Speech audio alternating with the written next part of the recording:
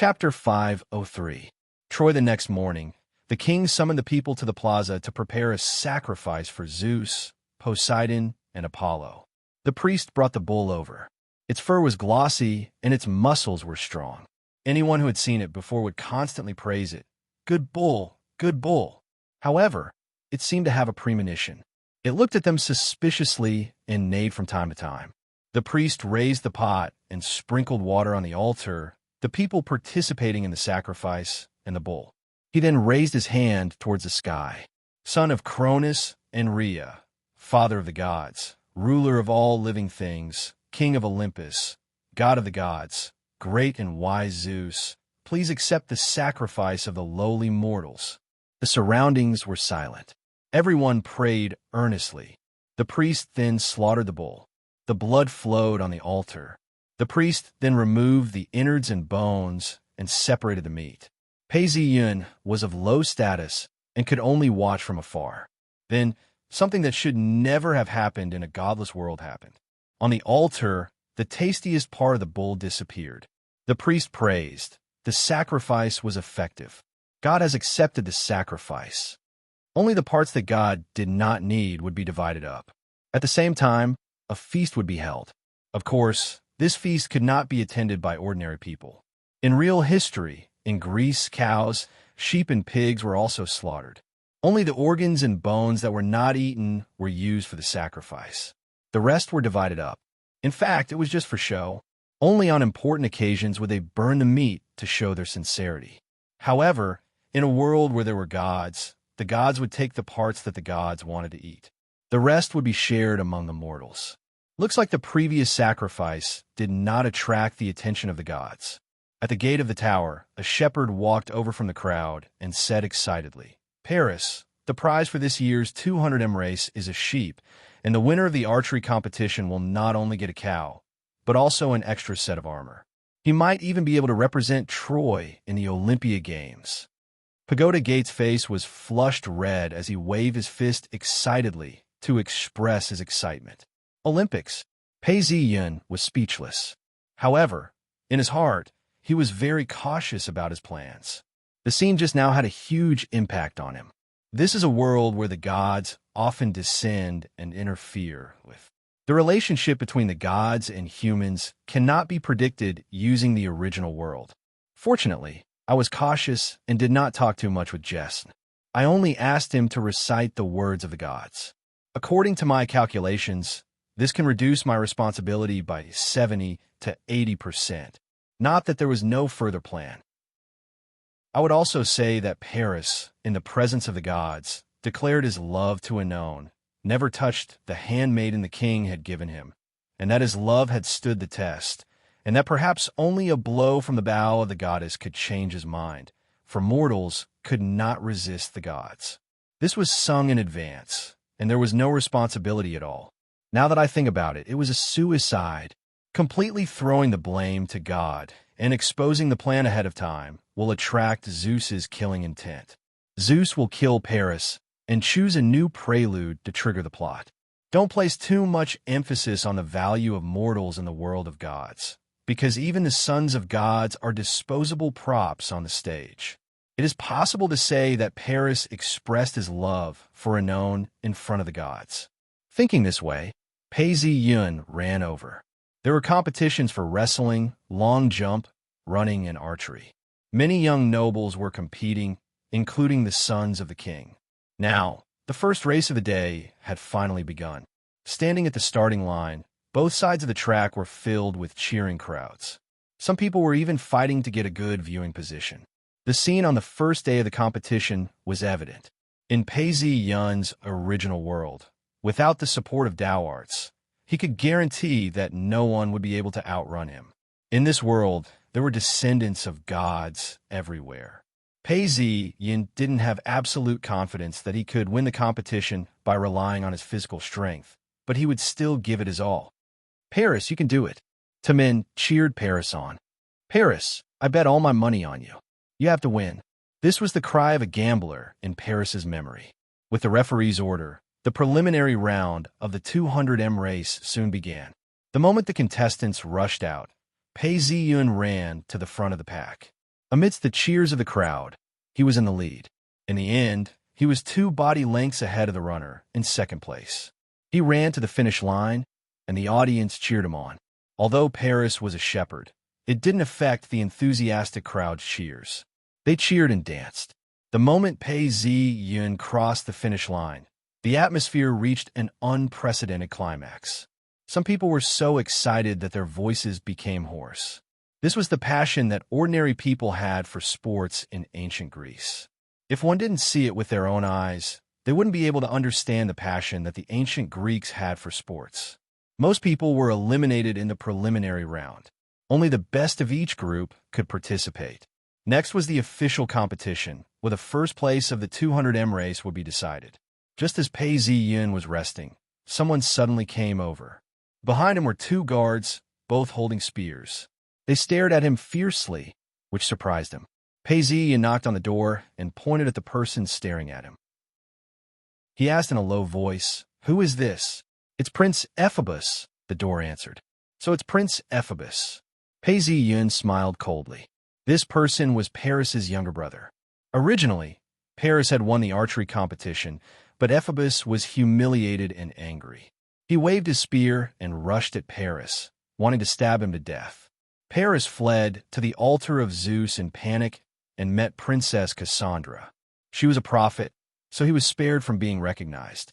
However, everyone knew that Paris was a coward and was labeled as a coward and a coward.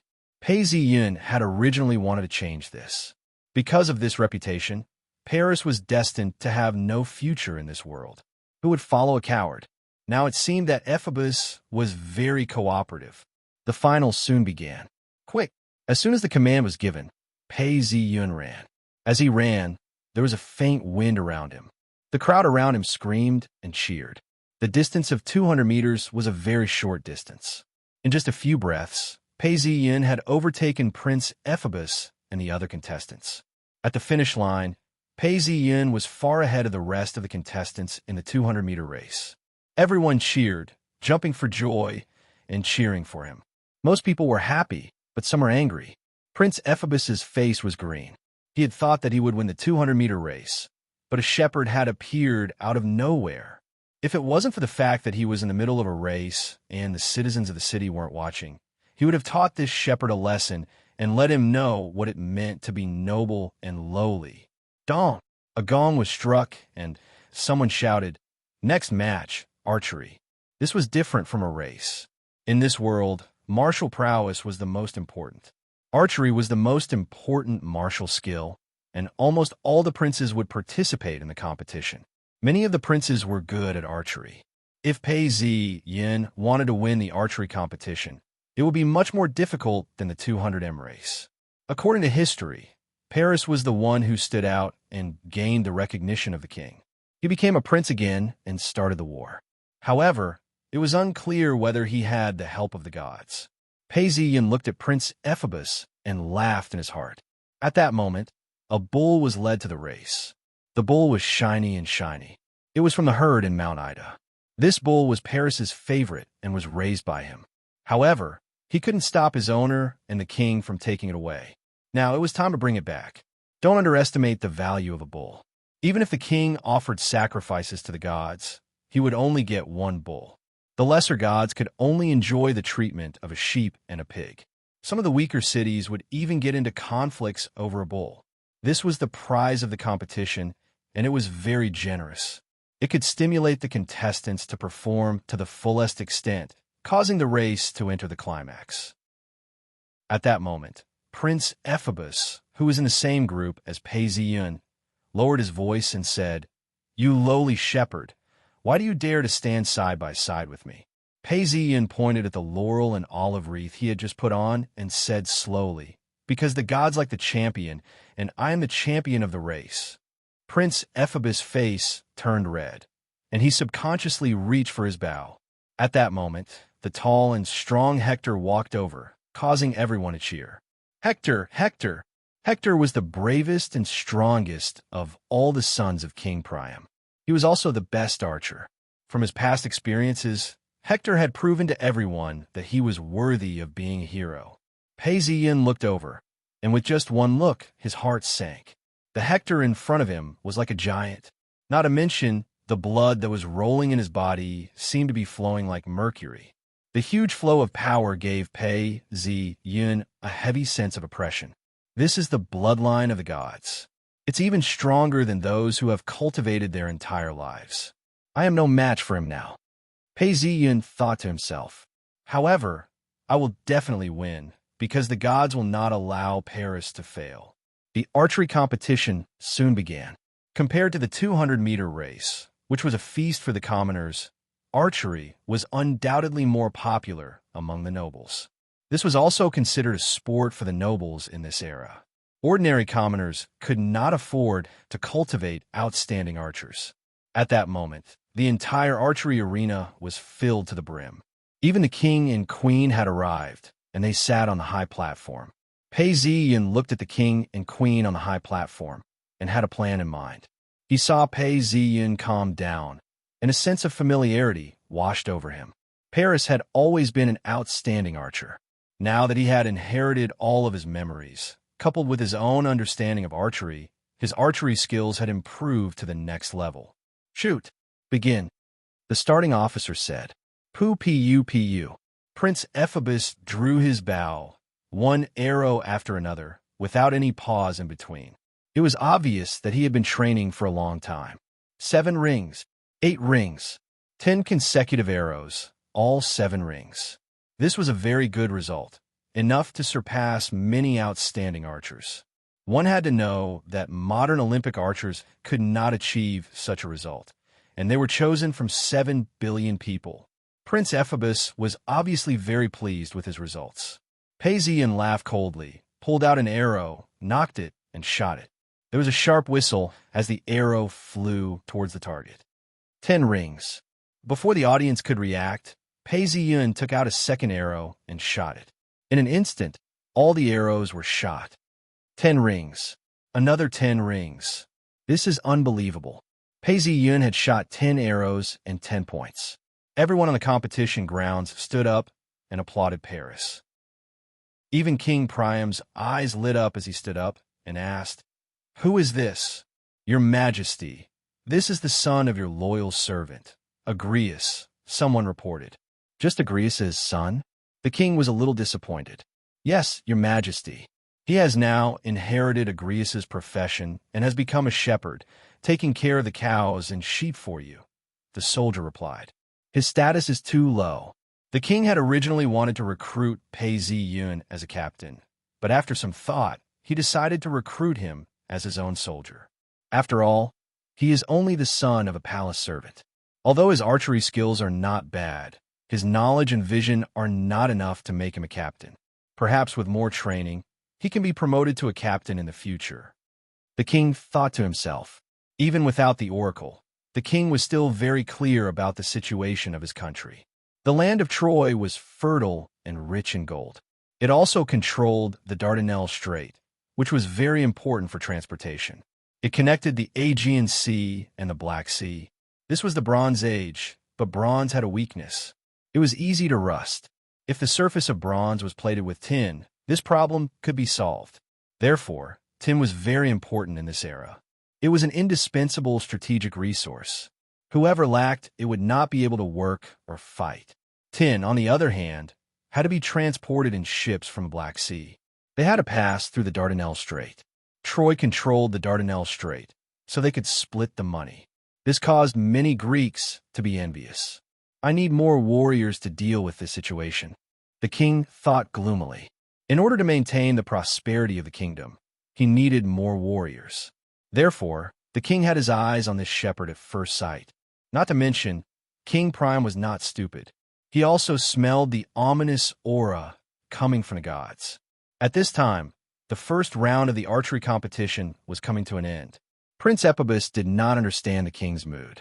His face turned even uglier after losing again. He glared at Pei Ziyun and looked at Pei Ziyun's smile. He wanted nothing more than a step on Pei Ziyun. This lowly shepherd dared to compete with the princes and even won one round. The servants were all very careful now, afraid that they would vent their anger on them after losing the competition. Prince Ephabus was about to attack, but he looked around the arena and saw that it was full of people. They were all citizens and nobles. He looked up at the stage and saw that the king and queen were there too. Prince Ephabus slowly retracted his hand in anger, but his eyes were even more gloomy. Chapter 504. The archery competition continued in full swing. In another group, Prince Hector was knocking an arrow and aiming at the bullseye in the distance. 10 rings. Second arrow, 10 rings as well. The surrounding crowd cheered for the prince. Although the atmosphere in Pei Ziyun's group was very enthusiastic, it could not be compared to Hector's. Prince Hector had always been outstanding and was the rightful heir to the throne. With such a hero, the city would be able to survive and develop. Hence, the crowd cheered. As for Pei Ziyun, he was just a shepherd. Although his result of 10 arrows and 10 rings was shocking, he was just a dark horse. He could not be compared to the prince's admirers. In the archery preliminaries, Shepherd Paris and Prince Hector are tied for first place. This news caused the atmosphere to reach a new peak. Everyone cheered for Hector and Paris. The news of Paris and Hector tying for first place in the archery preliminaries spread like wildfire throughout the city. As usual, the minstrel sang a beautiful song as he walked along the streets. Did you know that the Shepherd Paris won first place in the 200-meter race? A peddler told another peddler the news. I told you that your news is outdated. I just received news that Paris and Prince Hector tied for first place in the archery preliminaries. The peddler who was informed of the news couldn't help but flaunt the latest news he learned from a customer. Hearing the conversation between the two peddlers, the minstrel stopped in his tracks. He raised the sheepskin pouch in his hand and gulped down a mouthful of wine. He muttered to himself, "Looks like I really have to write a poem for this shepherd blessed by the gods. Oh well, this time I will use my true abilities to let this lucky shepherd know that choosing to work with me was the wisest decision he ever made." The minstrel carried the sheepskin pouch filled with wine and slowly walked away. Temple of Zeus. This magnificent temple had a tall hall. The afternoon sun illuminated the murals on the wall, which depicted the story of Zeus. The gods surrounded him, holding a golden cup in their hands, drinking the wine from it. Many bronze and marble sculptures stood tall. Most of them were naked men and women, holding silver candlesticks. The floor was inlaid with precious wood. In the distance, there was an orchard with a spring flowing through it. Cassandra, the priest, came to the field of the archery competition on a whim. At this moment, the archery finals began with the hoarse shouts of the crowd. The archery finals would be decided in one round. The 10 contestants would draw lots to decide the order of appearance. This time, Pei Ziyun's luck wasn't bad. He was arranged to be the 6th to fight, while Hector had drawn the 3rd lot. The strength of the first 2 contestants could not be underestimated. Although they were not particularly stunning, almost every arrow had a 9-ring score, which was enough to prove that they were the best in the archery field. Soon, it was Hector's turn. He pulled out an arrow from his quiver, knocked it, and shot it. It hit the bull's eye. He then pulled out a second arrow and shot it again. It was also a score of 10 points. Hector fired 9 arrows in a row, and they were all 10 points. Hector, Hector! The atmosphere in the field was instantly brought to a climax. The crowd cheered for the prince. They were proud to have such a godly archer as their prince. When Hector shot the last arrow, Pei Ziyun clearly felt a slight change. This was what the priest's intuition told him. However, Pei Ziyun couldn't figure out what exactly had happened. Cassandra, who was watching, covered her mouth. She saw the shadow of God. Pooh! With a sharp whistling sound, the last arrow flew towards the target. However, it seemed to be hit by a little wind, and the final result was different. 9 rings, the signal officer shouted. Hector's last arrow made a mistake and only hit the bull's eye. The crowd sighed, feeling pity for the prince. However, Hector's result was already the first in the finals. Hector will definitely not get first in this competition, because Paris must get first place and be introduced to the king. This is fate decided by God. Pei Ziyun thought to himself. In the original Battle of Troy, Paris had also won first place in this archery competition. Therefore, even without Pei Ziyun's participation, Paris would definitely get first place. What made Pei Ziyun sigh was that it was difficult to change the decisions of the gods. Even someone as strong as Hector had no choice but to accept the arrangements of fate. Pei Ziyun no longer paid attention to the changes in the field. He was fully focused on preparing for this archery competition. He wanted to become the champion in one shot. Time passed quickly, and in the blink of an eye, it was Pei Ziyun's turn. Pei Ziyun took his bow and quiver and slowly walked into the field. Everyone knew that the outcome of the Battle of Troy had already been decided. The gods had carefully prepared the script, and this archery competition was no exception. However, Pei Ziyun's arrival was destined to change everything. He strived to make every detail perfect, hoping to make some changes in the details.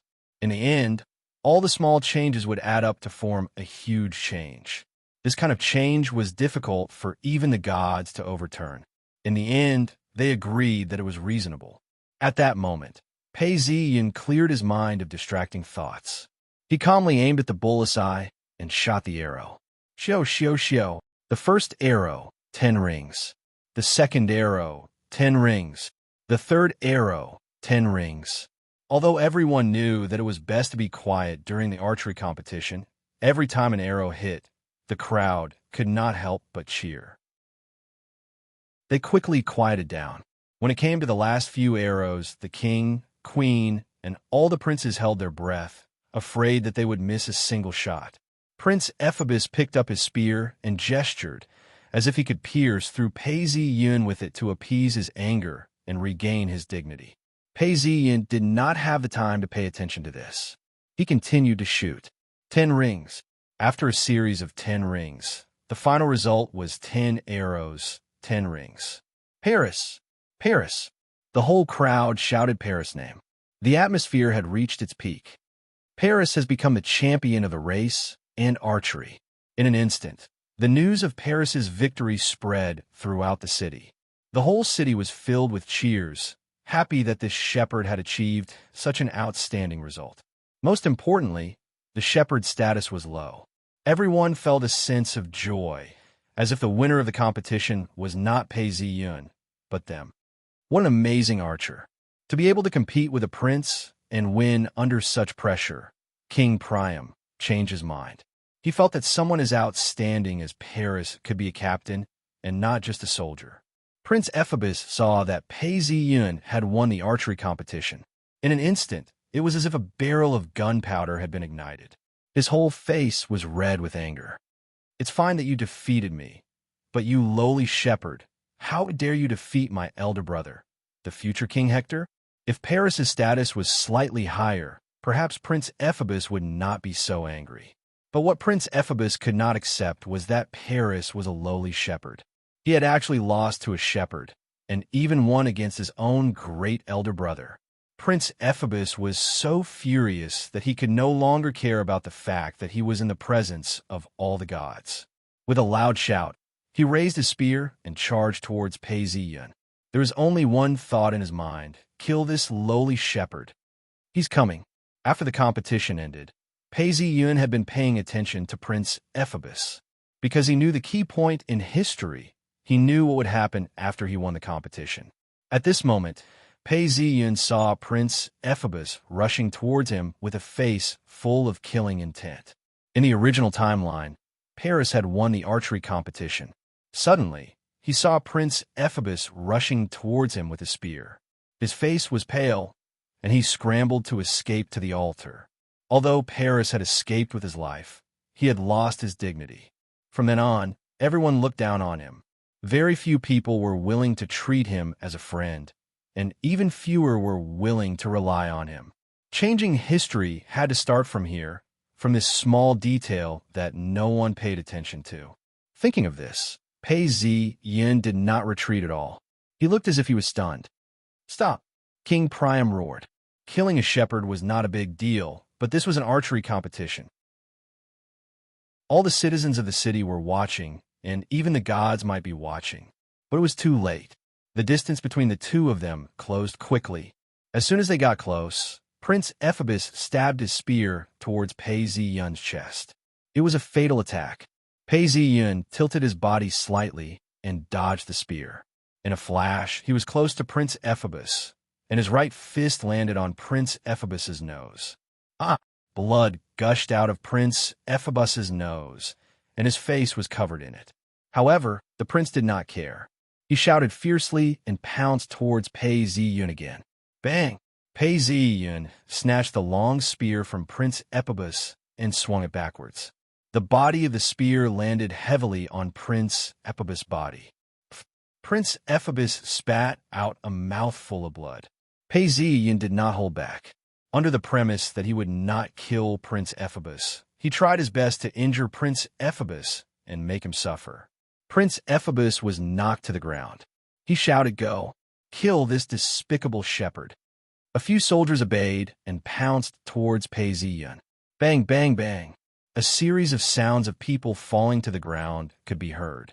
Within a few breaths, Prince Ephebus's soldiers were all knocked down by Pei Ziyun. The competition grounds were in chaos. Most people did not understand what had happened. They could only hear the sounds of fighting. The scene was chaotic.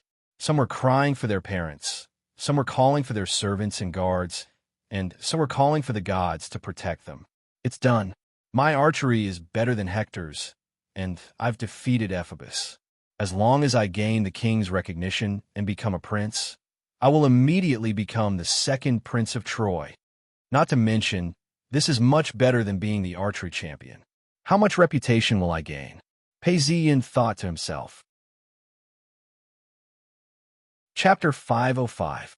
Kill him, kill him. Prince Ephos crawled up, his face covered in blood. The surrounding princes saw Prince Ephebus' miserable state. Although they knew that he was the one who attacked first, and that Paris was only defending himself, the fault lay in the fact that Paris' status was too low. No one would think that it was Prince Ephebus' fault, but that Paris had dared to resist the prince. Other than Hector, the other princes all felt the same hatred. They couldn't help but pick up their weapons, wanting to help Prince Ephos teach this shepherd a lesson. The king had already walked down from the platform. His face was dark as he looked at the prince's performance. He was about to scold them when a clear voice rang out, "Stop!" Everyone looked towards the source of the voice and saw a slender girl wearing a priestess robe walking towards them slowly. So it was his younger sister, Princess Cassandra of the city. She also had the identity of a Trojan palace priest. These two identities gave her a very high reputation in Troy. Cassandra's appearance made everyone quiet down. Everyone looked at her. Prince Ephos was still unconvinced. "My dear sister, Cassandra, are you going to help a lowly shepherd and go against the prince?" Cassandra glanced at Pei Ziyun and announced to Prince Ephebus, "Through the eyes of God, I know that the one who defeated you wasn't a lowly shepherd, but a noble prince just like you." The moment the archery champion was decided, she could tell that the shepherd in front of her was her abandoned brother. "Why is this lowly shepherd a prince like me?" Prince Ephos asked. Which country's prince is he from? There were dozens of cities in Greece. According to the rules of this era, each city had its own country. They were all princes and princesses, so this wasn't a rare thing. By the sight that God has given me, I know that Paris is the prince who was abandoned on Mount Ida many years ago. He is our second brother, Cassandra said with a sigh. King Priam and Queen Hector were stunned. A strong sense of parental love immediately welled up in their hearts. They were very happy, especially the queen. After all these years, she often missed the poor child she had abandoned on Mount Ida. She didn't expect that her wish would come true. "So you're my son, Paris." The king and queen happily hugged their long-lost son. Although Pei Ziyun had long known of Paris's identity, being hugged like this still made him feel a little uncomfortable. The king and queen, forgetting the warning of the oracle at Paris' birth, announced, "My dear son, how I have missed you. Do not fear. You will take off the clothes of a shepherd and put on the clothes of a prince and be treated as a prince." Pei Ziyun was very happy that Paris had returned to his family. "Please enter my palace. Whether you are my son or the champion of the 200-meter sprint and archery, you are qualified to accept my invitation." Royal Palace. The palace had thick walls, towering doors, and majestic pillars. The other people who were invited were all amazed. After passing through the doors, they saw shelves covered with grapevines and 4 fountains that flowed endlessly. He walked out from the front hall and into the middle courtyard. The pillars parted to the left and right, leading to the palace and the shady path. Pei Zi-yun stood in front of the pillars, deep in thought, as he stared at the palace. In terms of grandeur, this palace cannot be compared to the imperial palace of the Great Sui dynasty. However, this kind of luxury is not something that the real Troy in history could have. Is this the change brought about by the world of the gods? There were many bronze statues standing on both sides of the hall. Most of them were naked human men and women. No one used a god as a statue because they were all holding candlesticks. It was almost dusk, and the slaves were holding wooden poles to light the candlesticks and hanging lamps. The wick of the lamp gave off a light that illuminated the hall and the murals that were used to praise the gods. The prince and the hero were all here. Pei Zi-yun followed the instructions and let the servants bring him to change his clothes. Prince Ephabus's face turned green, and his face was still swollen. He grunted at Pei Zi-yun, showing his dissatisfaction. Although Pei Zi-yun's status was not the same as before, and he was also the son of the king, Prince Ephabus still did not give him a good look. The king's son-in-law, Aeneas, had his own city and coincidentally came over. He glanced at Pei Zi-yun, who was sitting upright, and thought to himself, although he is a prince, he has always been a shepherd. Will his vision and knowledge be able to adapt to this situation and not make a fool of himself here? Aeneas was the son of love and had married the king's daughter. At this moment, he was also invited to the banquet in the palace. After a while, Pei Zi-yun reappeared in the hall. He was wearing a white tunic with a bronze belt around his waist and a short sword hanging from the belt. His eyebrows were slender and his pupils were black. He looked heroic and his expression was calm. Everyone was stunned when they saw him. Gods above. The first to speak was Aeneas. He was the son of love, and no matter what, he was always the first to wake up. You are exactly like Canaanides, who poured wine for the gods. I can't believe what I'm seeing. Paris, my son, when I gave birth to you, I was thrown out to be eaten by wild beasts. How sad I was then. Queen Hecuba looked at her grown son and could not help but shed hot tears. Queen, you should be happy. Although Paris grew up on Mount Ida, he is still a prince. You see, Paris's strength and appearance are beyond that of mortal, Aeneas said. Aeneas did not know that Pei Zi-yun had received the blessings of the goddess, but when he saw Pei Zi-yun, he felt a sense of closeness, and his heart was filled with joy. You're right, I have something to say. King Priam gradually regained his composure. Let bygones be bygones. But at this moment, I announce that Paris is a prince again. I will give him the mansion that he deserves and gold. Thank you for your gift, my beloved father, Pei Zi-yun said solemnly, kneeling on one knee and crossing his arms in front of his chest. Paris, you're not young anymore. How about becoming your brother Hector's assistant? King Priam looked earnestly at his son in front of him.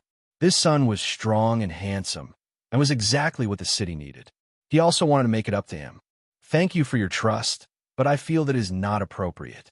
I have never had the experience of leading an army, and I am worried that it will bring losses to our kingdom. Pei Zi-yun thought for a while, and then rejected the king's promotion. But I want to learn from my brother and sage in the city for a period of time. That's right, I will allow you to learn from your brother and sage in the city. King Priam gradually calmed down.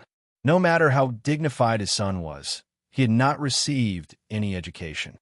If I let Paris be Hector's assistant from the start to lead the army, not to mention that he has no experience, even if he did, the arrogant generals in the army would not take him seriously. If Paris were to learn from his brother and sage in the city, he would be able to quickly broaden his horizons and knowledge.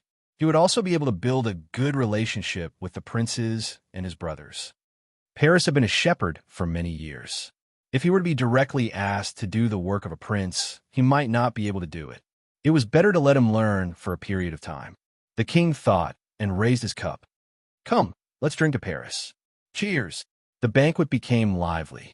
Everyone ate, drank, and danced, as if they wanted to release all of their emotions in the banquet. Prince Ephabus was the most unhappy out of all the princes present. Hence, he sat alone in a corner with a gloomy face, drinking his wine. He had originally thought that Paris was just a lowly shepherd who could be easily dealt with after the competition. Even though he had attacked Pei Ziyun in front of so many people, Prince Ephabus did not care at all. He believed that everyone would be biased towards him and not the lowly shepherd. However, things were unpredictable. Now that the lowly shepherd had become a prince like him, and even had a higher status than him, this made him very depressed. Only Cassandra gradually calmed down. She raised her cup and took a sip. Her mouth was full of bitterness, and she felt slightly regretful. Why was I so impulsive at that time? Why did I directly acknowledge Paris and let him return? She had always remembered the oracle. If Paris returned, it meant that Troy would face destruction. The god's decision could not be changed. Since she was the one who personally welcomed Paris back, she should make some preparations for Troy's destruction. Pei Ziyun seemed to feel something and looked at Cassandra. Honestly, he was still grateful to her. If not for her help, he would have had to spend a lot of effort to acknowledge her. However, this priestess gave him a special feeling. Her gaze seemed to be able to see through certain things. At this moment, singing came from outside the palace. In a city like this, the king and the citizens were only separated by a wall. The king asked, "What is that sound?" The servant went out and returned after a while. "Your Majesty, there's a bard outside singing a long poem by Prince Paris." The king was very happy to hear this. He did not expect Paris to be so popular. He had just become a prince, and there was already a bard singing for him. One had to know that this meant that his judgment was right.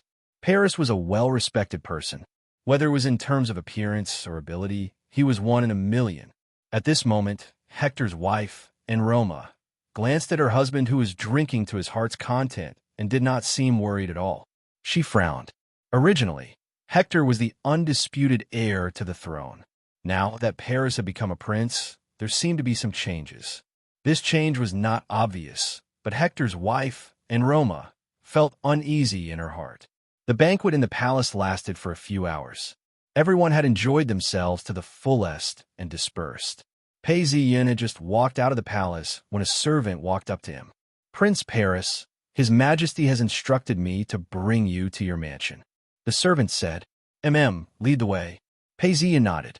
The servant brought Pei Ziyun around Troy City, taking many turns before arriving at the entrance of a mansion.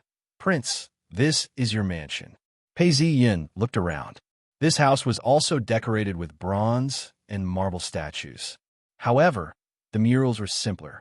The themes were mostly about war and education. In the courtyard, there were laurel trees, cherry trees, peach trees, apricot trees, and apple trees. There were water lilies and daffodils in the round pond. It was a good mansion. He would have a home in Troy in the future. When the servant left, Pei Ziyun closed his eyes. After a while, he said, "You're here. I'm here." The bearded bard Jessen walked out. Compared to the first time they met, he was much more humble. Chapter 506. I pay my respects to you, Prince Paris. Jessen said, "Come in." Pei Ziyun entered the mansion. "Your mansion is really big." The wandering minstrel Jessen praised sincerely. "I just saw it, so I won't be bringing you around. When I'm done, I'll bring you around." Pei Ziyun smiled. He saw some honey wine on the table and nodded. "Want a cup?" "Thank you for your generosity." Jessen immediately stepped forward and poured a cup of golden wine for himself and the prince. Pei Ziyun took a sip and said, "Here, this is my reward for you." He threw a bag over. Jessen caught it and looked at it carefully. It was exactly 100 silver coins. To Jessen, this was a big deal, but he felt a little disappointed. Envy? Jealousy? Jessen couldn't tell what he was feeling right now. Maybe it was both. The person in front of him was no longer a shepherd. He had become a prince and gained much more. This was a status that he would never be able to surpass in his lifetime. Holding the 100 silver coins, Jessen felt the bitterness in his heart. If Paris hadn't become a prince, he would have been very happy to receive these 100 silver coins. To him, this was a huge sum of money. However, the situation had changed. Paris had become a prince, and he had only received a measly 100 silver coins. One could imagine how disappointed he was. Paisley acted as if he didn't see Jessen's bitterness and continued. This is your reward from the shepherd, Paris. Now, this is your reward from the prince. As he said this, he threw a small bag over. Jessen quickly caught it and opened it. It was filled with gold coins. Jessen was overwhelmed with emotions as he held onto the gold coins. He felt that this world was too beautiful. He could get whatever he wanted. He took a deep breath and bowed, thanking Paris for his reward. Pei Ziyun could tell that this wandering minstrel was greedy, but he didn't care. He had just become a prince and needed people. As long as this person still loved money, he had ways to make him submit. His greed and selfishness were all flaws that could be exploited. With these, he wouldn't have to worry about the wandering minstrel escaping his control. He then heard Pei Ziyun say, I received a reward from my father. Not only did he allow me to become a prince, he even gave me this mansion, along with 10 cows and a boat. But now my mansion is empty. This doesn't suit my status as a prince. You are very familiar with Troy City. Help me pick some talented slaves and decorations. I like those used by famous people or highly skilled people. Help me find them and send them over when the time comes. The request was very reasonable, and Jessen did not doubt it at all. He hurriedly nodded and said, Prince Paris, this is very easy.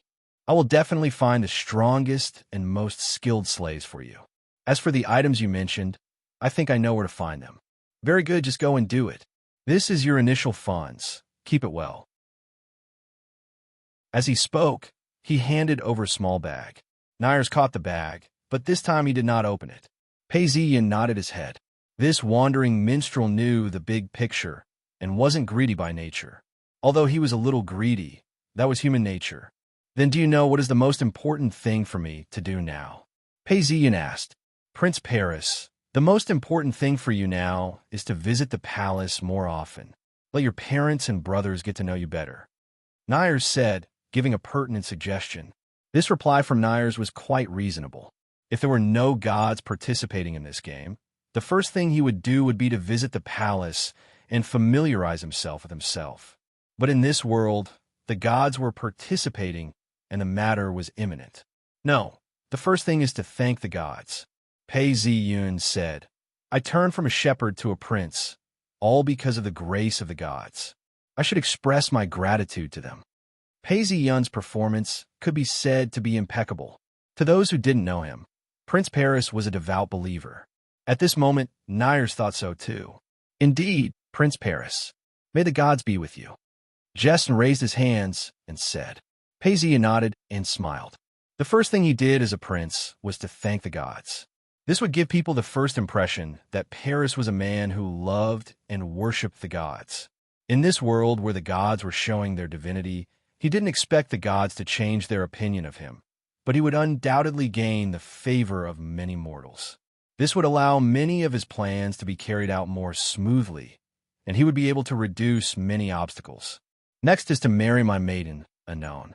Anon was with me in the past, and she suffered a lot. Now is the time for happiness to come. She is indeed very suitable for you, Prince Paris. Jessen bowed. After Paris became a prince, he immediately married the princess of another country. This would cause some people to be wary and hate him, but Anon was suitable. She didn't have any political power and was the daughter of the river god Sebren, Kebren. The river god Sebren was the river god of Troy. Athrope, the wife of Eschys, and Inoni, the wife of Paris, were both his daughters. This would undoubtedly increase the prince's prestige, but it wouldn't cause the king or Hector to be wary of him. Furthermore, marrying Anon was a promise that Pei Ziyun had personally made in front of the gods. For this, he had even offered the golden apple to the goddess of love and received her blessings. The bard's attitude changed very quickly. Since Paris had become a prince, and he had managed to get close to Paris, his attitude was now somewhat humble. Go. I believe that we will have a pleasant cooperation. Pei Ziyun said. "Esteemed prince, then I shall take my leave," Justin said as he left the mansion. Pei Ziyun watched as he left and gradually fell into deep thought.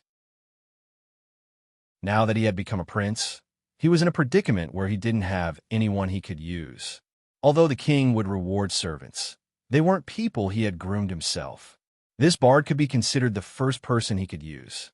Although his flaws were obvious, who could guarantee that he didn't have any?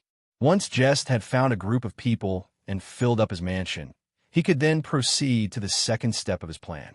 He also had to ask Jest to find items that had been used by famous and skilled people.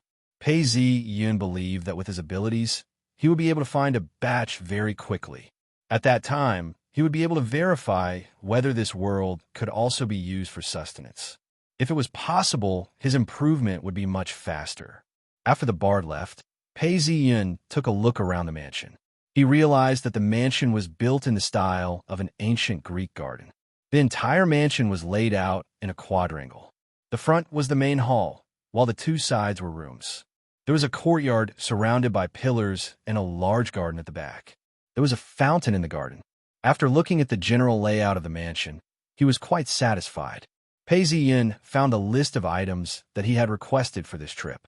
After looking at it, he realized that this prince was not rich at all. He really didn't have much. 10 cows, 1 boat.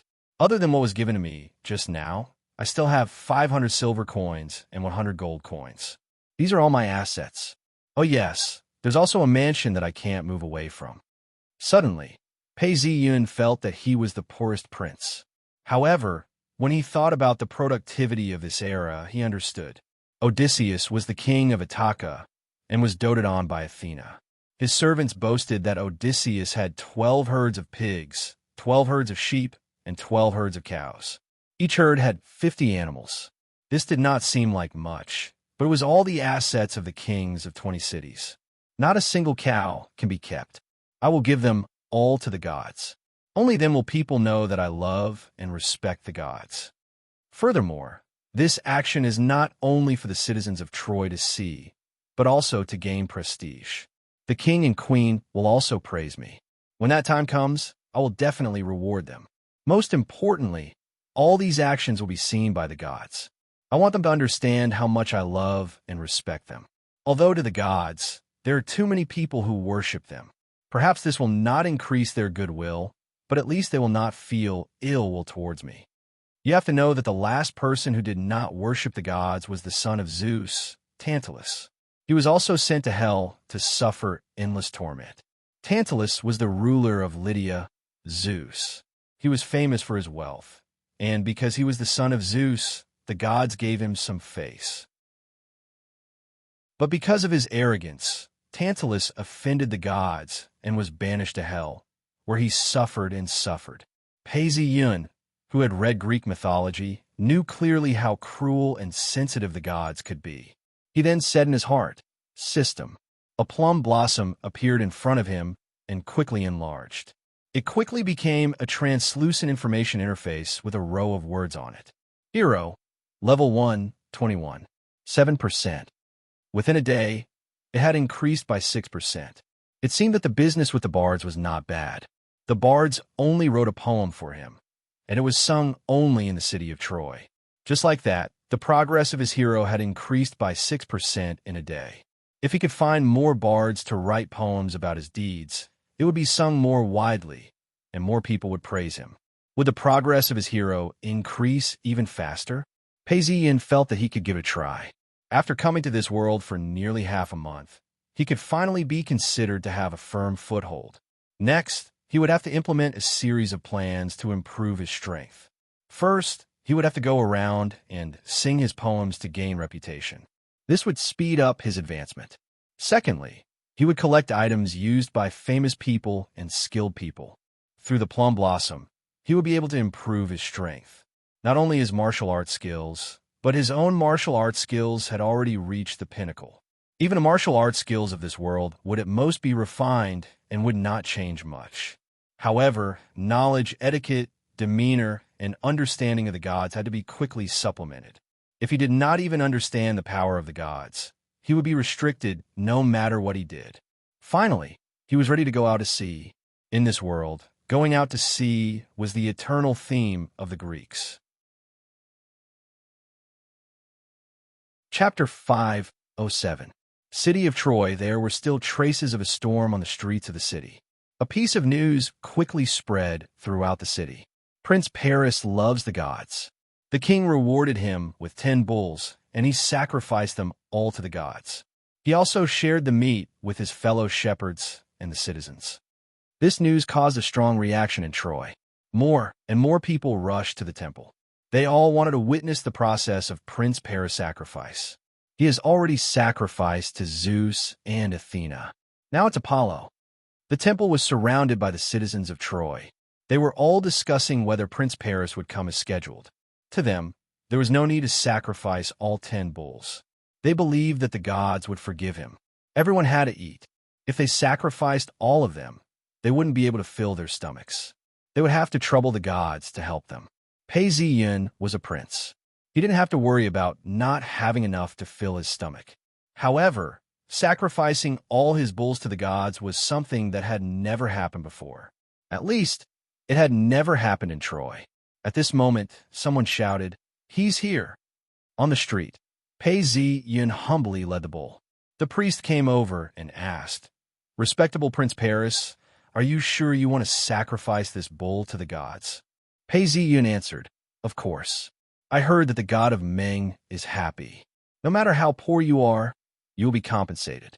No matter how much gold you have, if you don't respect the gods, you will be met with misfortune. Look, I'm an example. From a shepherd to a prince, it only took me 1 day. If that's the case, how can I not respect the gods?" Everyone felt that what Prince Paris had said was right, and they all praised each other. The priest personally slaughtered the bull, and Pei Ziyun followed the priest's instructions. He placed the whole bull on a tray and placed it in front of the statue. The priest silently recited a prayer in front of the statue.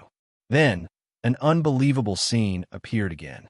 The best part of the bull on the tray suddenly disappeared, as if it had never existed. Pei Ziyun's eyes narrowed. He had not seen clearly how the cow's body parts had been taken away by the deities. This gave him a deeper understanding of the deities of this world. It seemed that supernatural power was frequently used by the gods here. But what was the nature of this power? Was it the power of faith?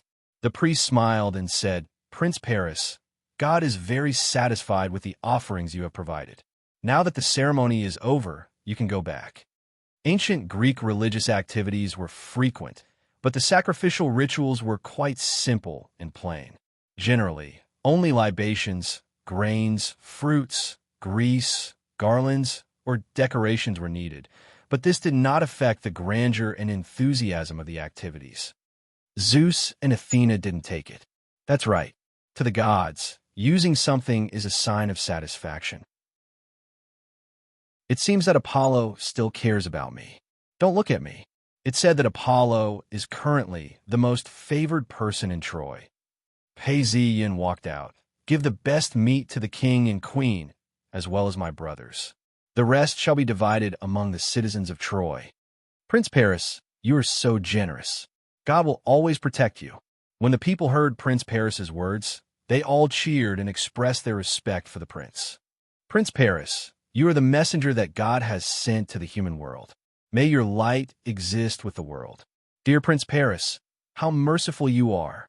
God will definitely protect you. Pei Ziyun smiled. This was the result he wanted to see. Although reputation could not be seen or touched, it existed and had a great impact. He could also use it to complete his advancement. Cassandra, your brother, our prince, although he grew up among the shepherds, he is indeed the descendant of the great Zeus. Look at how pious he is. He has the demeanor of a prince. Not far away, a four-wheeled carriage stopped. A young girl spoke to Princess Cassandra. In ancient Greece, there were very few paved roads. Most of them were rugged paths. Most people had to walk. Only in the cities would they take four-wheeled carriages. Cassandra's smile slowly disappeared. She fell silent and did not speak. She was conflicted. Indeed, from his performance, Paris respected the gods, loved his father and elder brother, and was very friendly to his younger brother. His performance was impeccable, but this made her even more puzzled. What was the reason for the gods to send down the oracle and say that Paris would destroy Troy? Just take the current Paris, for example. There was no movement or plot to destroy Troy at all. Not only did he not destroy Troy, his words and actions were loved and respected by the people. Since internal factors could not be the reason, it could only be external factors. But Paris had always been a shepherd on Mount Ida, and had almost no contact with the outside world. Even she did not believe that such a person had contact with the outside world. Then what was the reason for Troy's destruction? Princess Cassandra sank into deep thought. At this time, after distributing the meat, Pei Ziyun went out. But it seemed that he was not going back. Instead, he was going out of the city. The young girl asked again, "What's wrong? Where's he going?" What a pitiful girl. Another one who has fallen for Paris. Cassandra watched Pei Ziyun leave the city and said casually, "To Mount Ida to welcome Anon." Who is Anon? Don't tell me it's that shepherdess? The young girl who had just praised Pei Ziyun asked anxiously, her tone carrying a hint of hostility. "No, I heard that she is the daughter of the river god," Cassandra replied. "The daughter of the river god?" The young girl covered her mouth and exclaimed. Cassandra ignored her and continued to think. According to the genealogy, the royal bloodline was traced to Zeus and Electra, the goddess of the sea. After that, they married the river gods of the Samois and Scamander, marrying their daughters. It was said that the bloodline of Aphrodite and Eos, the goddess of dawn, were mixed in. It could be said that it was normal for the royal family to marry the descendants of the gods. River god Sebron wasn't a very noble god. Even if his daughter's bloodline was a match for Paris, it wouldn't be too illustrious. Most importantly, she didn't have any influence in the kingdom, so she wouldn't attract suspicion. It could be said that she was the most suitable spouse. From Cassandra's point of view, Paris had just become a prince, but he could not wait to marry Anon instead of finding a princess. This meant that Paris was not too ambitious. If not for the oracle, Cassandra would not have believed that such a person would bring about the destruction of Troy. Mount Ida, thatched cottage. The thatched cottage was built halfway up Mount Ida. The scenery was beautiful, and the wind blew through the forest, causing the leaves to rustle. It was a very quiet place. There was no one in the cottage except for Anon, who was sitting alone. She stroked an earthen jar and said with a sad smile, "I bought this with you. It's used to store oil and water." In ancient Greece, most goods, especially oil or wine, were transported in large earthen jars called earthen jars. Homes could not live without them. "This is sheepskin. I killed a wild goat with you. It was such a proud goat. We ate it after it was killed. You said you had never eaten such good food before. And this is the clothes I made for you. I borrowed the needle and thread from the fairy." Like a nightmare, Anon took out the items with Paris and counted them one by one, recalling them one by one. Then, Anon stared blankly and suddenly burst into tears. "The birds that flew by told me that you have become a prince. Will you come back? I had a terrible dream. I dreamed that I was alone on the hillside. I saw many trees carved with my name. I did not feel happy. Instead, I felt choked. There was also a poplar. You carve a line on it. If Paris despises Anon, the Kebron River will flow backward." I looked at the inscription and could not help but cry. Kebron, my father, flow back. Paris despised his Anon when he was alive. I cried in the dream, but I could not make a sound. Anon said, but as soon as she finished, a voice came from the door. "Anon, this dream will not come true, because I have returned." Anon looked over and saw Paris standing at the door. He was wearing a white tunic, a bronze belt, and a short sword. He did not look like a shepherd at all, but he was smiling at her.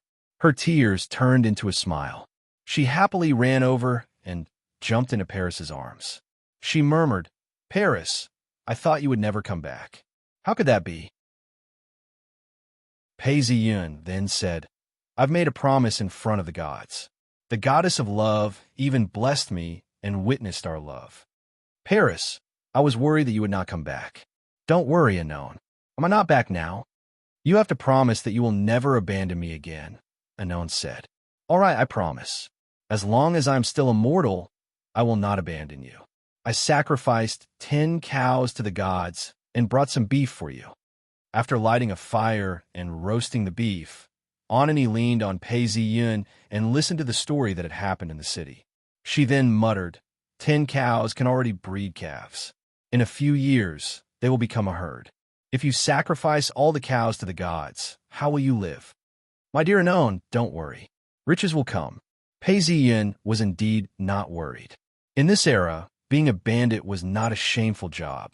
In fact, it was one of the main duties of a hero. Perhaps it was because Greece itself was poor and had very little arable land. That was why trade and piracy were so prevalent. It was common for many cities to trade and pirate, not to mention heroes.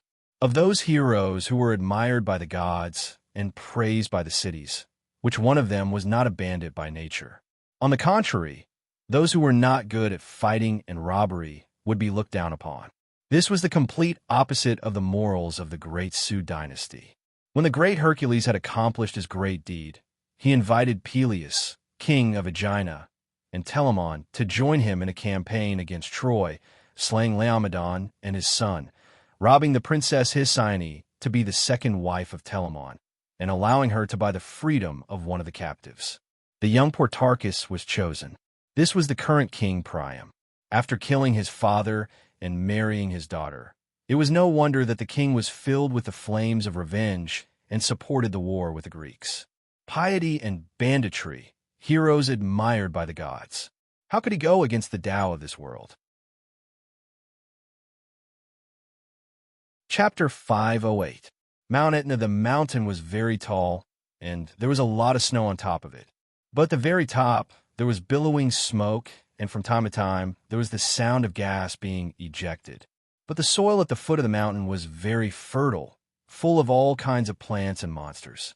In a forest somewhere, a harpy flapped her wings and landed on a tree. Below, a beast was running away in panic. The harpy observed the beast's escape route, and with a leap, she killed the panicking beast. While the harpy was killing the beast, she whispered in a strange language, Typhon, our common father, why did you summon me? According to the divine list, Typhon was the youngest son of Gaia, the goddess of earth, and Tartarus, the god of the abyss. He was imprisoned in Mount Etna for challenging Zeus. As he spoke, the beast was torn to pieces by the harpy's sharp claws, and blood splattered all over the area. A shadow flickered in and out of the blood. Upon closer inspection, it was a giant with 100 snake heads, a body covered in feathers, and a pair of giant wings. The giant shadow in the blood spoke. 10 days ago, I sensed a treasure of fate. It's not very powerful, but the seed it contains is very important to me. The giant shadow in the blood kept changing shape and continued to whisper. The location is near Tenedos in the Aegean Sea. Go find your brothers and sisters, my many children. You have to work together. I want to force this treasure out. As long as I get it, I can truly fight against the gods. Yes, our common father. I will complete the task and bring this treasure back to you. The harpy said in a low voice. Go quickly. Don't stay, or the gods will find you. After saying that, the shadow and the blood suddenly disappeared without a trace, as if everything that had just happened was just an illusion. The harpy feasted on the carcasses of the wild beasts and quickly finished them. Without any hesitation, it flapped its wings and flew up to the treetops. After determining the direction, it flew towards the Aegean Sea's Tenedos Island. The forest became quiet again. If it weren't for the many bloodstains where the harpy stood, it would have seemed like nothing had happened. City of Troia, the 7th day after Paris became a prince, he married Anon, the daughter of the river god. The king also generously distributed the food of the whole city. Of course, not everyone was qualified to take it. Only citizens could take it. The citizens of the city could be divided into 3 types: citizens, free people, and slaves. Citizens had political power. It was said that Sparta had a population of 250,000, but there were only 9,000 citizens. Citizens were actually the main backbone of the army. At this time, the citizens were enjoying the celebration of bread and dancing, singing and cheering incoherently on the streets. Meanwhile, in the Paris mansion, The wedding banquet had already begun. Many important people had come to the wedding, including King Priam and Queen Hecuba. The princes had also come to congratulate them. The relatives of some of the elders of Troy, and even some envoys from nearby cities had come. The whole hall was filled with the smell of barbecue. The servants were serving, and of course, the guests of the family members of the elders of Troy, and even some of the king and queen were old and soon left, but the siblings stayed. Although King Priam claimed to have 50 sons, he actually had 15 siblings: Aeschylus, Hector, Deiphobus, Cassandra, Helenus, Troilus, Polydarus, Chromius, Echamen, Lycaon, Permin, and Polyxena. Illegitimate children included Temicon and Gorgizon. They were all drunk, and the sky gradually darkened. The maids lit the oil lamps and sent the guests off one by one. After Paisiun sent the guests off, he personally gave a special guest, Anon's father, the river god, a full glass of wine. "Thank you for coming." The river god finished his wine. "My son-in-law, as long as you treat my daughter well, I will protect you. If you encounter any difficulties, you can escape to Mount Ida through the river. Thank you for your kindness. I will take good care of Anon and make her the happiest woman in the world," Paisiun said as he sent the river god out. "That's good. You don't have to send me off. Go back." With that, the river god disappeared. Paisiun returned to his mansion and fell into deep thought. In the past, I couldn't understand the gods, but I do understand the river god. It's about the same as when I was in the world of Desu before I became a Tao Lord. According to this, becoming a Tao Lord is equivalent to becoming a true god in this world. However, the gap between the gods is still huge. Of the same river gods, Punnius, Scamander, and Achilles all surpass Kebron. There are still 12 main gods above them, and Zeus's power is unimaginable, Paisiun thought to himself. But Paisiun still had to carefully explore the knowledge of the gods. In the courtyard, the bride, Anon, was wearing an iron ring. It was black and engraved with patterns. It looked inconspicuous, but in fact there was a seal on it. This represented the undying love between the bride and the husband. When the bride wore this ring, she could freely use the family's wealth. At this moment, she was instructing the servants to tidy up the banquet. She was not shy at all. This was the difference in customs. These servants were given to Paisiun by the king. They were useful, but they could only handle daily matters. If there were any slightly more important matters that needed to be handled, these servants would not be of much use. The last time, Paisiun had asked the wandering poet Jesson to gather slaves. Jess had already sent a batch over. These slaves looked decent and were currently training in a special area in the courtyard. At a glance, one could see that their skin was covered in sweat. This was Paisiun's special instructions. These slaves needed to be trained well. Not only did he want them to improve their combat skills, but he also wanted them to know how to cooperate and obey orders. If the conditions were right, Paisiun even planned to train them in battle formations. The armies of this world were actually not bad.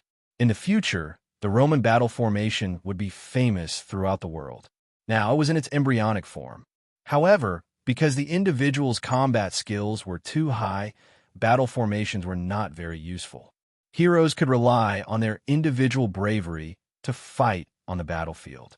Paisiun planned to train these slaves in a simple battle formation. He did not expect them to understand it, as long as they knew how to use it. Paisiun looked at the slaves training hard in the courtyard and was very satisfied. The number of people in the mansion was gradually filling up. It was no longer as empty as it was on the first day he arrived. Just as he sat down to rest, he saw Jesson rushing in and whispering, "Prince Paris, I just received news that a fleet passing by had encountered sea demons at sea and suffered heavy losses." Sea demons appeared at sea? Paisiun was surprised.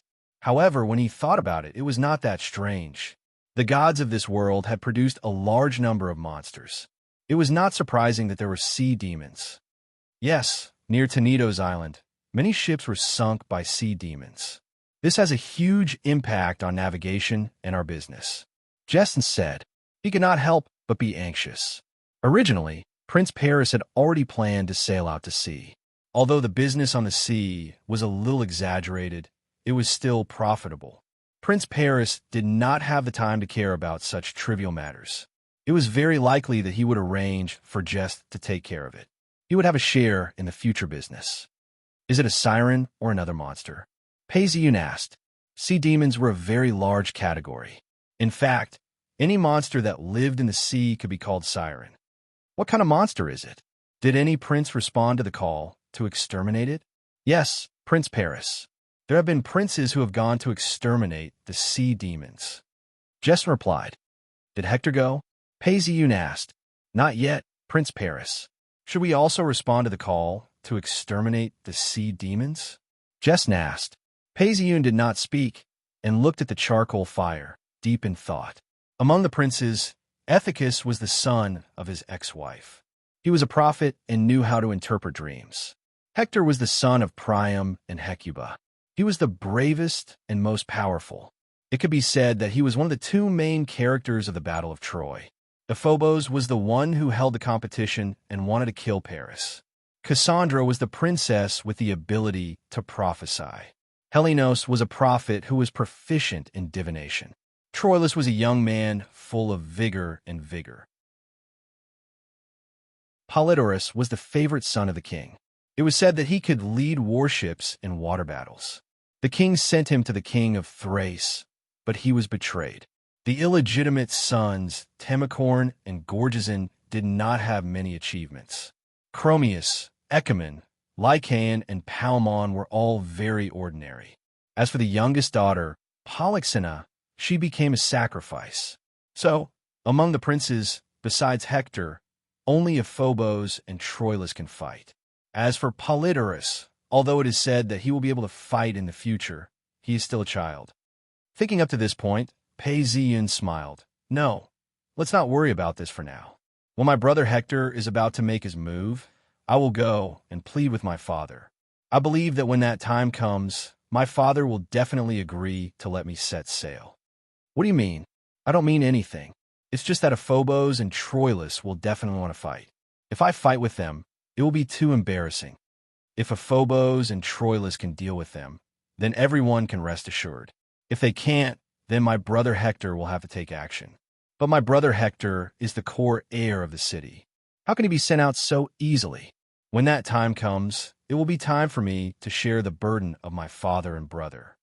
Paisiun said, actually, if he were to act first, not only would Ephobos and Troilus hate him, but others would also think otherwise.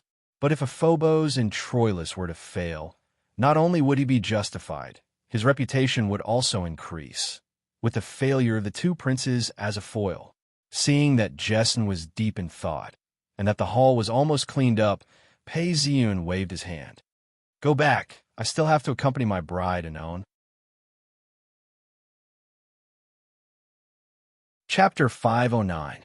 Teneto's Island Quick Shoot. A hoarse roar came from the rain, followed by a sharp whistle.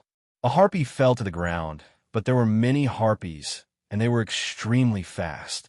At first, they were just shadows, but in the blink of an eye, they had already dived down.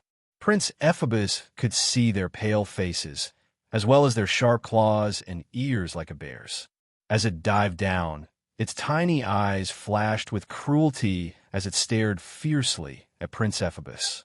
Whoosh, whoosh, whoosh. The sailors shot arrows in a flurry, but the sound of arrows piercing flesh could not be heard. The harpies quickly dodged the incoming arrows in the air. A few arrows were about to hit, but they were all deflected by their sharp claws. Clang! The sound of metal clashing could be heard. It was the sound of the harpies' claws colliding with the arrows. Then, a few harpies flashed their claws and quickly flapped their wings. Like arrows released from a bow, they quickly attacked the people on the deck. With a few screams, a few soldiers failed to successfully dodge the harpies' attack. A soldier's head was directly cut open by the harpies' claws, and he died on the spot. A few soldiers were caught and quickly thrown into the sea. Aren't they the children of the sea god Taurus and the ocean nymph Eliga? Why do they have such intelligence? Someone screamed.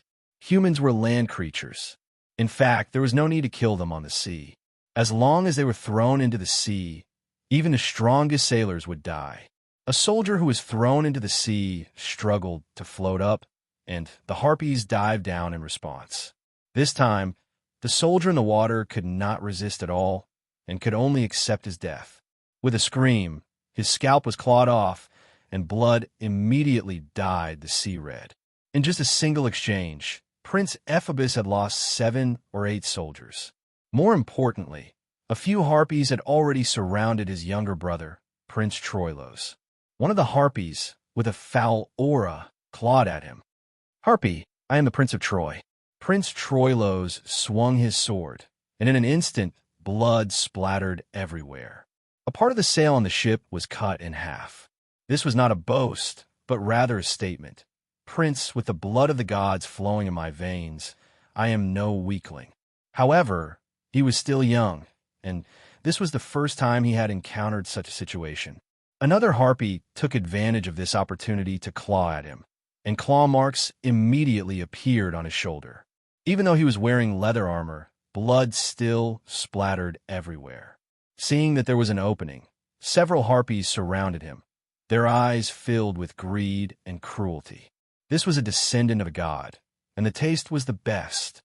Ares, Prince Ephabus, saw that the situation was not good. He was the one who brought his brother out. If his brother died here, he would be held responsible. He prayed angrily. In fact, he was not as weak as he had been in the previous sports meet. After praying to God, a faint red light filled his body. This aura was invisible to ordinary people, but it was common for people who had received God's grace, especially heroes. Depending on the grace of God, they were either agile or ferocious. Prince Ephabus, on the other hand, was ferocious. He picked up a spear and threw it. With a pu sound, the spear fell down, piercing through a harpy. The harpy let out a blood-curdling screech.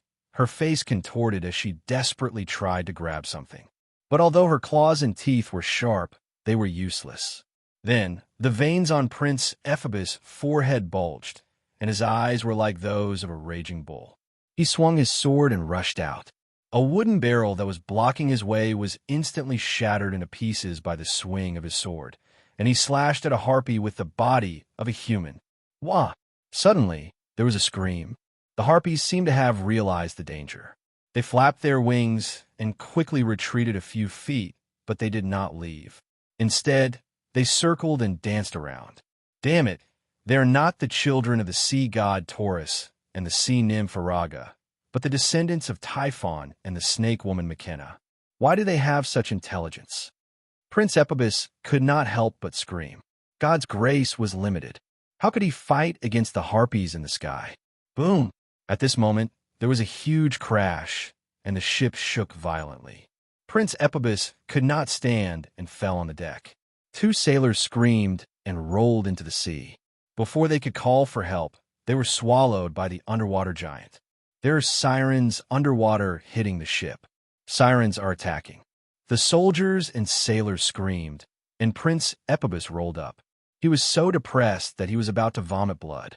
Up until now, he had lost half of his men. An hour ago, he was still full of himself and vowed to teach Paris a lesson.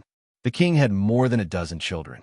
In the early years, when Paris was a shepherd in Mount Ida, Ephabus was the king's favorite son, even though the king himself thought that this son was reckless and violent. Among the many princes, Hector was the one who was the most loved by his parents. He was brave, skillful, capable, and responsible. He was the object of everyone's praise and was the unshakable future king of Troy. No one doubted this, and Ephabus knew very well that he could not compete with Hector. But if he could not be first, he would be second. Things were supposed to be like this, but Paris changed everything. Paris's archery defeated Hector and even himself. What's more, his pretty face made many girls fall head over heels for him. Damn it, Paris. I want to prove that I'm the strongest prince after Hector. This thought kept creeping into their minds. When they heard that the fleet had been attacked by the sirens in the nearby seas, and that many of the merchant ships were fully loaded with goods, and that they had suffered heavy losses under the attack of the sirens. Prince Ephesus and Prince Troilos could not wait to respond to the call. They led their ships out to sea to fight the sirens and rescue the fleet. According to the rules of the sea, this kind of rescue could get half of the goods. They did not expect to end up like this in the blink of an eye. Now, even if they won, the losses were not worth it. "Brother, it's coming again." Not long after, Prince Troilus screamed. Although the ship was very sturdy, it was on the verge of collapse under the attack of the sirens. At this moment, a huge head popped out, revealing a bloody mouth. "Die!" Prince Ephesus breathed heavily, and his sword whistled as he slashed down. Boom! Although the kraken had tough skin, it still screamed in pain when the sword slashed down. With a loud crack, the sword broke, and a huge force was transmitted to Prince Ephesus. He was unable to fight back and was sent flying, crashing heavily into the mast. The mast broke instantly, and some broken pieces splashed into the sea. Prince Ephesus slowly slid down and spat out a mouthful of blood. This was already a blessing from the gods. Otherwise, he would not have survived if he had fallen into the sea. "Brother!" Prince Troilus screamed. "Retreat! Retreat to Tenedos Island." Prince Ephesus spat out another mouthful of blood and ordered, "Get the merchant ships to come closer, quickly." On the turbulent sea, the harpies dove onto the ships again. What was more frightening was that the sirens were still crashing into them. Prince Ephesus and Prince Troilus's ship met up with a few merchant ships, and they fled in panic. Fortunately, they did not go far. After a while, they had escaped to the beach on Tenedos Island. On the beach, the sea monster felt the danger of being stranded. It paced back and forth, not daring to go up. Without the help of the sea monster, the harpies circled and screamed, but they did not directly pounce on the ship. "What do we do, brother?" Prince Troilus asked. Prince Ephesus caught his breath and glanced at the merchant ships full of goods. He said reluctantly, "Let's ask Father for help." It was a blur in front of him. He could only see moving figures and screams. "Milagros! Milagros, quick, quick, quick!" Vaguely, the prince heard someone roaring, and before his eyes the whole space was filled with fighting and screams. A wild boar with blood-red eyes, a stiff bristling mane on its back, and tusks like tusks, was trampling through the corn, devouring the grapes and the olives, twigs and leaves alike. The hunters were fighting, throwing spears and spears, but they could only scratch the hard skin. The wild boar went wild. With a bang, it broke a tree, then charged diagonally. One hunter was immediately stabbed to death by its tusks, and the other two fell down. They were trampled, and for the first time, their bodies were dented. They were dead. A female archer arrived in time. She drew her bow and shot an arrow at the wild boar. It hit the base of its ear, and the boar's mane was stained with blood for the first time. Seeing the blood, the crowd cheered. One of them raised a sharp axe with both hands and pounced on the wild boar, wanting to kill it. But before he could chop the wild boar angrily rushed forward, and its tusks sank deep into the man's body. It died immediately. At this point, the prince threw 2 spears at the boar's back. The wild boar spat out blood and foam. Following that, the spear pierced its neck. It struggled for a while before collapsing in a pool of its own blood. "Milagros, what happened to you?" After killing the wild boar, the prince wailed in pain, rolling on the ground as he died. Paisian woke up and looked at the spear lying on his pillow. The afternoon sun shone into the room, and an indescribable feeling washed over him. He tried to feel it. Is this anger? He did not need to close his eyes, nor did he need to think, nor did he need to recall. The core of Milagros' life appeared vividly in his mind. Paisian thought about it and mumbled, "The son of King Oeneus of Calydon?" He was really pitiful and hateful. After killing his uncle, he was killed by his own mother. Milagros' story was very simple. He was a prince who led his men to kill the wild boar.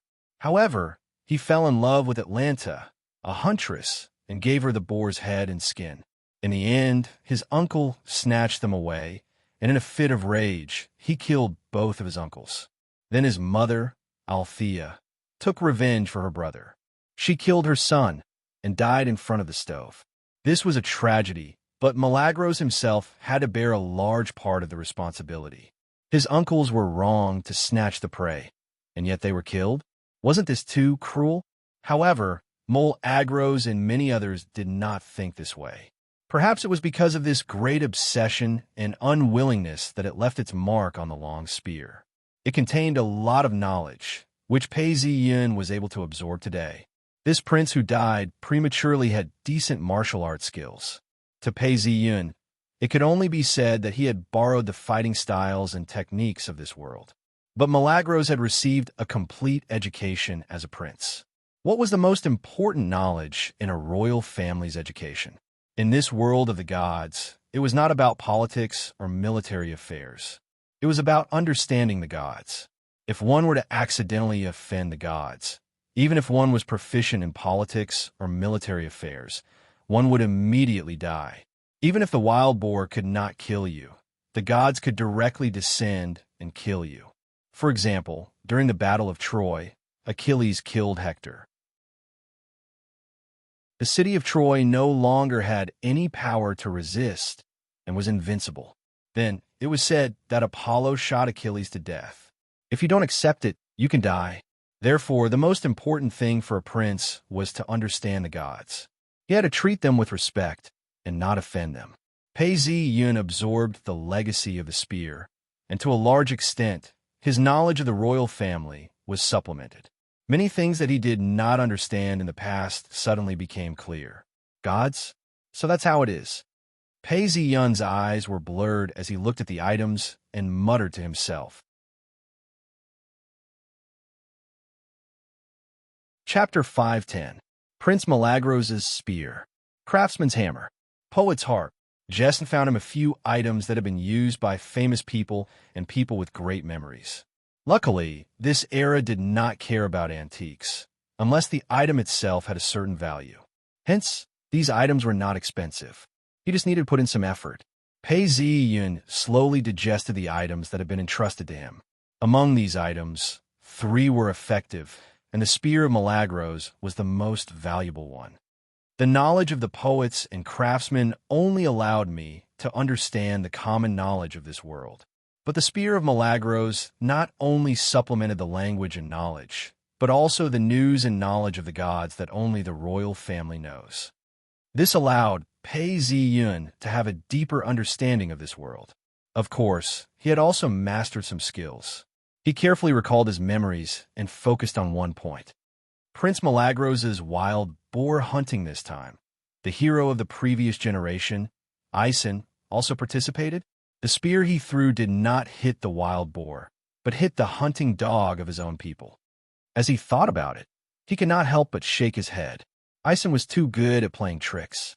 In this world where great power belongs to the individual, every hero will improve in strength through the training of great deeds. As for fame and wealth, they are secondary. Every adventure that Hercules took was completed by himself. Every time he experienced an adventure, his strength would increase. Therefore, his achievements were the greatest. In the end, he even established his own kingdom and succeeded in extending it. Ison, on the other hand, relied on his comrades, schemes, and women for everything. He was so smart that he became muddled. No wonder he could not sit firmly on the throne even after he seized it. Pei Ziyun thought about it and stood up to look. In the garden, Ani was not idle.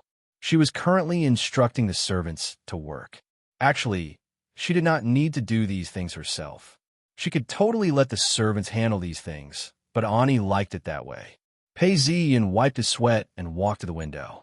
Looking at Ani's face that was filled with happiness, he could not help but smile. At this moment, Jessen rushed in from outside and knelt on one knee. He reported to Pei Ziyun, "Prince Paris, I just received news that a few princes who responded to the call for help have met with trouble. One of their ships was hit by a sea demon, and they are now sending a request for help to the king." Oh, Epiphus failed? A ship had sunk and was asking for help?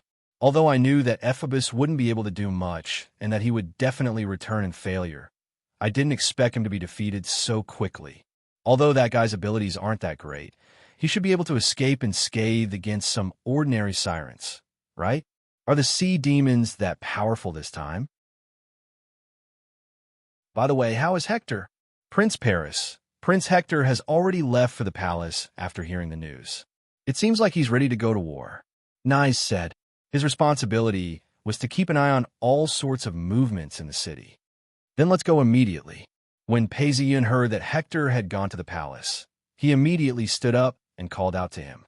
Hearing this, Anon quickly prepared Pei Ziyun's clothes and helped him dress. He was clad in a white tunic, with leather armor on the outside, leather gauntlets, and a bronze belt with a short sword hanging from it. With this set of equipment on his body, Pei Ziyun looked even more imposing and valiant than before. After putting on his clothes, Pei Ziyun turned around and looked at himself in the bronze mirror.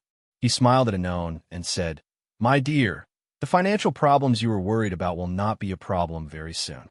Although the king and queen had paid for the wedding, and the guests had also sent gifts, the purchase of slaves and servants, the training of warriors, and the recruitment of spies had all been spent like water. Seeing that they were going to be emptied soon, Anon was very worried. "Paris, you've already found a way to make money?" Anon asked. The Greeks did not shy away from talking about money. On the contrary, wealth, power, and glory were their most straightforward pursuits. Even the gods loved gold. "You can say that. When I return, I won't have to worry about finances anymore." With a series of laughter, Pei Ziyun strode out of the room. "Is the carriage ready?" Pei Ziyun asked Jessen. "Don't worry, Prince. The carriage was prepared long ago," Jessen said respectfully. He was becoming more and more like a subordinate. Pei Ziyun's purpose in going to the palace was very clear. He wanted to snatch away Hector's opportunity to go out to sea. In the eyes of outsiders, he was helping his father and brother. Not only would he not be hated, he would even be praised. The most important thing was that when Ephebus and Troilos both failed, he would be able to turn the tide and kill the sea demons in one fell swoop. When that happened, his reputation would surpass the two princes, and he would officially become the second prince. Also, when he destroyed the sea demons at sea, he would receive gifts from the captains and merchants. The person involved would hand over half of the goods, and the other captains and merchants would also give him a portion of the goods. In the eyes of Dessous, this was an inconceivable thing, but here, it was a matter of course. Whether it was the sea, the mountains, or the forests, there were monsters everywhere. If he did not do this, who would come to save him next time? For these kinds of merchants, they could just play the role of bandits and kill the monsters together, and everyone would still praise them. That was why Pei Ziyun was so confident that he could solve his financial predicament. The prerequisite was that he had the power of a hero. Request for battle, the palace king Priam looked at Hector and sighed. "If that's the case, you will have to go to Tenedo's island and destroy the sea demons." "Don't worry, father. I will definitely kill the sea demons and save my two brothers." Hector looked at his father and saw that he was frowning deeply and said loudly. King Priam looked worried, and deep wrinkles appeared on his face. He shook his head and said, "I'm not just worried about the sea demons. I believe you can kill them. I feel that there is no one available." Aeschylus and Helenos learned divination and became prophets. A city can't do without prophets, but Polyxena is already one. What I need more is a real warrior. Chromius, Ecumene, Lycaon, Permin.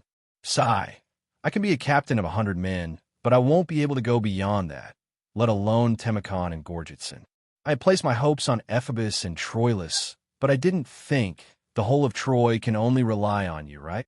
Father, Ephebus and Troilus are still young. After this incident, they will grow up. Besides, we have many allies and many heroes. King Priam shook his head. Years ago, Hercules joined forces with King Peleus and King Telamon of Aegina to attack us. They killed my father, Laomedon, and almost all my brothers. They robbed my sister, Hesione. I was lucky enough to gain my freedom and rebuild Troy. At that time, there were internal and external troubles. In order to survive and develop, I had no choice but to curry favor with the nearby cities. Don't be fooled by the fact that many cities are our friends and have a close relationship with us. But there is no other way. Only Troy's own strength can be relied on. Father, is this what you think? No wonder you accepted Paris, who won the archery championship. Hector was not a fool. He thought to himself. Suddenly, someone rushed in and shouted, "Dear father, brother is the pillar of the city. How can you send him out for such a small matter? This shows that the Prince of Troy is too incompetent. Father, let me go out to battle. I will definitely destroy the sea demons that are wreaking havoc near the sea." Hector turned around and saw Paris. He was wearing a white tunic and covered with leather armor. He had a short sword in his hand. He walked over in a heroic manner. He shook his head. "Paris, it's good that you have such intentions. But you're only a newlywed. Besides, you have never been out to sea before. It's too unsafe." Hector was sincere. Paris had been herding sheep on Mount Ida for a long time. Although he was good at archery, it did not mean that he could go into battle. This was a completely different matter. Even he himself had to go from simple to difficult, and only after many battles did he get used to it. "When I return to the city, I've been taken care of by father and brother, but I have not done anything. I feel sorry for that. I want to share the burden of father and brother." Pei Ziyun said, "As for battle formations, I've already learned them from the city. Laducos is a good opponent." Laducos was the son of elder Antinous, and Antinous was one of the higher-ups of the Trojans. He had once assisted Priam in rebuilding Troy from the ruins. This person was quite capable and had quite a bit of prestige among the Trojans. However, Antinous did not like Paris, because this could bring disaster to the whole of Troy. But according to the news, even Antinous had to admit that Prince Paris was a fast learner. Thinking of this, King Priam nodded happily. "Good, that's a good idea. Go. I will give you 3 ships of soldiers to bring Ephesus and Troilus back." Priam did not ask Paris to kill the sea demons. As long as he brought them back, it would be enough to increase his son's experience. "Yes, father. I will do my best to ensure the safety of my 2 brothers and bring them home safely," Pei Ziyun said. "Father, brother, since you have given me permission, I will go and prepare." "Go." King Priam nodded with a smile. Watching Paris leave, the king turned around and said with relief, "If Phobos and Paris don't have a good relationship." On the day of the competition, they even raised their spears at each other. But when he heard that a Phobos was in danger, he immediately went to help. This is good. Blood is thicker than water. The king had 15 children. He hoped that his children could love each other and be united. This was so that Troy could become stronger and achieve its desire for revenge. Now that Paris was willing to help Ephesus, King Priam was very pleased. He said to Hector, "Although Oenone is the daughter of the river god, she has just entered the city and does not have many close friends. Let your wife spend more time with her." This was actually to speed up the integration of Paris and Oenone into the upper echelons of Troy. "Yes, father." Hector nodded and went back to his mansion to tell his wife Roma the king's request. Roma frowned when she heard this request, but did not say much to Hector. With Hector's personality, he did not care about big things, but he did not care about small things. Roma knew this very well. Recently, Paris's performance had been very good, and he had received many praises from the king. Roma was very worried that Paris would threaten Hector's position as the heir. Before Paris came, Hector was the well-deserved heir to Troy. But now, there was a faint trace of change. Roma did not tell Hector about these worries. She planned to use the opportunity of the king, letting her and Onanito to see if Paris had any thoughts of competing for the throne. Chapter 511. Prince's mansion. More than 10 slaves were practicing their assassination skills. Their muscles were strong and their footwork was good. They held onto wooden swords and shields and were practicing against a wooden pillar. At the same time, they were learning how to use the shield to hit the upper half of the enemy's body. When the enemy raised his head to block, they would use the short sword to deliver a fatal blow. When the order was given, the slaves lined up neatly. Although it wasn't a phalanx, it wasn't as messy as when they were first bought. Pei Ziyun was very satisfied with the results of his training. He looked at the slaves and said, "You are all slaves that I have bought and are proficient in combat. This time, we are about to go on an expedition. I hope that you can let me see the results of your training on the battlefield.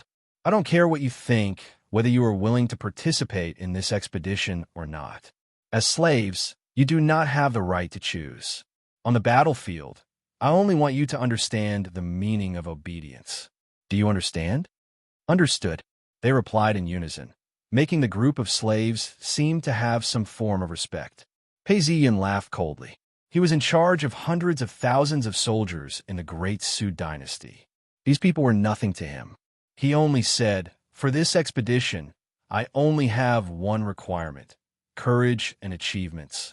Those who are brave will not be punished. As long as there are achievements, I will not be stingy. There will be wine, meat, and women, the most outstanding among them. I will even make them my protectors." Hearing this, there was a commotion below. Some of the slaves were visibly agitated. Protectors were a special concept in this world. They were similar to guardians. In fact, it meant that they would be promoted to the status of a free citizen. However, they would still be under the protection of their original owners. They would be the retainers of the Great Su dynasty. To these slaves, it was almost impossible for them to become citizens within a generation. The best reward would be to gain their freedom. If they did not gain their freedom, not only would they become the property of their master, their descendants would be slaves for generations to come. Now that Pei Ziyun's words had given them a glimmer of hope, they couldn't help but be agitated. Pei Ziyun waited for the crowd to quiet down before he continued. "But if you do not obey orders or are lazy, I will punish you without mercy. You may even be hanged to death. I hope that you will remember this. Let's go." Pei Ziyun waved his hand and gave the order. He then turned to Jess and said, "Next time, buy another batch of slaves like this. Remember to buy some slaves with skills as well."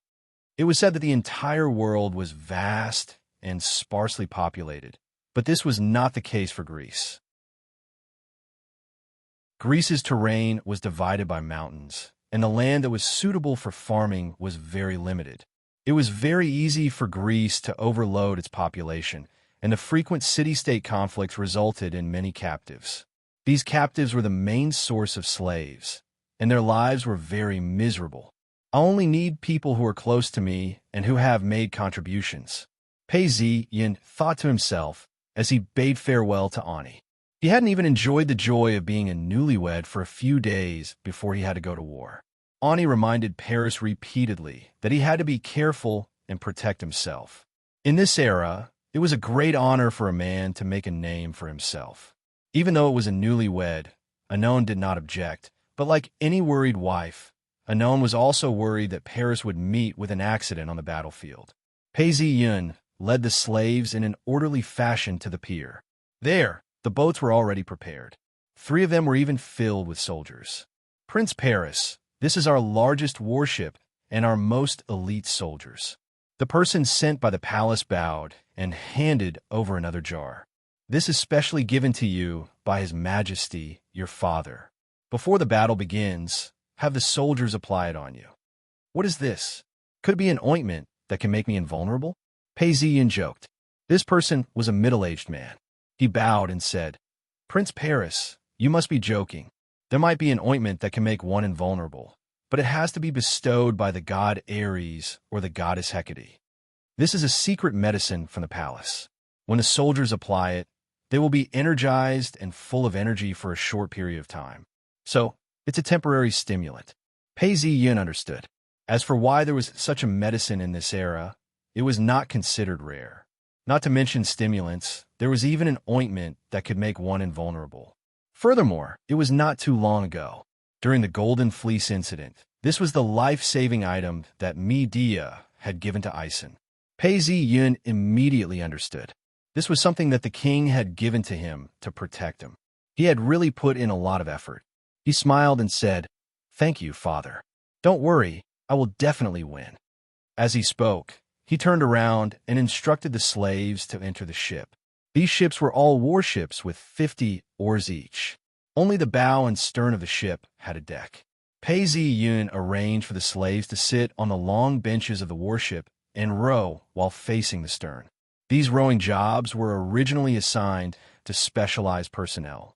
However, in order for these slaves to grow up quickly, Pei Zi-yun asked the old paddlers to pick out a few people to guide these slaves.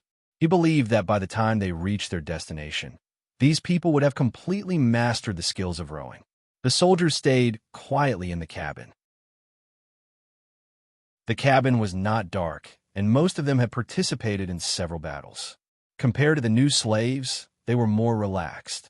They wiped, tidied up their weapons and armors, and prayed to the gods. It was almost dusk, and the sky was clear and blue. The waves were boundless, and flocks of seagulls could be seen flying up and down. Tenedo's Island was very close to Troy, only a few dozen nautical miles away.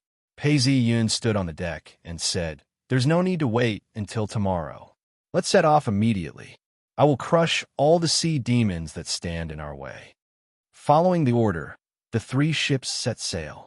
Tenedo's Island was very small, about 30 square kilometers. It was not even big enough to build a city, but it was an excellent place to grow grapes. However, no one had discovered it yet. The night at sea was exceptionally quiet. There were only the sounds of waves crashing against the beach and rocks. The sky was filled with stars, and the surroundings were pitch black. A few bonfires were lit on the island. Ephebus took a deep look at the dark sea and snorted, "Roast the newly hunted deer." Not long after, the fire crackled, and the roasted venison gave off a mouth-watering aroma. However, Ephebus was annoyed and lost his appetite for a moment. Prince Ephebus and Prince Troilus escaped to this island with the remaining merchant ships after they had failed to eliminate the sea demons. The group of people spent 2 days on the island in fear, waiting for the arrival of the king's rescue. Fortunately, the sea demons could not go ashore, which gave them a chance to breathe. However, the harpies could fly, even with Prince Ephebus and Prince Troilus, as well as their bows and arrows. They still captured a few patrolling sailors every day and turned them into a feast. By the time they arrived, only screams could be heard. At this time, it was time for the harpies to catch people for dinner. Everyone was nervous, afraid that they would be caught. Moreover, this matter actually had something to do with Prince Ephebus not wanting to fight them head-on. He used coercion and bribery to make the sailors take the initiative to patrol the night. However, the people who were captured were all sailors, and everyone accepted this fact. The number of sailors was severely insufficient for the night. Prince Ephebus' gaze swept across the people present. Everyone who met his gaze lowered their heads and shivered, afraid that Prince Ephebus would find them to patrol the night. Prince Ephebus thought for a moment and said, "It was our people who patrolled the night a few days ago. Shouldn't the merchant group contribute their strength as well?" As he spoke, he glanced coldly at the group of people in the merchant group. The merchant group was silent. After a long time, Clymen came out and said, "Dear Prince Ephebus, we still insist on fighting the harpies. I don't want our people to die in vain. Moreover, there are so many of us, and we're on land now. It's still uncertain who will win." Clymen had no choice. The prince could do this without worrying that the sailors would turn against him. However, the merchant group did not have the power to do so. If Clymen did this, not only would he not be able to stay on the ship, he might even drown next time. Clymen's family had 2 vineyards and 30 slaves working hard there. His wife also had 2 maids serving her. He did not want to die like this. Hearing this, Prince Ephebus sneered. "Clymen, who was the one who panicked after being chased by the sirens? Now you're saying that you want to fight the harpies. Let me ask you, how do you plan to fight them? Can you win with just a few of you?" As he spoke, he pointed at the remaining people in the merchant group. Merchant Clymen looked at Ephebus and thought to himself, other than Hector, Ephebus is also a prince with a reputation for bravery. How do you end up like this? He did not think that even Osiris could not fight the sirens head-on, let alone Ephebus. Perhaps at the beginning, Ephebus did not know how strong the sirens were, or he might have tried to fight them. However, the result was obvious. Ephesus had fallen into their trap. These sirens were very strong. Ephesus would not be so stupid as to try to fight them with an egg. It was obvious that he would not be able to win. He might as well hide on this small island and wait for the king's rescue. At this moment, someone suddenly shouted, "There's movement!" Everyone extinguished the bonfire and held their breaths as they waited for the harpies to arrive. A sense of despair gradually appeared in their hearts. If the king did not come soon, they would all be gradually destroyed by the harpies. Ocean, the stars in the night sky shone brightly. An order was given, "Prepare for battle." With the physique of a hero, Pei Zi-yun could ensure that all his subordinates could hear his orders clearly even if he spoke in a normal voice. There were a total of 3 warships. At this moment, the doors of the warships opened and armored soldiers rushed out. Pei Zi-yun stood at the bow of the ship. Now was not the time to attack. He only looked at the bloodthirsty soldiers. They had already applied some kind of ointment on each other's bodies. Their young bodies emitted a strange fragrance. The eyes of the soldiers gradually flashed coldly, and their breathing became rapid as they gritted their teeth. The distance between them was getting smaller and smaller. Pei Zi-yun could still feel that there were enemies in the deep black sea, both in the water and in the sky. These sly and despicable sirens are not like the mindless monsters in the legends. Pei Zi-yun's black eyes gradually turned dark. A cold smile flashed past his face. He had already raised his hand, and a murderous aura spread out.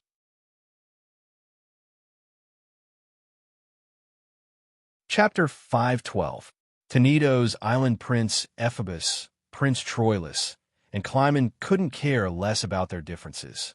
They all took out their weapons and aimed at the dark sea. Damn it, when did these harpies grow a brain? Climon knew that when the harpies saw that everyone had escaped to Teneto's island, they adopted the tactic of attacking one by one. Every day, they would catch a few people and eat them. This not only weakened everyone's strength, but also led to differences. When they were weakened to a certain extent, even resistance would be useless. This was why Climon insisted on fighting together. But to Prince Ephesus and Troilus, it was not a pity that these sailors, slaves, and merchants died. As long as the king sent reinforcements, they could live. How could merchants and slaves be compared to the noble princes? But at this time, although there were differences, they were united against the enemy. The sky was dark, and a storm was approaching. The wind was driving away the dark clouds, and from time to time, a twinkling star could be seen. In front of everyone's eyes, there was an endless, gloomy, and frightening sea. The turbid waves were turbulent, but they couldn't see anything further. Fear made them try their best to open their eyes and listen, wanting to know if the harpies were coming. "I think I hear the sound of fighting." After waiting for a long time, no harpies came over. Prince Troilus shuddered as the wind blew against him. Boom! At this moment, a bolt of lightning flashed across the night sky, illuminating the turbulent sea. With the help of the lightning, everyone saw that there were 3 ships less than a nautical mile away. "They are fighting." The people on the shore saw a man standing on the deck of one of the ships. He drew his bow and knocked an arrow. He shot an arrow at the approaching harpies, and the arrow disappeared into the darkness. With a soft poof, a harpy fell from the sky into the sea and was quickly drowned by the rolling waves. Pooh! Another harpy fell to the ground. The people on the deck shot a few arrows, and with each arrow, a harpy was hit and fell to the ground. With the continuous lightning, the people on the shore were dazzled. Climon said, "This is the archery skills of Apollo." There were many harpies, and Pei Zi-yun's arrows only killed a few. More harpies swooped down and pounced on the people on the ship. "In the name of God, kill!" Pei Zi-yun raised his sword and lightly touched it to his forehead. As he spoke, he dashed forward. A harpy with the body of a female demon landed on the ground. With a pew sound, a red line appeared on its body, and it was split into 2 halves. Kill! Stimulated by this, the soldiers on the ship rushed forward. These soldiers had already applied the secret medicine on each other before the battle. At this moment, their bodies emitted a strange fragrance, and a cold light flashed in their bloodthirsty eyes. The harpy's sharp claws swiped at the soldier's face. One of the soldier's movements were quick and nimble, dodging the attack in a flash. He jumped up and slashed at the harpy's body. A blood-curdling scream rang out as the demoness fell to the ground. Following that, two soldiers thrust their swords towards the demoness. Poo-pee-oo sounds could be heard as the bronze swords pierced through the demoness' body. But then, a soldier pulled out his sword and a claw landed on his cheek. The soldier screamed, covered his eyes, and fell down into the waves. The battle was intense. In just a few moments, corpses were lying everywhere.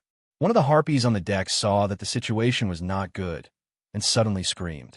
Following this scream, a huge object rushed towards them from the surface of the water.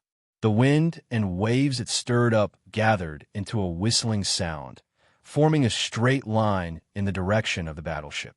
As the battle continued, the battleship was nearing Tenedo's Island. Another bolt of lightning flashed across the sky, illuminating the entire surface of the sea. At this point, the people on the shore could see clearly without the need for lightning. Prince Troilos saw the person standing on the deck and exclaimed in surprise, "It's Paris. Father must have sent Paris to rescue us. I didn't expect Prince Paris to be so brave. His soldiers are all brave as well." The merchant Clyman saw everything clearly. He looked at Ephebus and thought to himself, "They're both princes, but the difference is too great." Ephebus felt Clyman's gaze on him and was filled with hatred. "Damn it! How dare you look at me with such contempt?" Ephebus was filled with anger, and his hand was already on the hilt of his sword. "Die!" Pei Ziyun slashed down another harpy. With a flash, he avoided a large pool of blood. A soldier was drenched, but he didn't care. He shouted and stabbed with his spear. Why isn't there any reaction? Pei Ziyun's heart sank. According to the records of the gods, they were the children of the sea lady Iraga and the sea god Taurus. They were the descendants of the gods. They were also the daughters of the monster Typhon and the snake woman McKenna. No matter what, they should have an extraordinary bloodline. Why was there no reaction from a system? I've killed all the demons and kept them in my storage space. Could it be that after so many generations, their bloodline has thinned and they no longer have an extraordinary bloodline? Just as Pei Ziyun was thinking about this, there was a loud boom, and the ship shook. "It's a sea demon! It's a sea demon!" The sea demon slammed into the ship. Even though it was a large ship, it was still shaking violently. Pei Ziyun was swaying left and right. Luckily, he managed to grab hold of the ship's string in time, so he didn't get thrown off the ship. The sailors and soldiers weren't so lucky. They screamed and fell. Then, there was the sound of chewing coming from the water. A flash of lightning lit up the surface of the sea. With the help of the lightning, the sea demon's mouth was wide open, revealing its sharp teeth. Half of a man's body had been bitten off, but he wasn't dead yet. He screamed in pain. Then, the soldiers didn't panic. A few of them threw their spears down. Poo-pee-oo. The spears fell, but they only pierced through the sturdy scales. They couldn't go any deeper, which angered the sea demon, and it slammed into the ship. Boom! The ship shook violently again, and the sound of wooden planks breaking could be heard. In this world, even if a normal person has weapons and secret medicine, it's hard to resist. Pei Ziyun thought. The sea demon in front of him fit the description of the royal family's secret knowledge. Its eyes were red, its muscles were as strong as stone, and its bones were as hard as iron. But, according to the records, there's a flaw. Another flash of lightning fell. Pei Ziyun looked over and saw that when the sea demon slammed into the ship again, a white line had appeared on its belly. With a splash, Pei Ziyun grabbed the anchor and dove into the water. The sailors on the ship saw that Pei Ziyun had fallen into the water and thought that he had been thrown out by the violent shaking just now. The prince has fallen into the water, and the master has fallen into the water. The people on the shore couldn't see clearly. They only saw Prince Paris, who had just killed the harpy with his bow and arrow, fall into the sea.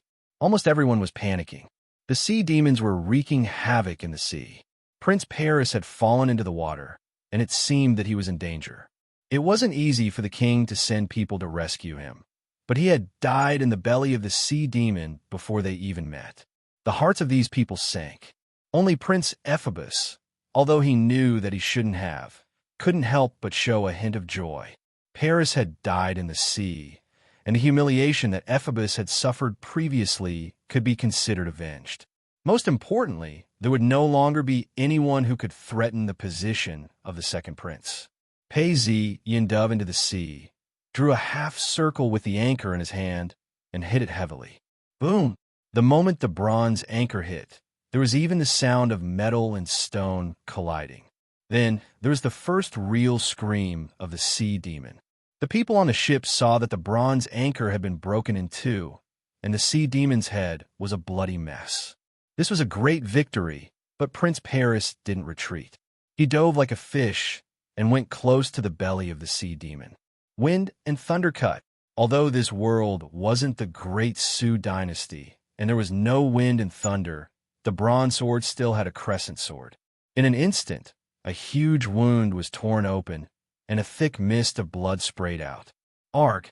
A painful scream rang through the sea. The pained sea demon attacked angrily, and a dent appeared on the ship. A few people around it flew out. In the next flash of lightning, they saw a head with a look of despair and an arm reaching towards the sky. Then, everything was swallowed up by the darkness. But no one cared about those few pitiful people. Everyone was staring at the sea demon. The sea demon let out another loud scream, and the sea churned violently. Soon, the blood dyed the entire area red. After a while, the churning sea gradually calmed down. The huge body of the sea demon floated on the surface, motionless. It was obviously dead. Yay! Cheers came from both the ship and shore. Seeing that the situation wasn't right, the remaining harpies lost their will to fight and left. At this point, the boat was already quite close to Teneto's island. Strangely enough, Yin floated out of the water and stepped onto the soft sand of the beach as he stepped onto Teneto's island. Coincidentally, the sky was clear after the rain, and the sun was rising from the east. A ray of sunlight shone down on Yin, making him look like a deity. Almost everyone on the island had seen Prince Paris slay the sea demons and escape from disaster. They all felt a sense of awe and respect for him. Some people even knelt on the ground and said, "Great Prince Paris, you are as brave as the rising sun. The gods will protect you." The merchant Clyman also came forward and knelt in front of Yin. "Prince Paris, thank you for your rescue. I will give you half of the goods. May the gods protect you." Yin was panting heavily. He had used up all his energy in the fight just now. Hearing someone say that, he did not reject. In this era, it was natural for rescuers to donate half of their goods. This was also one of the main reasons why he went out to sea to kill the sea demons. It could help him solve his pressing financial situation. Yin nodded and said, "The sea demon has been killed, and the harpies have retreated. Now, help me drag the sea demon's body up. I believe its skin will be very good." As he said this, Yin looked at Ephabus and Troilus and said, "My two brothers, father is very worried about your safety. This time, he asked me to bring you home." Ephabus snorted coldly and turned his head to the side, ignoring Yin's good intentions. Troilus replied, "Brother Paris, thank you very much for your help. If you hadn't come in time, I'm afraid we would have been in great trouble." Yin smiled and didn't say anything. He threw away the remaining half of the sword. Bronze swords were like this. After a battle, they would be damaged. It was just that the damage was more serious.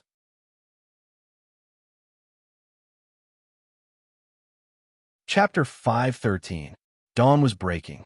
There were a few broken stars in the sky, and the clouds looked as though they had been soaked in blood. Fog covered the sea and the islands, but did not hinder the fleet from working. "Quick, rescue the people who fell into the water, bandage the wounded, and apply some ointment." The warship was professional. The captain and chief officer quickly gave out orders, and the crew moved according to their orders. Although they were nervous, the anxiety in the crowd had dissipated. Prince of Phobos and Prince Troilus had already boarded their ships. Even the merchant Clyman immediately grabbed a rope thrown to him and climbed up the ship's ladder to check on the damage to the goods and people. Pei Ziyun had already talked to the people and arranged everything. He could not suppress the joy in his heart, and his mind sank into the space. In the darkness of the void, there was a small palace suspended in the air. Pei Ziyun had just landed when he heard the sound of struggling. Then, he came into contact with a thin layer of fog. Only when he got closer did he see that there was a mini siren struggling fiercely in the hall. But no matter how it struggled, it was firmly suppressed, and every time it struggled, a part of its power would be extracted and turned into fog. Indeed, killing this monster is the same as killing demons. I can gain strength. Ever since he came to this world, Pei Ziyun's strength had not increased very quickly. Even when Jessen wrote poems to promote him, and when he absorbed items, there was not much change in his strength. The increase was very small, and it was a far cry from the rapid increase in strength in the previous world. In the end, the function of the space was not fully utilized. This expedition was to test if this method would work, and it was successful. But the strange thing was that the harpy could not be absorbed by the space. Otherwise, the harvest would be even greater. System, Pei Ziyun shouted, but the plum blossom did not appear immediately. A message was sent to him, and he could not help but think, the system is transforming. But after a short while, a plum blossom appeared in front of him and quickly enlarged, turning into a translucent information interface. It floated in front of him with a faint sense of light, and data appeared in front of him. Key point obtained. The system is undergoing transformation, officially starting the mission series of this world. Offer the head of the siren to Artemis, and the skin of the siren to Apollo. Hero bloodline. Level 1, 23, 7%. In the blink of an eye, the number changed from 7% to 8%. Although the increase was only a decimal point, it was still increasing at a rapid pace. Pei Ziyun mumbled to himself. Both of them are at the 10th level. The first and second stages of a hero bloodline are extraordinary strength. This is the foundation of all hero bloodlines. With this victory, I believe that my reputation will increase by quite a bit. It won't be long before I can smoothly advance to the second level. If that's the case, then the process of transforming a human into a god should be carried out after the 10th layer. What a long way to go. He didn't dare to stare any longer and quickly came back to his senses. Indeed, someone came to report, Prince Paris, everything is ready. At this point, everyone was looking at Pei Ziyun in a different light. The soldiers on the 3 ships were initially respectful with a hint of scrutiny.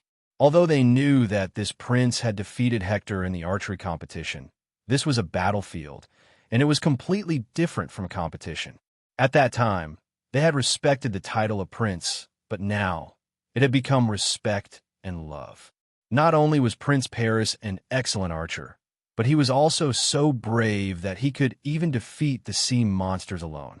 The slaves looked at their masters in a different light. Even the people in the caravan looked at him with respect.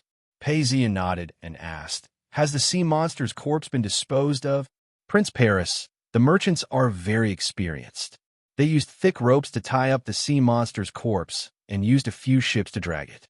It seems like this isn't the first time they've done this. Pei Ziyun looked up and saw a few ships pulling the sea monster's corpse, quietly anchored on the sea. Very good. Let's head back to Troy now. Pei Ziyun waved his hands and gave the order to set sail. Mount Etna, the snow on the peak of the mountain never melted, and there was a thick layer of smoke surrounding the peak. In the forest, a demon with the body of a bird flapped its wings, trying to land in the forest. Shio! At this point, an arrow came out of nowhere and hit its head, causing it to fall to the ground. It opened its mouth and wanted to tell Pei Ziyun what had happened, but it couldn't speak. A large amount of blood flowed from its body, and it was dead. The forest was silent for a long time. After a long time, the shadow of a giant appeared in the blood of the demon and whispered, although you didn't tell me, I know. The moment the sea monster died, I felt a treasure. It was a gift from fate. As long as I devour it, I will be able to break free from its oppression and attack the Olympic mountains. Tifong had been suppressed by Zeus in Mount Etna, but he didn't die. Day and night, he thought of ways to break free and attack the Olympic mountains. In the underworld, the gloomy sky was shrouded in darkness, and there was no light. Only the wind blew, and gray fog lingered in the air. There was a faint silhouette of a person, thin and expressionless. At this point, the soul of the demon slowly moved towards the underworld.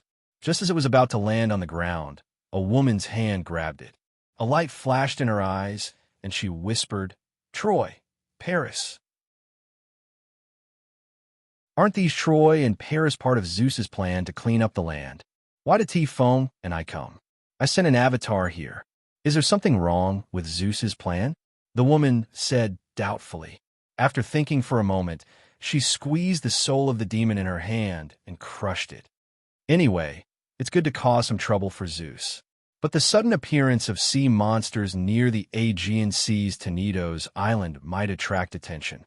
Fine, then let sea monsters appear everywhere. Then the woman's voice disappeared. Troy, Prince Paris's fleet has returned successfully. They have rescued the trapped princes Ephebus and Troidos, as well as the caravan. They have also killed the harpies and the sea monsters. They even dragged the bodies of the sea monsters back. The news spread like wildfire. Everyone rushed to the docks to see the bodies of the sea monsters. The bodies of the sea monsters were 10 feet long and 6 feet tall. Many citizens who were watching exclaimed. It is said that the heads of the sea monsters can be made into the bow of ships, which can shelter them from the wind and rain. The skin of the sea monsters can also be made into a few pieces of leather armor. Although they are not invulnerable, the bronze spears and swords of mortals will not be able to hurt them. If we sell them, we can get at least 2,000 gold coins. On the stone pavement, Jessen, who had rushed over, saw it, and his eyes lit up. He only heard Prince Paris instructing, Jessen, I do not want to sell these. Quick, take the sea monster's head and skin. I want to offer it to the great Artemis and Apollo. Seeing that Jessen was stunned, Pei Ziyun smiled and said, Reverence for the gods is the first priority, but you can handle the rest. All right. Jessen raised his hands helplessly to show his surrender. He looked at the sea monster again and heard Pei Ziyun say in a low voice, Have you heard that eating sea monster meat can boost one's sexual potential? Have you heard that eating sea monster meat can help one escape a disaster at sea? Have you heard that eating sea monster meat can help children become smarter and have a brighter future? Pei Ziyun patted his friend's shoulder and did not continue speaking, because the war chariot had already pulled the sea monster's head and skin over. Go to the temple of Artemis. As Pei Ziyun instructed, the chariot drove off, leaving Jessen standing there in a daze. After a long time, he finally understood and came to his senses. Looking at the sea monster's body, it was as if he was looking at a small silver mountain. Sea monsters are not commonly seen.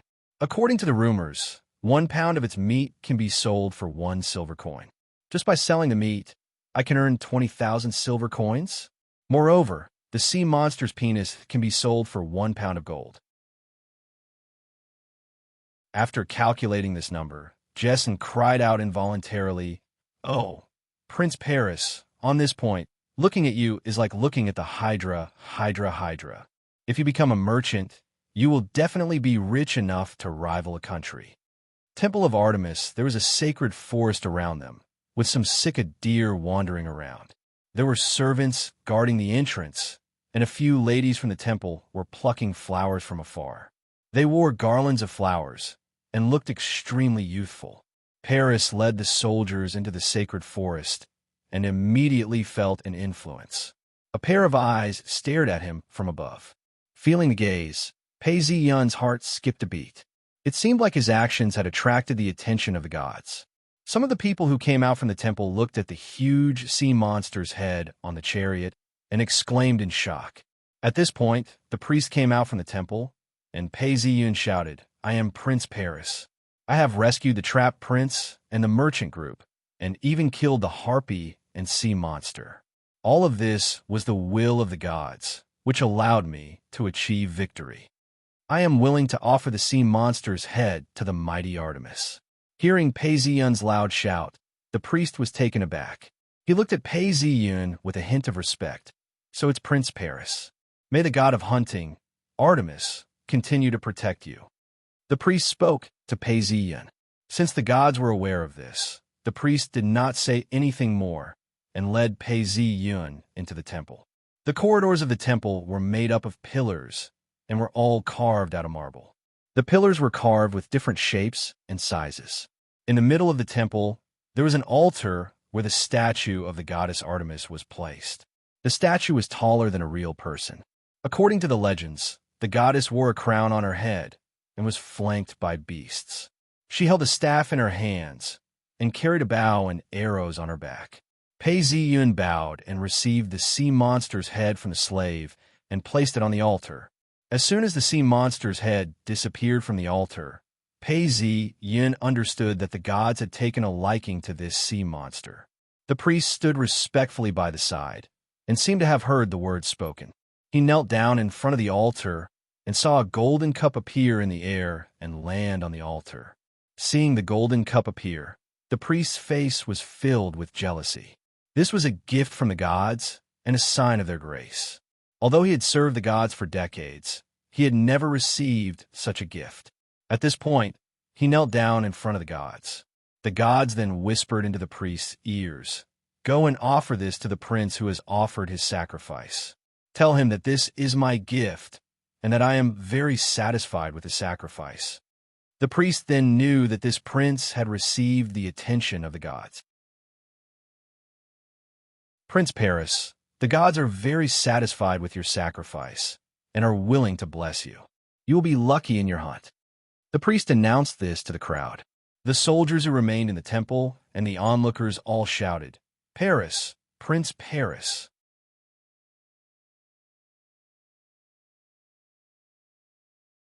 Chapter 514. Apollo's temple was built in a sunny location. Similar to Artemis's temple, the corridors were made up of columns, all carved out of marble. The columns were carved with different shapes and sizes, and the tall temple shone brightly under the sunlight. Pei Ziyun then offered the skin of the sea demon to Apollo. The skin of the sea demon disappeared from the altar as well. The priest then nodded to Pei Ziyun and said, "Brave Prince Paris, God has accepted your sacrifice. The eyes of God are upon you and will be watching over you. Thank you, the great Apollo." At this point, Pei Ziyun was satisfied. Artemis was the god of the hunt and was one of the protectors of Troy. Since he had killed the sea demon, it was natural for him to be offered a sacrifice, and this golden cup was his reward. As for Apollo, he did not place much importance on hunting sacrifices. "God will watch over you." As the priest was sending Pei Ziyun off, he suddenly said this to Pei Ziyun. Pei Ziyun was overjoyed. This meant that God was protecting Hector. On the battlefield, Hector had received help from Apollo many times and was saved from certain death. Looking at the situation, Pei Ziyun had received at least one exemption, which was a pleasant surprise. After the 2 sacrifices, Pei Ziyun did not hesitate any longer and headed towards the palace. Troy was as prosperous as before, and the fertile land outside the city was filled with olives, grapes, and wheat. The ships that passed by the city continued to bring fresh blood to the city. When he reached the palace, someone came out to welcome him and bowed. "Prince Paris, you have arrived. His Majesty has ordered that you go to the main hall." Pei Ziyun asked his guards to wait for him and entered. The afternoon sun shone down on the courtyard. Pei Ziyun walked past the decorative pilasters, and the front hall was decorated with long benches. He walked through a corridor and arrived at the stairs of the main hall. There were already many merchants here, and they bowed to him and presented their goods in gold, piling them up high. King Priam looked at Pei Ziyun and said, "My beloved son, these are all yours. You deserve them. They are proof that you have returned victorious." Pei Ziyun nodded his head slightly and looked at the goods in gold and said in his heart, "System." A plum blossom appeared in front of him and quickly enlarged, becoming a translucent information interface. There was a line of words on it. Hero Bloodline, Level 1, 97. 6%. He didn't expect his strength to grow so much in such a short period of time. The difference between having the space's transformation and not having it was like the difference between heaven and earth. Without the help of the space, it was almost impossible for him to advance quickly. At this time, all he needed to do was to continuously kill and let the space transform his strength. However, reputation is a constant stream and should not be underestimated. I feel that I can make up for this small gap. Thinking up to this point, Pei Zi Yun retreated. In the eyes of outsiders, Prince Paris only pondered for a moment before he arrived at the top of the stairs. He presented the largest bronze tripod to the king and the drinking tripod to the queen. Every brother and sister had a share, and even the elders had presented gifts. In the blink of an eye, half of the gifts on the stairs had been removed, and everyone was very happy. Of course, there was one exception, Prince Epibus. Although Pei Ziyun had given gifts to his siblings, he didn't miss out on any of them. Instead, he had given them gold rings. However, Pei Ziyun couldn't bring himself to be happy at all. His face was dark and gloomy. To Prince Epibus, these golden goods were originally his. Now that they had become Paris's, and he was even giving them away to others, he was praised by everyone. When Prince Epibus received the gifts, he felt as if he had swallowed a fly. Most importantly, after this incident, Pei Ziyun's reputation had truly surpassed his own. The throne of the second prince had been snatched away by Paris. The younger brother, Troilus, was much more open-minded. He received Paris's gifts and thanked him sincerely for them.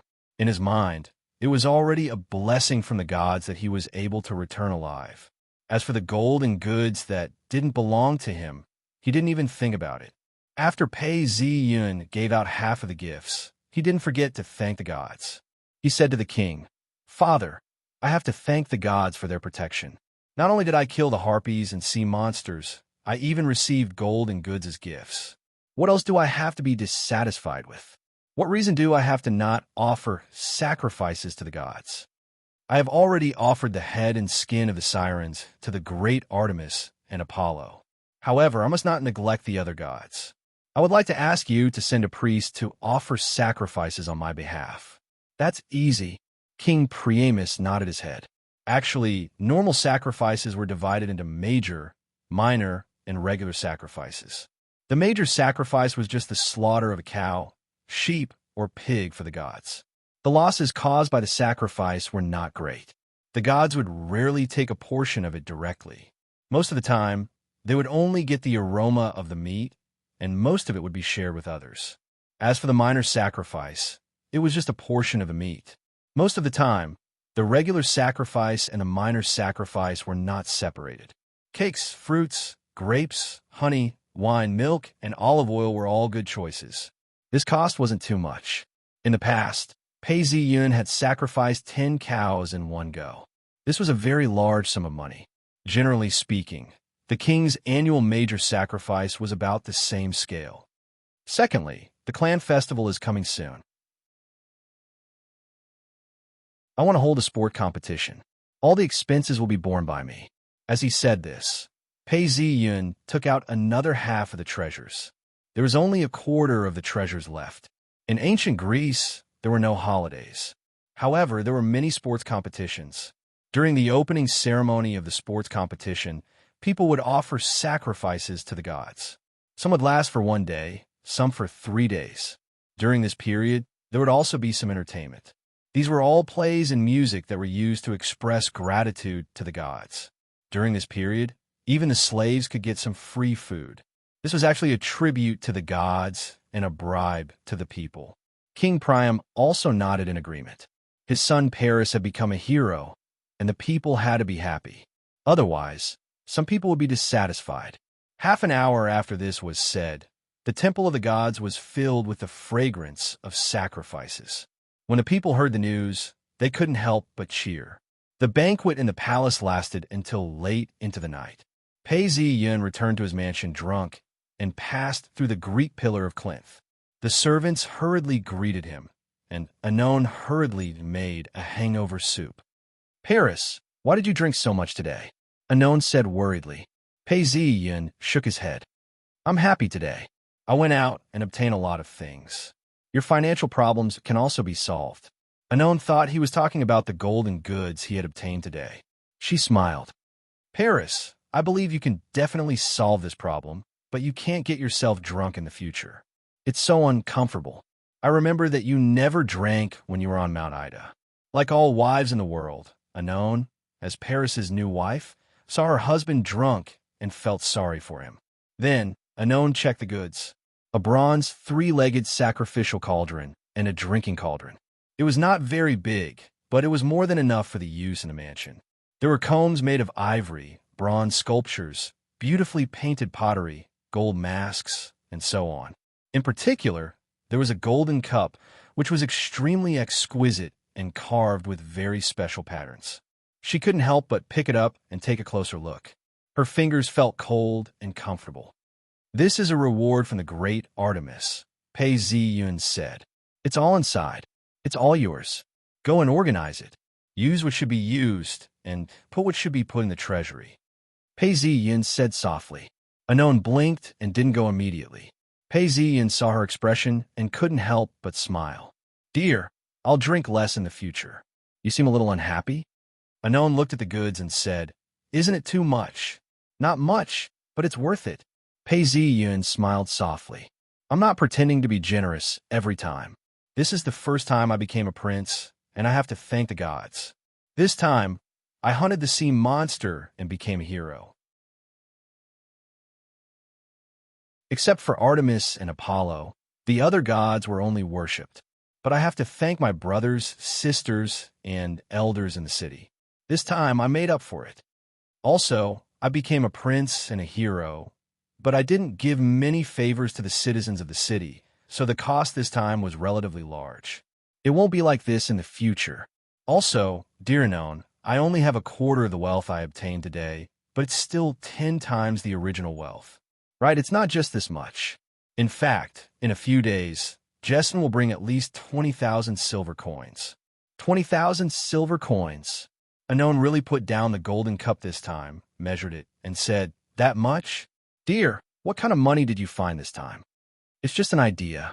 It's just that no one thought of it. Pei Ziyin chuckled and told her what he said to Jessen. He added, I don't know if siren meat is delicious, but it doesn't matter. I could buy a piece for 1 silver coin. I think many people will buy it. But can it really boost one's sex drive, escape a disaster, and be smarter? Maybe it can boost one's sex drive, but it definitely can't do anything else. But for animals like humans, they will associate it. Pei Ziyun helplessly surrendered to Anon's seriousness. What I mean is, you don't have to worry at all. People will attribute the luck they get to this aspect. So, they won't come to me and say that I'm a liar. Most fortune tellers in history did that, not to mention that this was real siren meat. Pei Ziyun was not worried at all. Anon thought for a moment before she understood, and she couldn't help but stare at Paris. Look, just an idea can make me so much wealth. Believe me, I'm not just going to fight. This is just the beginning. As he spoke, he waited for a while, and when he saw Anon instructing the people to move the goods, he subconsciously summoned the system. A plum blossom quickly appeared in front of him and quickly enlarged into a translucent information interface. There was a line of words on it, and he just pressed it gently. Boom! There was a loud sound. Anon couldn't hear the sound, but Pei Ziyun's blood seeped out an invisible golden light. But to her ears, it sounded like a tide. Hero Bloodline. Level 2-1. 2%.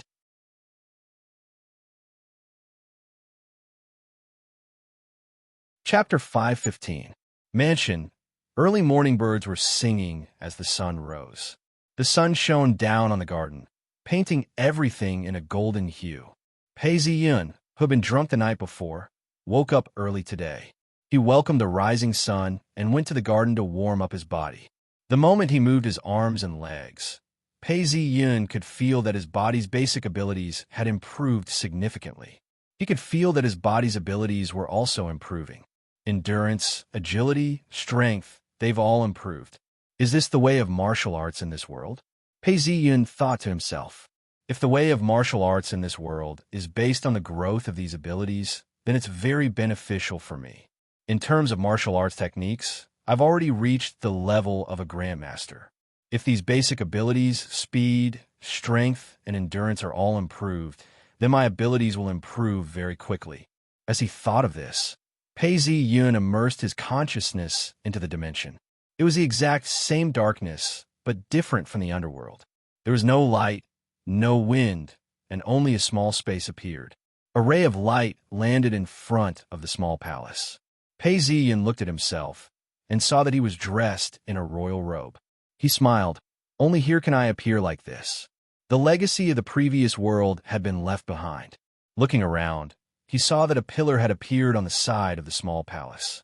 There were intricate patterns on the pillar, and it looked like the pillars of a Greek temple.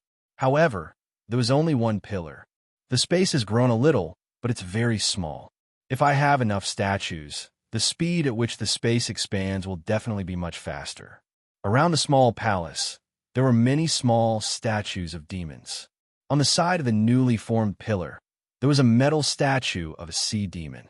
It looked very lifelike, and a strange power was emanating from it. Pei Ziyun walked forward and used his skin to feel the power.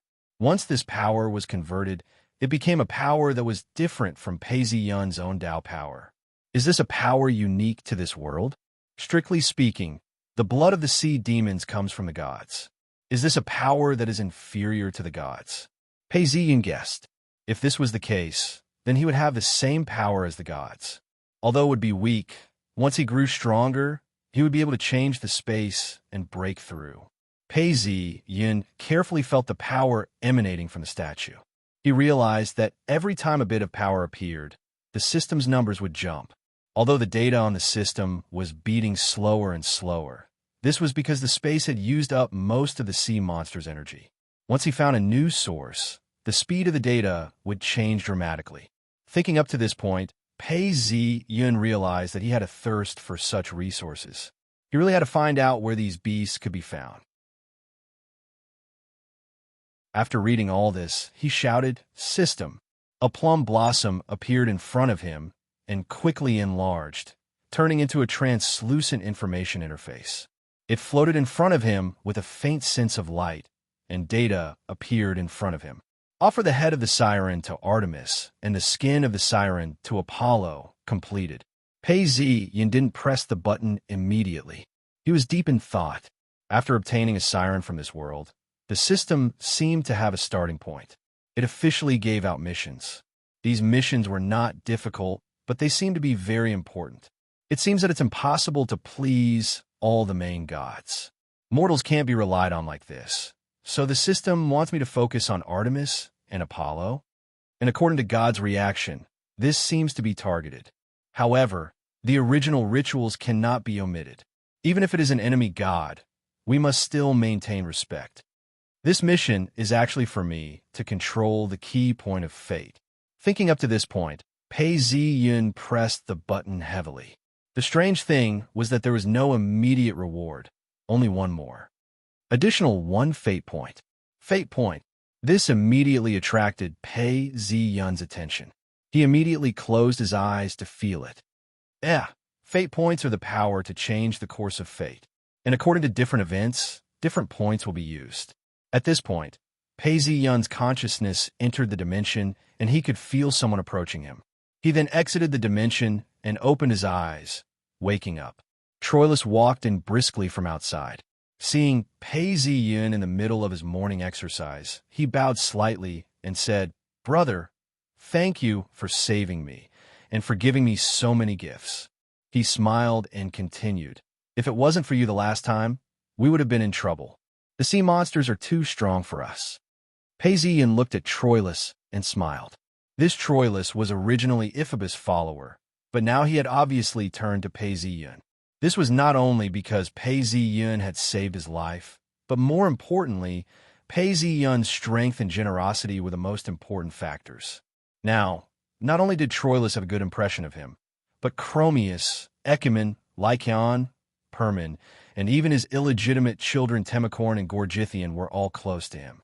Even the elders of the city, although some were still suspicious of him, some of them were praising and appreciating him. In just a few days after returning from Tenedo's island, he had replaced Iphobus and become the second prince, second only to Hector. Paisian looked at Troilus, who seemed a little uneasy, and laughed. "My dear brother, we are brothers. Saving you is something I should do." "Oh yes, why are you here this time?" "Brother, the temple has sent news. Not only here, but there are also sea monsters and monsters appearing in other places." Troilus said solemnly. "The temple sent this news?" Paisian was deep in thought.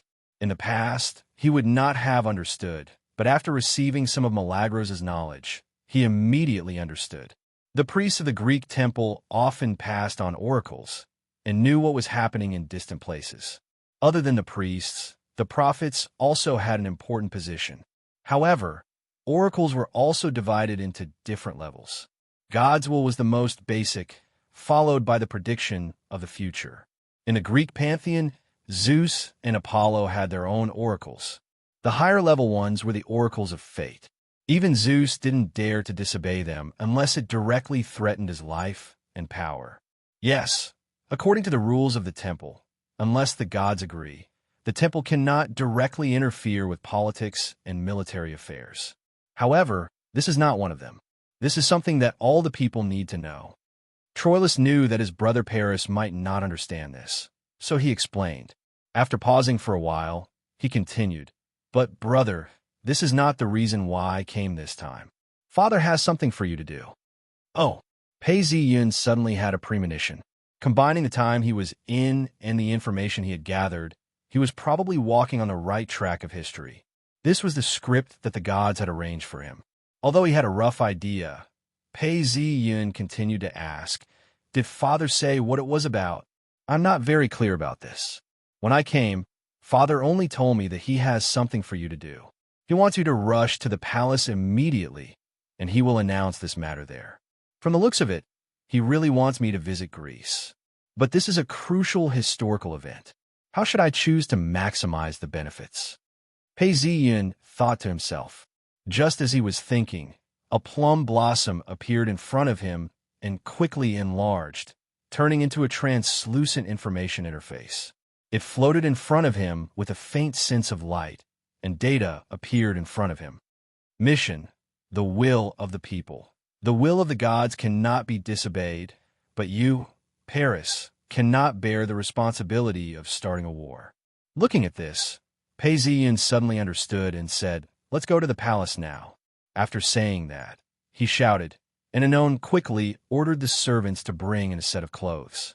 Normally, it was the servants who helped Paisian change his clothes, but Anon liked to help him change himself every time, which gave her a great sense of happiness and satisfaction. Jeston was preparing the carriage at the door. He was becoming more and more like a butler. Paisian also felt that Jeston was getting more and more comfortable with him. Although this wandering poet still could not change his greedy habit, Paisian could still tolerate this small habit. Paisian held Troilus's hand and walked into the carriage together. This made Troilus secretly happy. Brother has finally accepted me.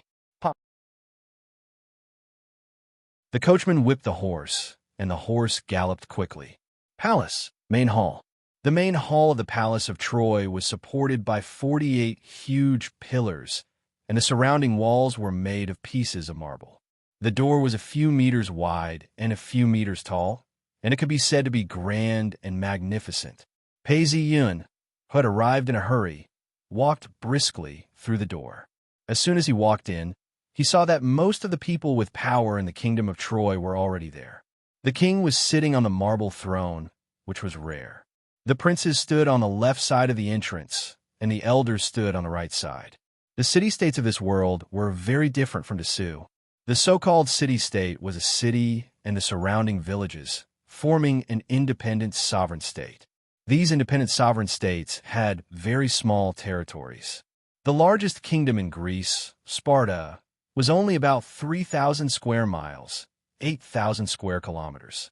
The second largest kingdom, Athens, was only 1,000 square miles, which was equivalent to a county. As for the smaller city-states, most of them were between 100 to a few hundred square miles. Corinth was only 350 square miles. Troy was already the closest to a kingdom. Generally speaking, it was connected to the vassal states and was about 10,000 square kilometers. This was actually a very dangerous number, as it meant that it had reached a critical point. If it were to expand further, it could snowball and unify Asia Minor or even occupy Greece. However, right now, it was still a city-state, and the ones in power were the children of the king and the elders. Although it was not like some small city-states where there were no permanent officials, the officials did not have much power. The moment Pei Ziyun entered, some of the princes and elders who were close to him greeted him. Some of the princes and elders who hadn't expressed their opinions had smiles on their faces as well. Of course, Ephebus wasn't one of them. When Pei Ziyun entered, his face was as dark as a dead man's. It was obvious from the reactions of these princes and elders that Pei Ziyun's position had stabilized. He was now firmly in the position of the second prince. Your Majesty, your son, Paris, pays his sincerest respects to you. May the gods bless you. Pei Ziyun placed his right hand on his chest and bowed slightly, paying his respects to the king.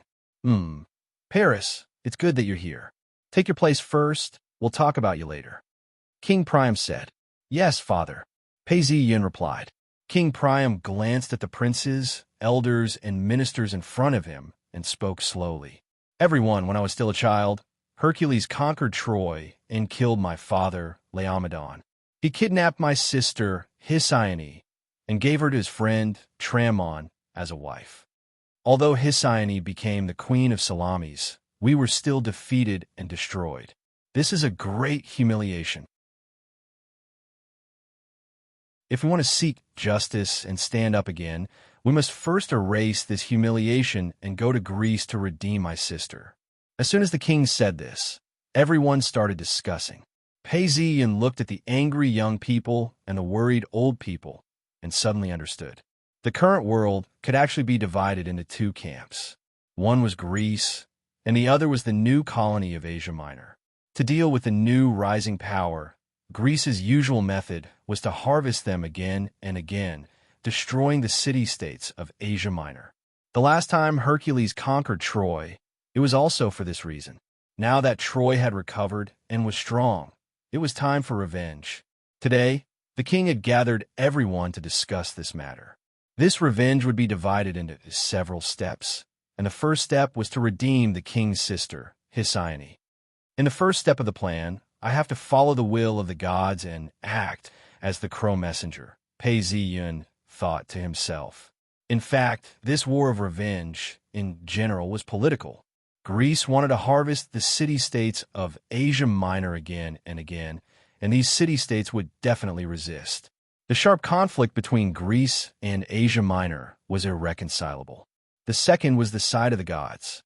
Apollo and his sister, Artemis, who had taken root in Asia Minor, gradually became stronger with the rise of the colony of Asia Minor. They had the intention of challenging the original order of the gods, and the conflict between them and the original order of the gods was also irreconcilable. This conflict had to be resolved through a war. Of course, the gods had a bottom line, and this bottom line was not to kill the gods. None of the gods had any record of directly killing the gods. At most, they would enter Tartaros, and thus only humans would be lost. On a smaller scale, King Priam was full of vengeance, and the young people of Troy wanted to defeat Greece and establish a hegemony with the city-states of Asia Minor as the core. Although there were old conservatives, they were a minority in Troy and would not amount to much. From this point of view, this war could not be stopped by anyone, not even Zeus. And the gods were very clear about this. They had made a script a long time ago and made arrangements in advance. Now it seemed that Zeus was fully maintaining the original order of the gods, and this was also to maintain his ruling position among the gods. Athena, Hera, and the other gods were all in Zeus's camp. These gods, led by Apollo, who wanted to challenge the original order of the gods, now seemed to have little chance of winning. But even so, I can't get off the boat. Or rather, mortals don't have the right to choose their camp.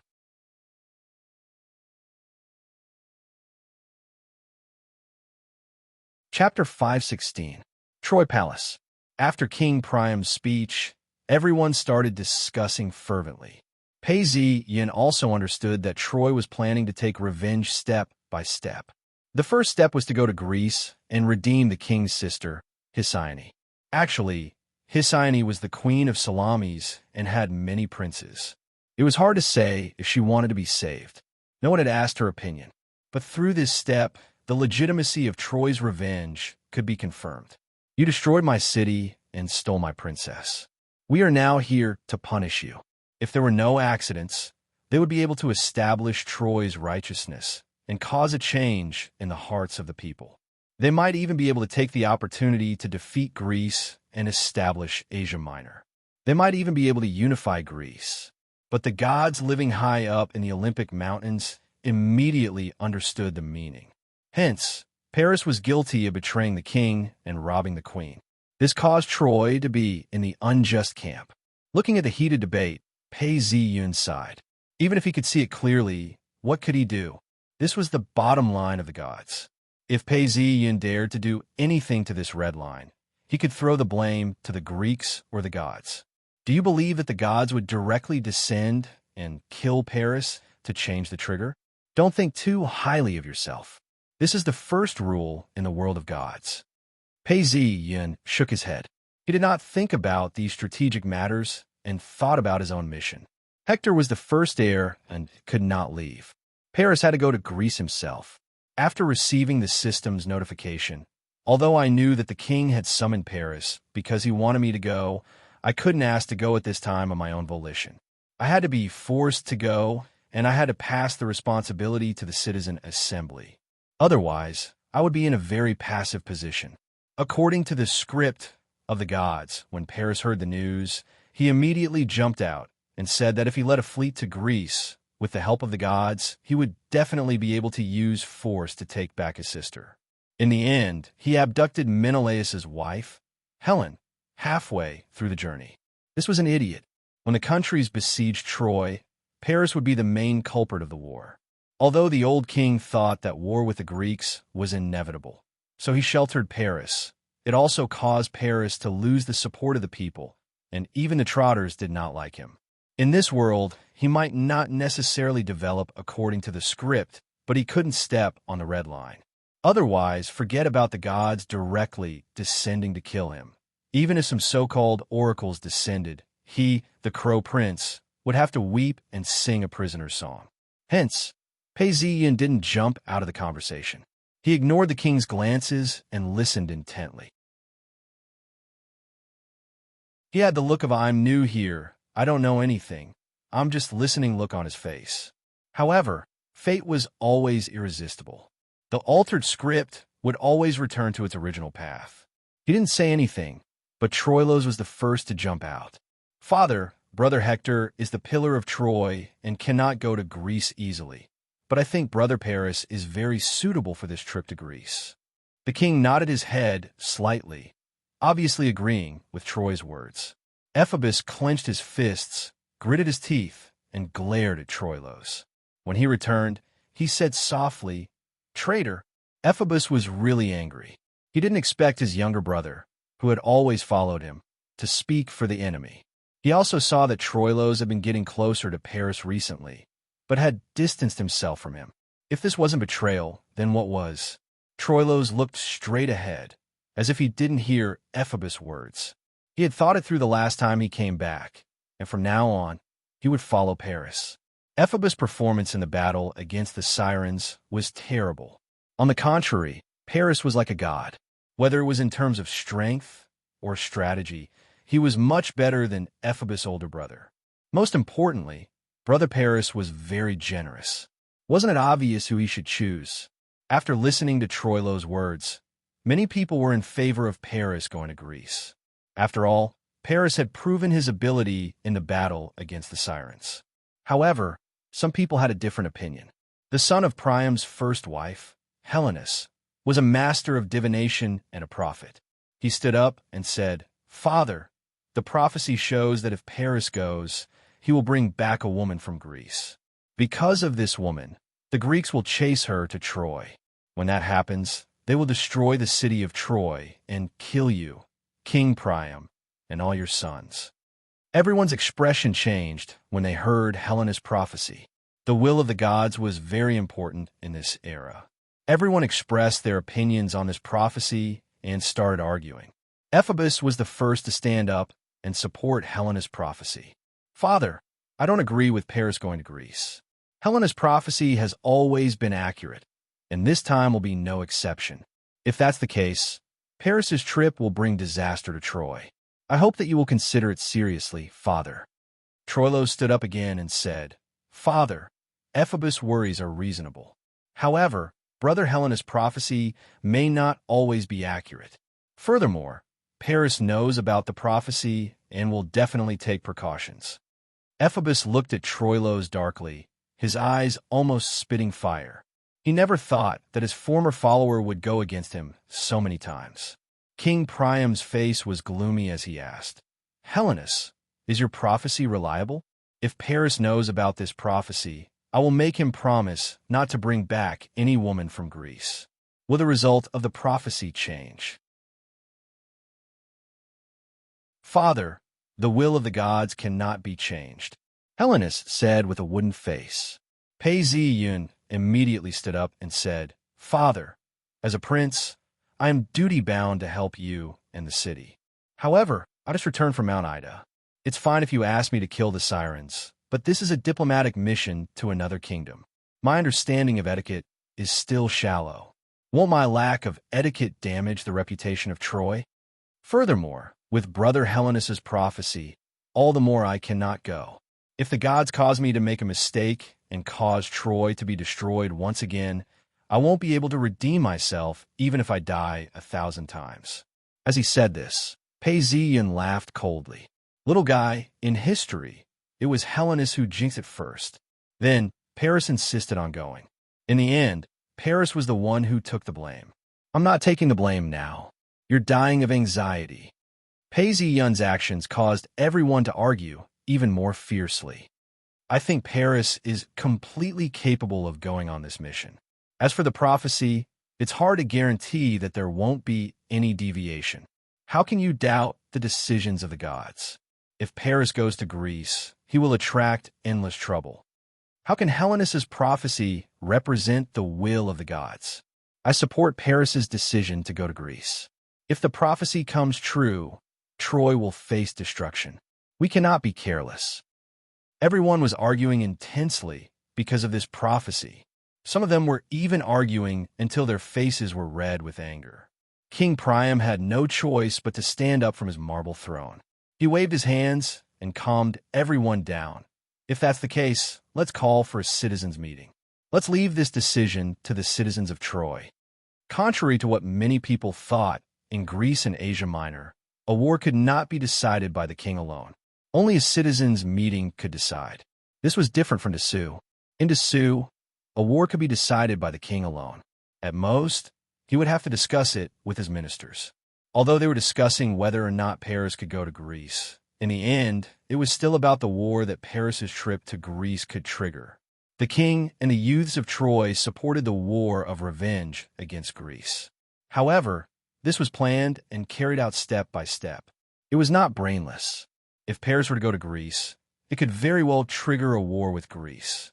This would disrupt the rhythm of Troy's war of revenge, causing Troy to be unprepared and fall into a passive state. This could only be decided by the citizens' meeting.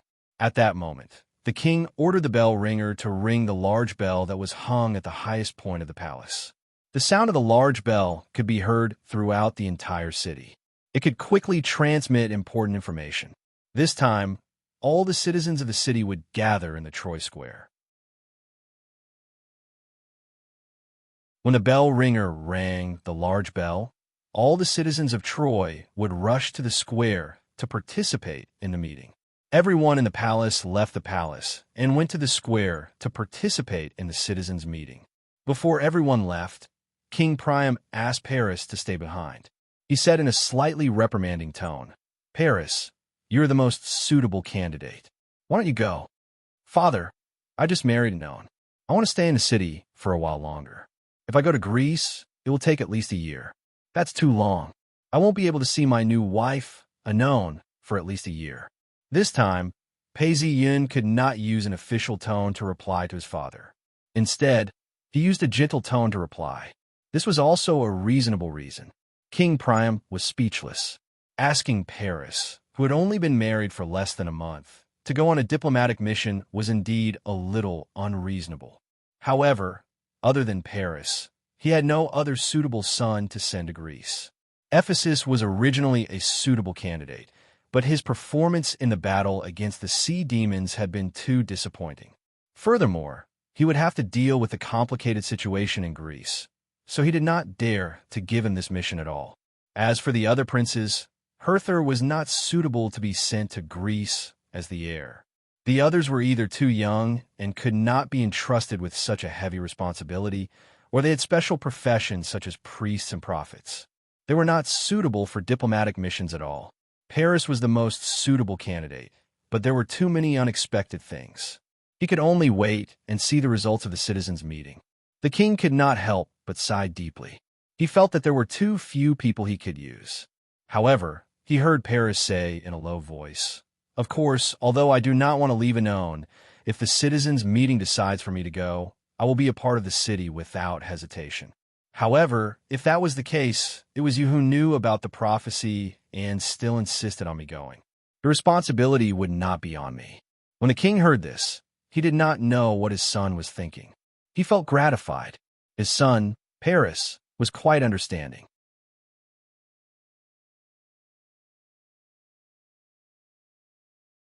Chapter 517. Troy Square was a space that could accommodate tens of thousands of people. There was a round fountain in the center of the square, and a statue of Zeus stood in the center of the fountain. There was a statue of a god every few meters in the square, including Apollo, Hera, Hermes, Athena, and other gods. At this moment, the square near the palace was full of citizens who came to participate in the citizen assembly. They were whispering to each other and discussing. After a while, the king came out of the palace and walked to the high platform in the square step by step. He looked around, and the crowd became silent.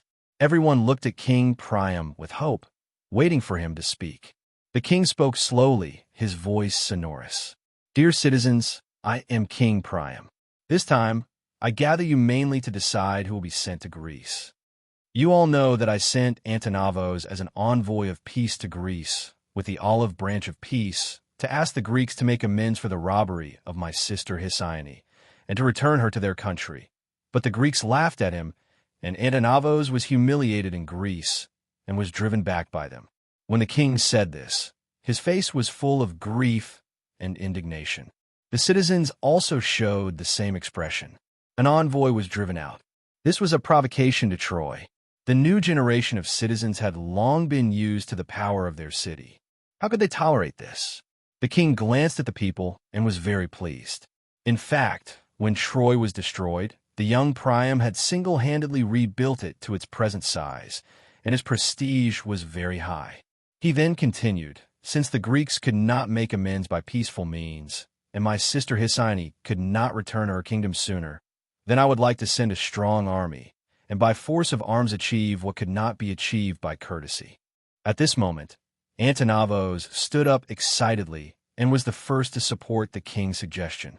He recalled, "Dear citizens, I, Antinavos, have been tormented day and night by the humiliation I suffered as a diplomat in Greece.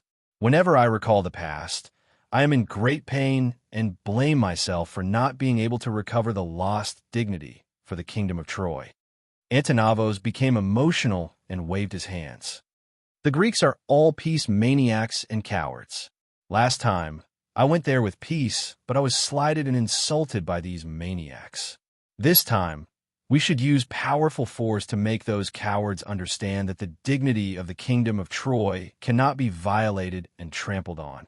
The speech of Antinavos aroused the indignation of the people against the Greeks, and they roared and demanded war to teach the arrogant Greeks a lesson. Then an elderly Trojan, Pentos, rose from the crowd. He raised his hands slightly and pressed them down, somewhat calming the anger of the citizens. Citizens, when I was a child, I heard from my father, Otis, that the gods had passed down an oracle. If one of the princes of the Laomedon family were to bring back a wife from Greece, the Trojans would face a calamity. Therefore, we cannot be blinded by battle glory. Let us, my friends, live in peace and tranquility, and do not gamble our lives in a war in which, perhaps, we lose our most elementary freedom. There were murmurs and sighs from the crowd. Pintos is an alarmist. Why haven't I heard of an oracle? An old man about the same age as him said. Pintos deserves our respect, but he is old. We can understand that he seeks a stable and comfortable life, but we must regain our dignity as long as we do not wash away the humiliation we have suffered. Without dignity, it is impossible for us to obtain a stable and comfortable environment. This was what a middle-aged citizen said, and it received many people's praise.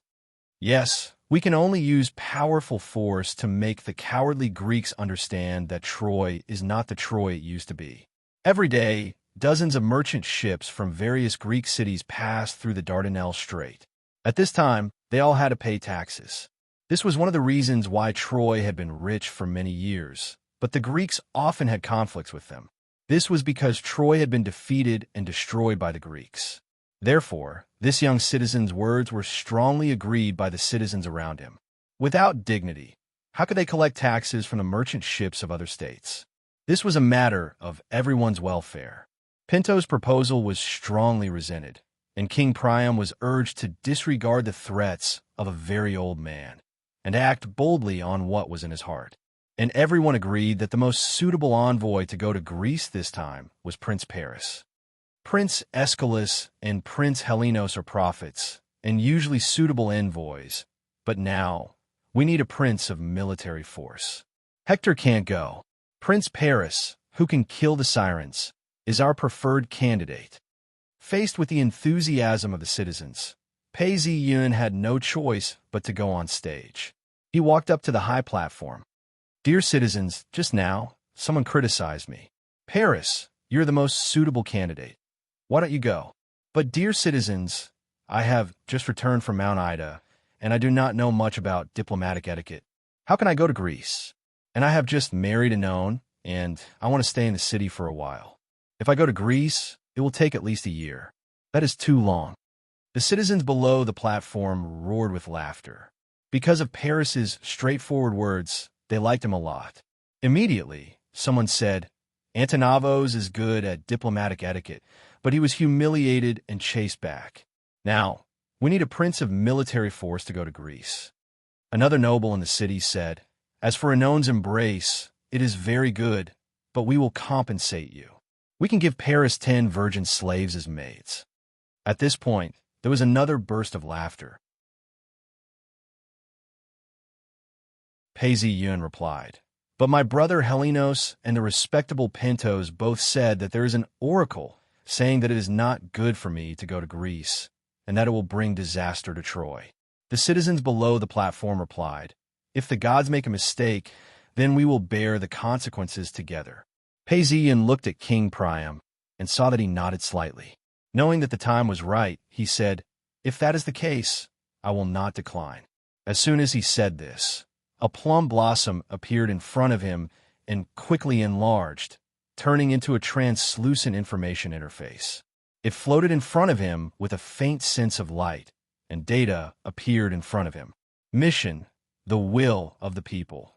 The will of the gods cannot be disobeyed, but you, Paris, cannot bear the responsibility of starting a war completed. Pei Zi-yun had just tapped on it when his vision went black and a strange phenomenon occurred. He saw that above his head there was thick black gas, forming black clouds. What was more terrifying was that there were many snake heads sticking out of the clouds, as if they were going to swallow everything around them. At this time, the snakes kept swimming towards the citizens in the clouds. As they swam past, the sun went out, and the ghosts of the underworld howled in the square. The citizens laughed foolishly, but their eyes were filled with tears. However, This phenomenon only lasted for a moment. In the blink of an eye, another fate point was added, and a new mission was issued. Mission: find a new ally, Amazon Kingdom. My black gas decreased by 70%, but did not disappear into thin air. It was only transferred to the citizens. However, in history, the citizens all bled for Troy. After Troy fell, almost all the citizens were slaughtered. Whether I transferred or not, the result was the same. Only Paris himself has a little chance of survival. Find a new ally? That's right. In history, the Amazon Kingdom did not send any troops. It was just the queen who acted on her own. Pei Ziyan thought to himself, I hope that Prince Paris will return victorious from his diplomatic mission to Greece. The citizens did not know of the changes, and an elder was still speaking. Victory! Revenge! Victory! The people in the square shouted in unison, their voices piercing through the clouds. It was clear that the Trojans were humiliated by their defeat decades ago, and their thirst for victory. Since all the citizens in the General Assembly have decided to appoint Paris as the ambassador to Greece, Paris must not let everyone down. You must show your fiercest side, and let the arrogant Greeks know the strength of Troy. King Priam said. At the same time, in order to strengthen the prestige of Paris's diplomatic mission and increase the strength of the diplomatic mission, I have decided to build a factory on Mount Ida to rebuild large warships. The king issued another order to build a factory on Mount Ida. Gather all the citizens in the city and train them. Those who do not have enough weapons can be sold at a fair price by the national treasury. The General Assembly decided all the important matters of the city. Every citizen had the right to vote in the General Assembly, and every citizen could be elected as a counselor.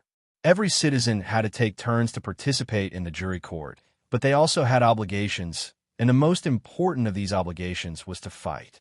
Every citizen had to prepare their own armor and weapons to join the army. Every soldier's armor, weapons, and horses had to be purchased with their own money and not supplied by the country. The country only paid for the various logistical expenses during battles. However, there would always be relatively poor citizens. At this time, the national treasury would sell weapons at a fair price, so that every citizen could be armed. There is still some time before the diplomatic mission to Greece. Hector, I will send you to Phrygia now. You must fight for the support of the Phrygia kingdom and form an alliance with them. Yes, father, I will not let you down. Hector said solemnly. Paris and Ephesus will first go to the neighboring Persinia together and fight for the support of this kingdom and an alliance. King Priam arranged everything in order. Father, we need to fight for more allies. I think Ephesus can go to the neighboring Persinia. I have a better place to go, and that is the Amazon Kingdom, which is further away. I am willing to fight for the support of the Amazons and an alliance for you, father. Pei Ziyan stood up to express his different opinion and said the country he was planning to go to. I also heard that monsters have appeared in the Amazon. I want to help the Amazon Queen to get rid of the monsters. This way, it will be easier to fight for friendship and easier to get support in an alliance. In history, the Amazon Queen Penicilia still led an army to help Troy, mainly because she saw a sick deer when she was hunting. She threw her spear at it, but unexpectedly, it hit her beloved sister Hippolyte, which led to the goddess of vengeance hunting her down. No sacrifice could appease the goddess of vengeance. Penicilia hoped to use an expedition to get out of her predicament, so she chose 12 female warriors to come to Troy. Although they were all heroines, they were not part of an organized army. Furthermore, Penicilia came too late and died in battle before she could do anything. If she had come earlier, she might have been able to cause more casualties to the Greeks. King Priam gladly agreed to Pei Ziyan's suggestion. After all, if they could gain an additional ally, it would only be beneficial to Troy and no harm at all. The king looked around. Citizens, this time we are about to face a war, but the number of our troops is far from enough. I hope that the lads present here can show your courage and contribute your greatest strength to the kingdom of Troy in defeating the Greeks. Meeting adjourned. At the end of the meeting, the young men of Troy showed enough enthusiasm, and one by one, they signed up to join the army and contribute to the upcoming war. The Trojans were full of fighting spirit at this moment. They longed for war more than ever, and their courage and determination filled them with confidence for the upcoming war. Yin also left the meeting and looked at these people. Now, everything is based on the collective will of the people. In history, these people have indeed bled dry for Troy. Now, I'm afraid that Elder Antenor is already disloyal. Yun's eyes flashed, and he looked at an old man with a gloomy face. However, to be fair, it wasn't considered disloyal. It could only be considered as thinking of a way out. Antenor had helped the king rebuild Troy and had contributed greatly. However, during the Battle of Troy, he was against the war from the start and encouraged the king to return Helen in exchange for the Greeks' retreat. Furthermore, when the Greek envoys came, he entertained and protected the Greek envoys. Hence, after the city was breached, there were only a few survivors, and the corpses of the Trojans were buried by this family. However, this was also human nature. Not everyone hoped to establish hegemony and obtain the glory of a great country. Some people only hoped to enjoy their current wealth, although this was laughable. Even if Troy wished for peace, the Greeks would still start a war and would not allow Troy to rise peacefully. Yin shook his head slowly. When he read this story in his past life, he always felt that it could be changed and even felt sorry for the destruction of Troy. Now he understood that not only Greece wanted war, but Troy also wanted war. Not only the king wanted war, but the citizens also wanted war. Not only humans wanted war, but the gods also wanted war. Whoever stood in their way would immediately be crushed into pieces. Even Elder Antenor could only oppose in a roundabout way, and could not go against the will of the people. Even the high and mighty gods did not have a peaceful way to solve the conflict between Greece and Asia Minor, and to solve the conflict between the gods' divine power and order. As for himself, he could only work hard to strengthen himself in the war and fight for a chance of survival. Is this what they mean by small things can be changed, but big things are hard to change? Yun thought, and quickened his pace to the carriage, ready to return to his own mansion immediately. He was about to go to Amazon again, and even though they were newlyweds, they were always apart and not together. He couldn't help but sigh.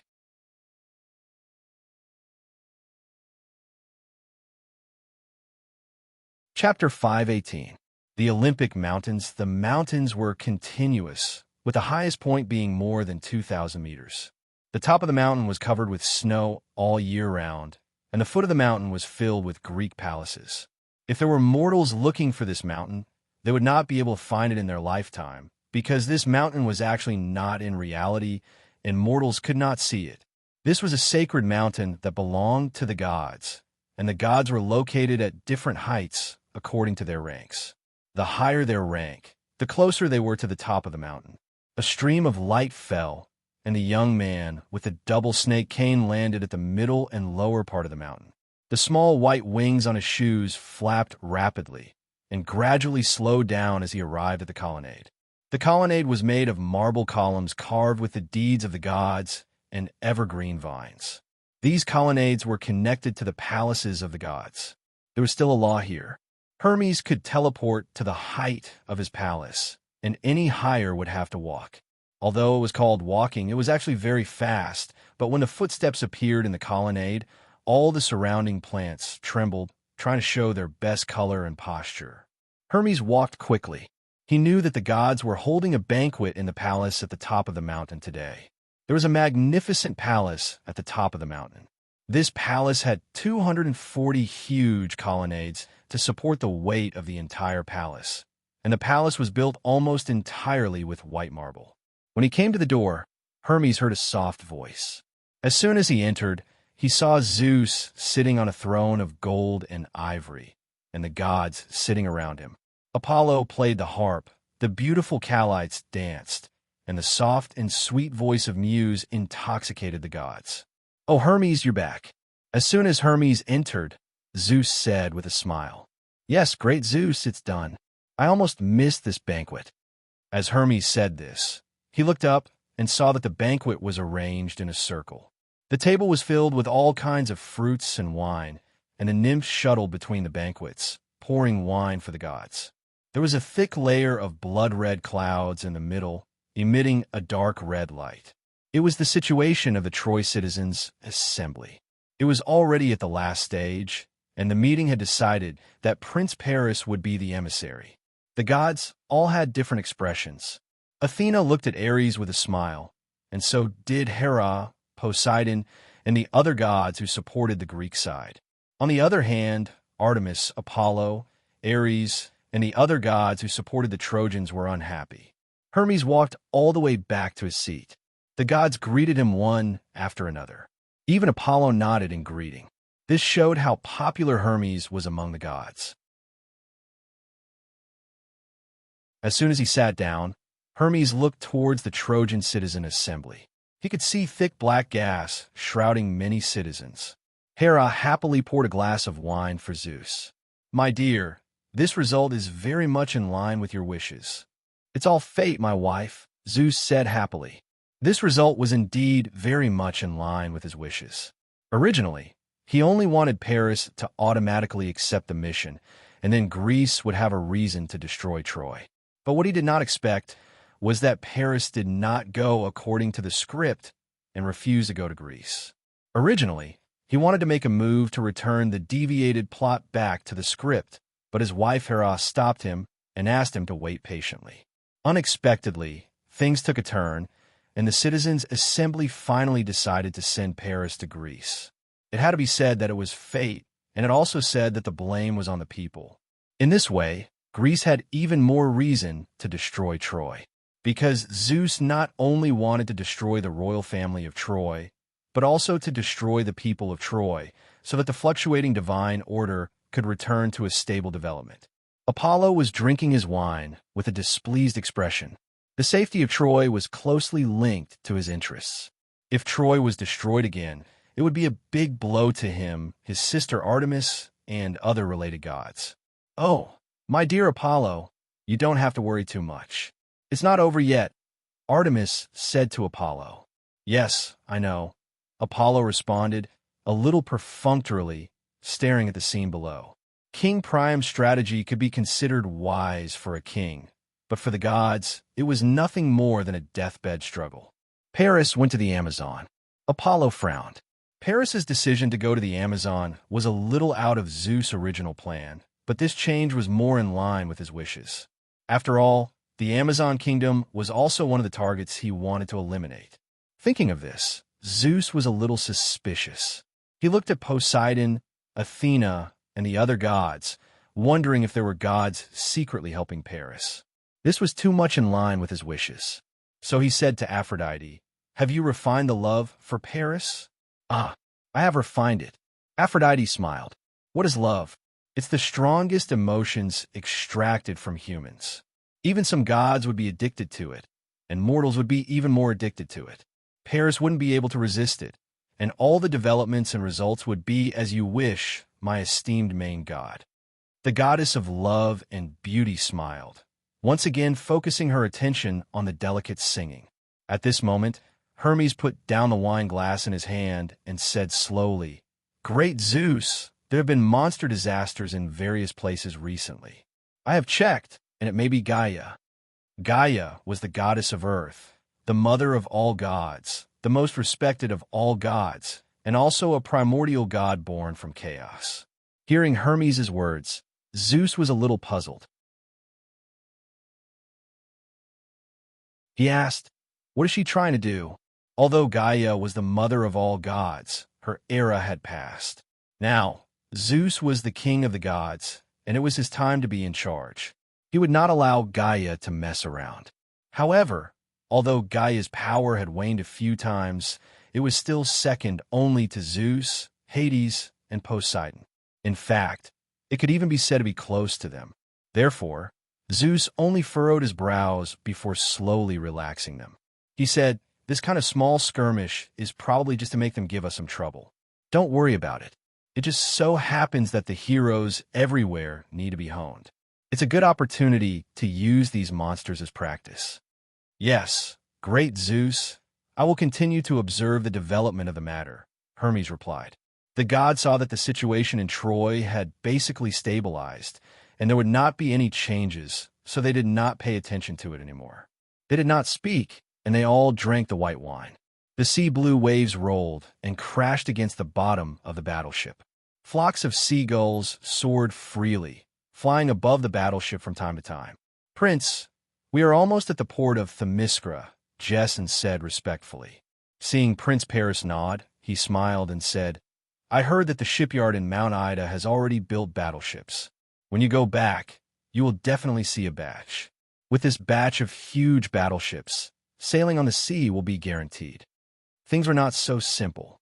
This was the world of the gods, and the god of the sea was related to sailing, but Poseidon was on the side of the Greeks. Troy did not fight with the Greeks on the sea, but had to return to the city to guard it. The main reason was not because they were afraid of the strength of each other in a naval battle, but because they were afraid that Poseidon would intervene and cause a great sinking. But there was no need to say this.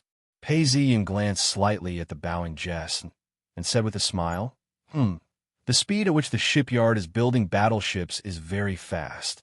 I am very happy. I heard that your purchase of slaves did not go well. Prince Paris, you don't know how hard it is to find skilled slaves. I've searched all the slave markets in Troy, but I didn't find any. Some of them were even bought by other princes. Jason's flattering smile became even more intense. You instructed me not to clash with other princes, so I did not force myself. All right, continue to keep an eye out. Pei Ziyin waved his hand. This time I'm going to the Amazon kingdom. I will also buy some slaves. All right, Prince Paris. There are many male slaves in the Amazon kingdom, and there is no lack of warriors among them. We will definitely be able to find a batch of suitable people, Jason said. Pei Ziyin did not speak anymore. He stood on the deck of the battleship, looked at the sea, and fell into deep thought. This time he was going to the Amazon kingdom. He had a preliminary understanding of this country. Although the Amazons called themselves the Amazon kingdom, but in the eyes of outsiders, this place was controlled by women. It was a sparsely populated race and, at the same time, a large tribe. This seemed to be the reserve land of Artemis, the sister of Apollo. But recently, the god of war, Ares, had frequently interfered. The previous Amazon queen, Hippolyte, was personally bestowed with a belt, and the current queen was the daughter of the god of war, Ares. But the Amazon kingdom was also attacked by the Greeks, and the first person to cause great harm to the Amazons and gain great reputation was the great Hercules. He caused the Amazons to suffer heavy casualties, and the most humiliating thing to the Amazons was that he even snatched the belt of the previous queen, Hippolyte. The Athenian hero, Theseus, then wreaked havoc in the Amazon kingdom, hurting the Amazons and tricking the previous queen, Hippolyte, into marriage. The Amazons could not bear it anymore, and sent troops to Athens to take revenge on Theseus. Theseus immediately married the sister of the king of Crete, Hydra, and without hesitation, killed his wife and the previous Amazon queen, Hippolyte, with a hidden arrow. One must know that in the face of the revenge of the Amazons, Hippolyte stood on her husband's side and fought against her own people. However, since the perpetrator was already dead, the Amazons could not destroy Athens in one go, so they ended the expedition and stopped taking revenge. But the humiliation that the Greeks imposed on the Amazons was deeply engraved in the hearts of the Amazons. The mainstream has always been suppressing the fringe, whether it is Greece or Zeus. Just as he was thinking, the fleet arrived at the Amazon port of Themyscira, but then the port's warning horn sounded urgently. Poof, poof, poof. A few arrows were shot, nailing deep into the cabin, warning the intruders. What is this? Could it be that the people we sent earlier did not inform the other party of the news? Pei Ziyun was secretly shocked, and he frowned.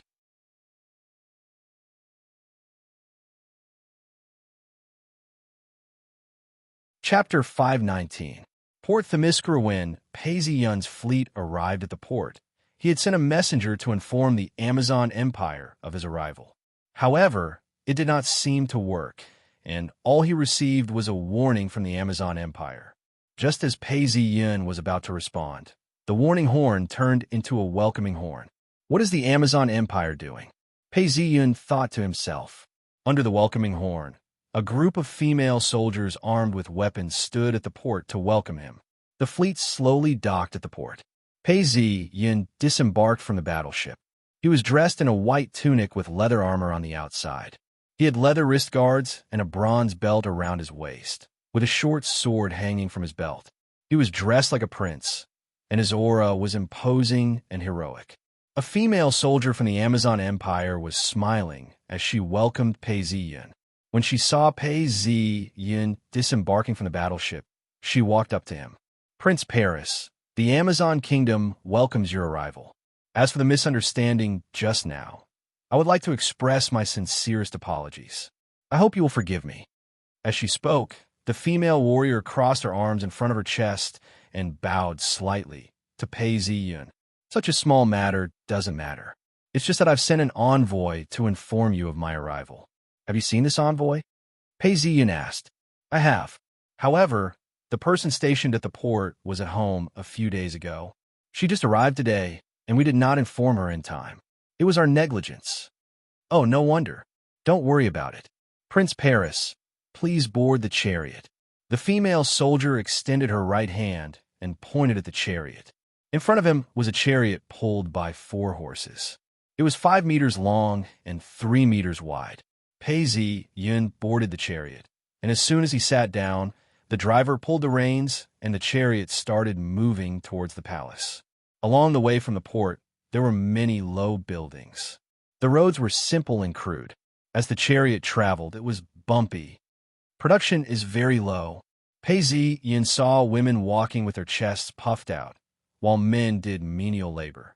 Some of them were shackled, and some even had their limbs chopped off. The ancient Amazon Empire still maintained women's rights. The warriors were all women, but the men had no choice but to work. Pei Ziyun shook his head. Men and women have a natural difference in strength. If men are degraded and women are elevated, how can they develop production? Without production, how can there be people and weapons? That's why the Amazon can't develop even though it has the protection of Artemis and Ares and has a unique geographical location. The war chariot sped along the rough road. If it weren't for Pei Ziyun's strong physique, he would have been torn to shreds by the shaking of the chariot. Before long, Pei Ziyun saw more than 10 tall buildings. More than half of these buildings were made of wood. Compared to the Troy Palace, it was like a village. Prince Paris, we have arrived at the palace. The queen has been waiting for a long time. The female warrior led Pei Ziyun past a few buildings before coming to a round marble building. Pei Ziyun looked over and saw that it was a slightly grandiose round white marble building. The building was also supported by round pillars, and right in front of it was a round arched door that led to the interior of the palace. Pei Ziyun followed the footsteps as he passed through the arched door and entered the main hall. A lady was sitting on a marble throne. To her left was a young lady, as well as several elders. Your Majesty, the special envoy of the Kingdom of Troy, Paris, pays his respects to you. Pei Ziyun took a step forward and bowed. Prince Paris, may I know the purpose of your visit? Pei Ziyun was slightly surprised. He didn't expect the Amazon Queen to be so direct. But he quickly reacted and said, Queen, the purpose of my visit is to represent the Kingdom of Troy to sign an alliance with you and to send troops to Greece. What do you think of this? Prince Paris, I understand your purpose of coming here, but I'm sorry, we cannot help you send troops. Although the beautiful Queen of Penthesilea welcomed Pei Ziyun politely, she rejected his request and said, we can provide you with material support, but we, the Amazon Queen, cannot participate in the expedition. Recently, our country has been unstable. There have been many exiled slaves causing trouble. Recently, there have been the appearance of monsters. I have to send troops to suppress all of these. Pei Ziyun was clear that the Amazon Queen's attitude represented the views of most of Troy's allies. Other than a few hardcore supporters, most of them had a wait-and-see attitude. If they were to replace the Trojans and fight to the death with the Greeks at the start of the war, only an idiot would do that. If you're not willing to send troops at the moment, then we will not force you. But I hope that our alliance will not change. Of course. Queen Penthesilea's tone was firm. These women are not stupid, but they do not know that they have been targeted. Pei Ziyin thought and did not continue this topic. He looked at the young girl on his left and asked, "Is this Princess Hippolyte?" In history, Queen Penthesilea was relatively intelligent. She knew that Troy was a big whirlpool, so she did not want to go. But she did not want to go, and the gods wanted to eliminate heroes everywhere. Who asked you sisters to be the daughters of Ares? A true hero of the direct line. So the result of Queen Penthesilea's intelligence was that when she was hunting, a god misled her eyes, and she saw her beloved sister Hippolyte as a beautiful deer. She raised her spear and threw it at the deer, and killed Princess Hippolyte by mistake. She was chased by the goddess of vengeance, and in order to atone for her sins, she had no choice but to go to Troy. She became a sacrifice and fulfilled her destiny. If she was not intelligent, she would still have the reputation of dying on the battlefield. But now she ended up with her sisters killing each other. This is the fate of intelligent people. It is too easy for the gods to distort people's senses at critical moments. Pei Ziyin thought, in a world of gods, intelligent people were often misled by their own intelligence. The gods here love to love and kill each other. Oedipus killed his father and married his mother. Penthesilea killed Hippolyte, sister. Deianira killed Hercules, husband and wife. Aegisthus killed Agamemnon, husband and wife, and so on. Even Hercules, because he loved his family and was unwilling to continue on his journey to complete his mission, the gods made him hallucinate that his sons were wolves, and killed them all. In the myths, these were the sons of Zeus. The gods were capable of anything. Prince Paris, in order to welcome your arrival, we have specially prepared a grand competition. You must participate in it later. Queen Penthesilea said with a smile, interrupting Pei Ziyun's thoughts. Queen, it is my honor to be able to participate in this grand competition. Pei Ziyun said, All right, Dibeya, bring Prince Paris to rest. It is almost time to worship the gods. Don't be negligent. Yes, your majesty. The female warrior Dibeya replied. She stood up and said, Prince Paris, please follow me. So this warrior is called Dibeya. As Pei Ziyun thought about this, a smile appeared on his face. He turned around a pillar and spoke to Jessen in a low voice. I predict that there will be many people who will challenge me. Take note of all of them. This is an opportunity for you to spread your name around. Pei Ziyun was the diplomatic envoy of Troy and also a prince. He could be considered a distinguished guest. According to the customs of this era, a grand competition would be held to welcome him. This was also to show the Amazons' strength to their allies. In this world, the strong were the kings. The Amazons wanted to show their strength, but did he not? Right now, Pei Ziyun had only built up his reputation in Troy. The Amazons had not. Hence, he was even more passionate about showing his strength and winning. Yes, Prince Paris. Although Jessen felt that the prince was a little too passionate about fame, which hero would not be passionate about fame and wealth? Moreover, Prince Paris was still young and full of vigor. It was not surprising that he would have such thoughts. Besides, he was a poet, and this was his specialty. The Amazons moved very quickly. In just a moment, the Amazon queen led her people to offer sacrifices to Artemis and Ares. The temple of Artemis was similar to the one in Troy, with a sacred forest. As for the temple of Ares, although it also had Greek pillars, each stone pillar was filled with reliefs of warriors and battles. The queen's ceremony was simple and grand. She then announced, Let the competition begin. This competition was not far from the temple, but it was specially divided to be held in an open area. Pei Ziyun glanced around and saw that there were thousands of people. Although they were all women, the atmosphere was still very enthusiastic. He could not help but sigh at the passion for sports in this era. Prince Paris, now there are two competitions, the running and the throwing of weights. Which would you like to participate in? I will participate in both. Pei Ziyun said. All right, I will arrange it now. Debia said, and went to arrange for Pei Ziyun to participate in the competition. In the running competition field, Pei Ziyun rushed out with everyone after the commander gave the order. In a moment, he was ahead of everyone. Amid the cheers and shouts, Pei Ziyun was the first to cross the finish line. Next was the throwing of weights. The result of this competition was that Pei Ziyun was far in the lead, firmly suppressing the Amazons. This made some of the higher-ups very unhappy. Prince Paris is very strong, someone said gloomily. The entire Greek people believed that a perfect and healthy body and a wise and pure soul were the most precious possessions a person could have. The latter was important, but the former was even more important. This could be seen from the fact that Hades was rarely directly sacrificed, and that every city would hold a sports competition. Of course, Pei Ziyun thought that this was because sports and battle were inseparable. In an era without the so-called poison of the heart and mind, a perfect and healthy body was directly equivalent to having power. And the bloodline of the gods strengthened this understanding. But on the other hand, it was because of this that the Amazons were especially unhappy. How could the Trojans beat the Amazons?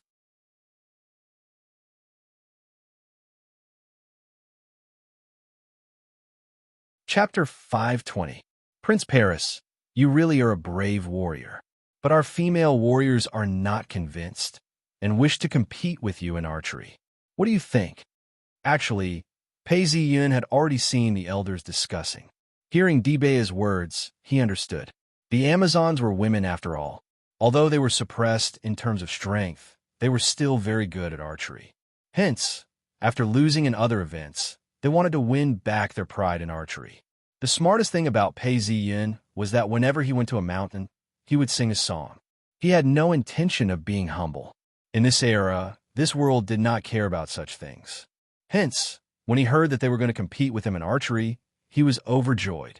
Wasn't this the same as walking right into a trap? Debea, I am very willing to compete with the Amazons who should be respected. As soon as Pei Ziyun said this, the archery competition began. A female Amazon warrior drew her bow and shot out an arrow. 9 rings. Her results were not bad. She shot consecutively, and her results were basically 9 rings. Only one arrow made a mistake, hitting 8 rings. But this was still a very good result. The female warrior glared at Pei Ziyun. Pei Ziyun laughed in his heart. He stepped forward, took the bow, and shot without even aiming. 10 rings. Another series of puffs. Looking closely, they were all 10 rings. The higher-ups of the Amazon kingdom could not help but change their expressions. Some of them looked gloomy, while the ordinary female warriors cheered for Pei Ziyun's outstanding performance. Prince Paris, a competition is not a real battle. We want a real competition. After losing the archery competition, the female Amazons felt humiliated. Hence, they requested to compete with Prince Paris in martial arts. Pei Ziyun smiled. These Amazons really did not give up until they reached the Yellow River. Debea walked over, a troubled look on his face. Prince Paris, you saw it yourself. Although you beat them in running, throwing, and even archery, they aren't convinced. These warriors all want to compete with you in martial arts. Debea actually did not want to talk to Pei Ziyun about this. Although they had lost the competition, she felt that it was impolite for the guests to compete with Prince Paris. However, she could not refuse this request. Debea, these are all brave and tenacious warriors. Since they are willing to spar with me, I am willing to spar with them as well. Pei Ziyun smiled. If that's the case, then I shall thank Prince Paris. I shall inform them of this news now. She bowed slightly to Pei Ziyun, expressing her gratitude. Not long after, a group of people surrounded the arena to watch the fight. Pei Ziyun held a long rod and looked at the group of eager Amazonian female warriors opposite him. Today's duel, my weapon is this rod. You can choose any weapon you want. Whoever can knock me down or take away the rod in my hand will be considered my loss. How about that? Initially, Pei Ziyun had intended to say that anyone who could touch him would lose. However, he changed his mind. If he said that these female warriors would definitely explode in anger. Even so, many of them still blushed red in embarrassment. What I lack is power. If it was a warrior who focused on strength, I would give in. You Amazonian female warriors are weak, but if you focus on technique, I am invincible. Come on, let me see the martial arts taught by Artemis and Ares. The flag bearer gave the order, and the duel began. An Amazonian who was good at using short spears entered the arena. The short spear in her hand was 2 meters long, while the long rod in Pei Ziyun's hand was only more than a meter long. In the eyes of outsiders, the length of the weapon determined that Prince Paris was at a disadvantage. My name is Jagida, Prince Paris. I will not show mercy later. If you can't hold on, remember to say so. Jagida's female warrior said. Pei Ziyun said, go. Jagida immediately held the short spear in both hands and rushed towards Pei Ziyun with all her might. Hey! When Jagida was 3 meters away from Pei Ziyun, the short spear in her hand fiercely stabbed towards Pei Ziyun. When Jagida rushed towards him, Pei Ziyun stood motionless with the long rod in his hand. Some people thought he was scared silly, and Jagida thought so too. At the moment when Jagida stabbed out with the short spear, Pei Ziyun moved. He had already grasped the trajectory of the short spear. His right foot took a slight step forward to the right, followed by his left foot. Both feet landed almost at the same time, brushing past the short spear and dodging the stab. Then, with a sweep of the long rod in Pei Ziyun's hand, Jagida flew out and landed 3 meters away, but she did not seem to be seriously injured. This was also Pei Ziyun's mercy. In Jagida's eyes, Prince Paris only flashed slightly, and she flew out. She did not even understand that she had lost. Wow! There was a burst of exclamation from outside the arena. It was too shocking. Jagida was one of the more powerful warriors among them, but she was unexpectedly defeated by Prince Paris in one move.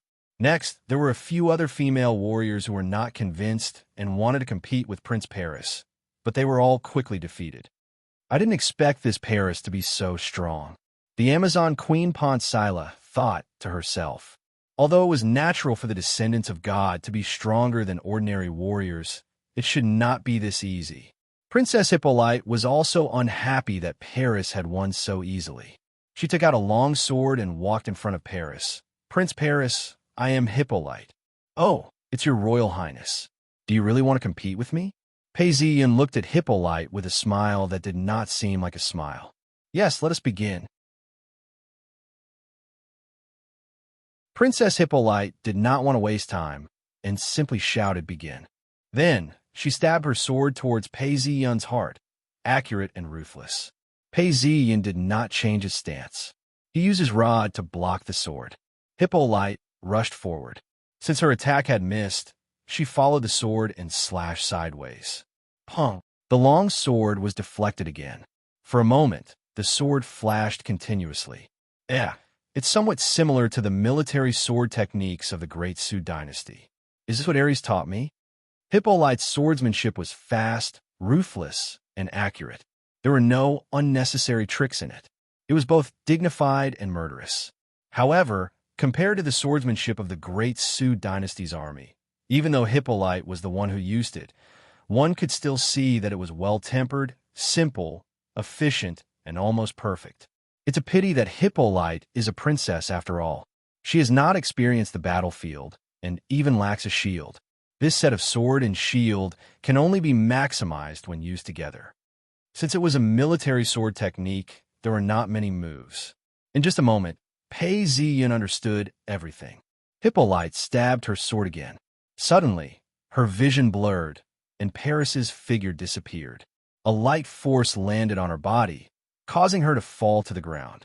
A long rod was pressed against her throat. I've lost, Hippolyte said dejectedly. You're already very good. Pei Ziyun smiled as he helped Hippolyte up. I've been too rude. Beautiful princess, are you all right? Please forgive me for my rashness.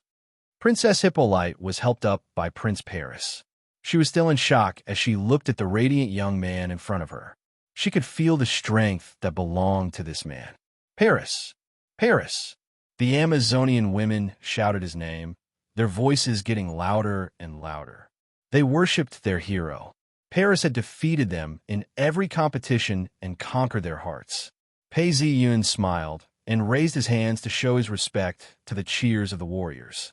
These warriors only cared about shouting and cheering for the hero. As for political matters, those were the decisions of the higher-ups. Worshipping the hero was the consensus of everyone in this era. The higher-ups of the Amazon kingdom had originally wanted to show off their strength to their allies. In the end, Paris's reputation had skyrocketed, and he was invincible in the Amazon kingdom. The elders' faces turned green. He doesn't seem to be as strong as Hercules, but his martial arts are on par with him. He might even be better. The elders had mixed feelings as they looked at the gloomy queen. Although the Queen Hippolyte had not been on the battlefield many times, she was still the daughter of Ares. She had received the teachings of Ares. Even she had been defeated. Very few people could face Paris head-on. For the sake of the Amazon kingdom's dignity, the queen had to fight Paris personally. But if that was the case, there would be no room for negotiation. If the queen was defeated, would the Amazon kingdom admit defeat or break their alliance? Would they swarm forward and kill Paris? That would definitely cause the Trojans to retaliate. But if they did not fight, Paris was too evil. Just as they were weighing the pros and cons, Queen Penthesilea, who was still young, was about to pick up her battle axe and fight personally. Just then, a horn sounded. The Amazon kingdom was silent. They looked over. This was the horn of war.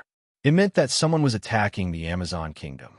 Someone rushed in and reported, "Your Majesty, the traitors and the monsters have joined forces.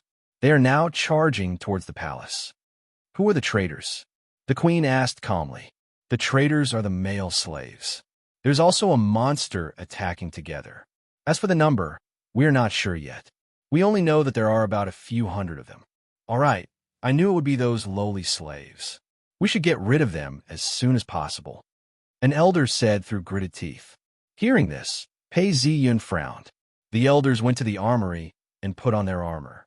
They held their weapons and were ready to fight. At this moment, someone brought the queen's armor over. The queen put on her armor and picked up her battle axe. She was ready to fight. The elders who followed her were also eager to fight. In the distance, there was smoke everywhere. It was obvious that someone was taking advantage of the chaos to start fire. From time to time, screams could be heard from afar. It was the voice of a woman. Queen Penthesilea's face was gloomy. She gripped her battle axe so tightly that her fingers had turned white. Seeing this, Pei Ziyun said, "Let me go too. After all, we are allies." Queen Penthesilea was not surprised. She nodded slightly in agreement and said, "Prince Paris, be careful on the battlefield. If anything happens, I will not be able to answer to the Trojans." "Don't worry, Queen. My skills are not only useful in competitions. I can kill my enemies on the battlefield," Pei Ziyun said casually. Queen Penthesilea did not say anything else. She led the elders to the battlefield. Princess Hippolyte wanted to follow too. At this moment, a woman held her hand and said, "Don't go. You can only watch from afar." This woman was wearing a veil. Her entire body was filled with a mysterious aura. She said softly, "Although your fate has been decided, it is not time yet."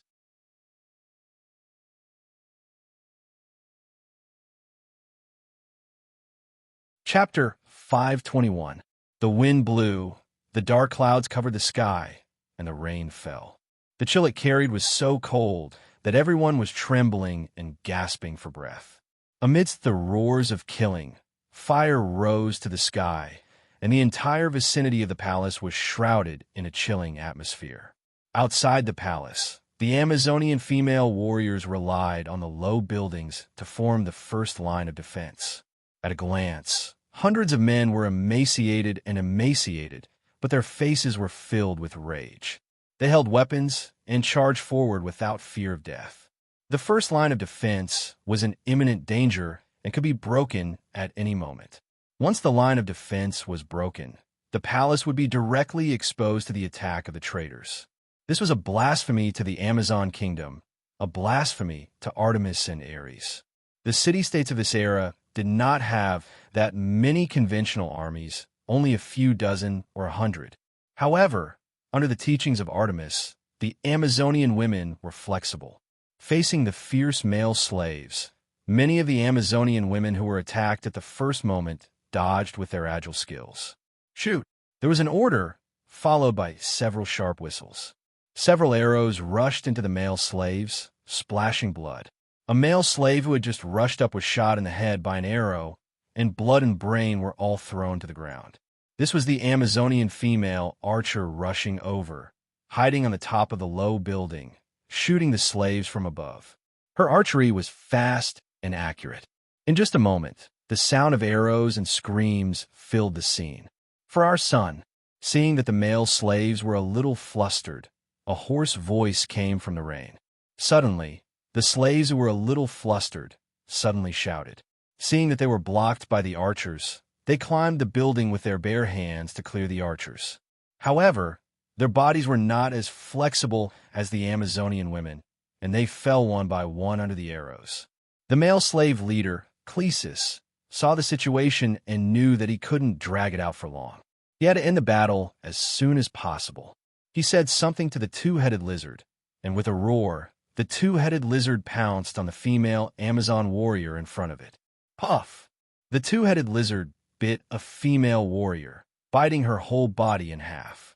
A cloud of blood exploded, and half of the female warrior's body was thrown 10 feet away.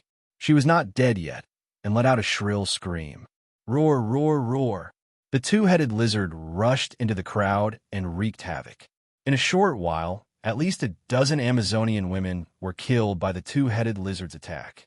Seeing the ferocity of the monster's attack, the Amazons could not help but change their expressions, while the traders' faces were filled with joy, and their morale was greatly boosted. Shoot! Poo, pu, pu. The arrows rained down on the two-headed lizard's body, producing a series of puffing sounds. None of them penetrated deep into its flesh, and some of them did not even pierce through its skin. Seeing that these arrows were not effective in killing the monsters, someone shouted, "Use poison arrows." Poo pu. A few poisonous arrows were shot, but it seemed to have no effect at all. The two-headed lizard was still wreaking havoc in the crowd. Bang, bang, bang. A series of crashing sounds were heard as the two-headed lizard used its powerful tail to ruthlessly whip the low buildings. Boom! The buildings could not resist the force and collapsed under the impact. The archers hiding in the buildings were all buried. The two-headed lizard took the lead and rushed towards the Amazon palace. The few female warriors who tried to stop it along the way were all torn to shreds. For our son, charge! Seeing that the archers on top of the buildings had been cleared, the men shouted their slogans and followed behind the two-headed lizard towards the palace. The Amazonian women along the way were almost defenseless. They were either torn to shreds by the two-headed lizard or hacked to death by the male slaves. After these male slaves rushed in, they showed no mercy at all and cut down the women they saw. Debia quickly brought the Amazonian female warriors to support them. She took a glance and immediately understood. The male slaves are not a threat. Kill this monster. The monster was massacring the Amazonian women.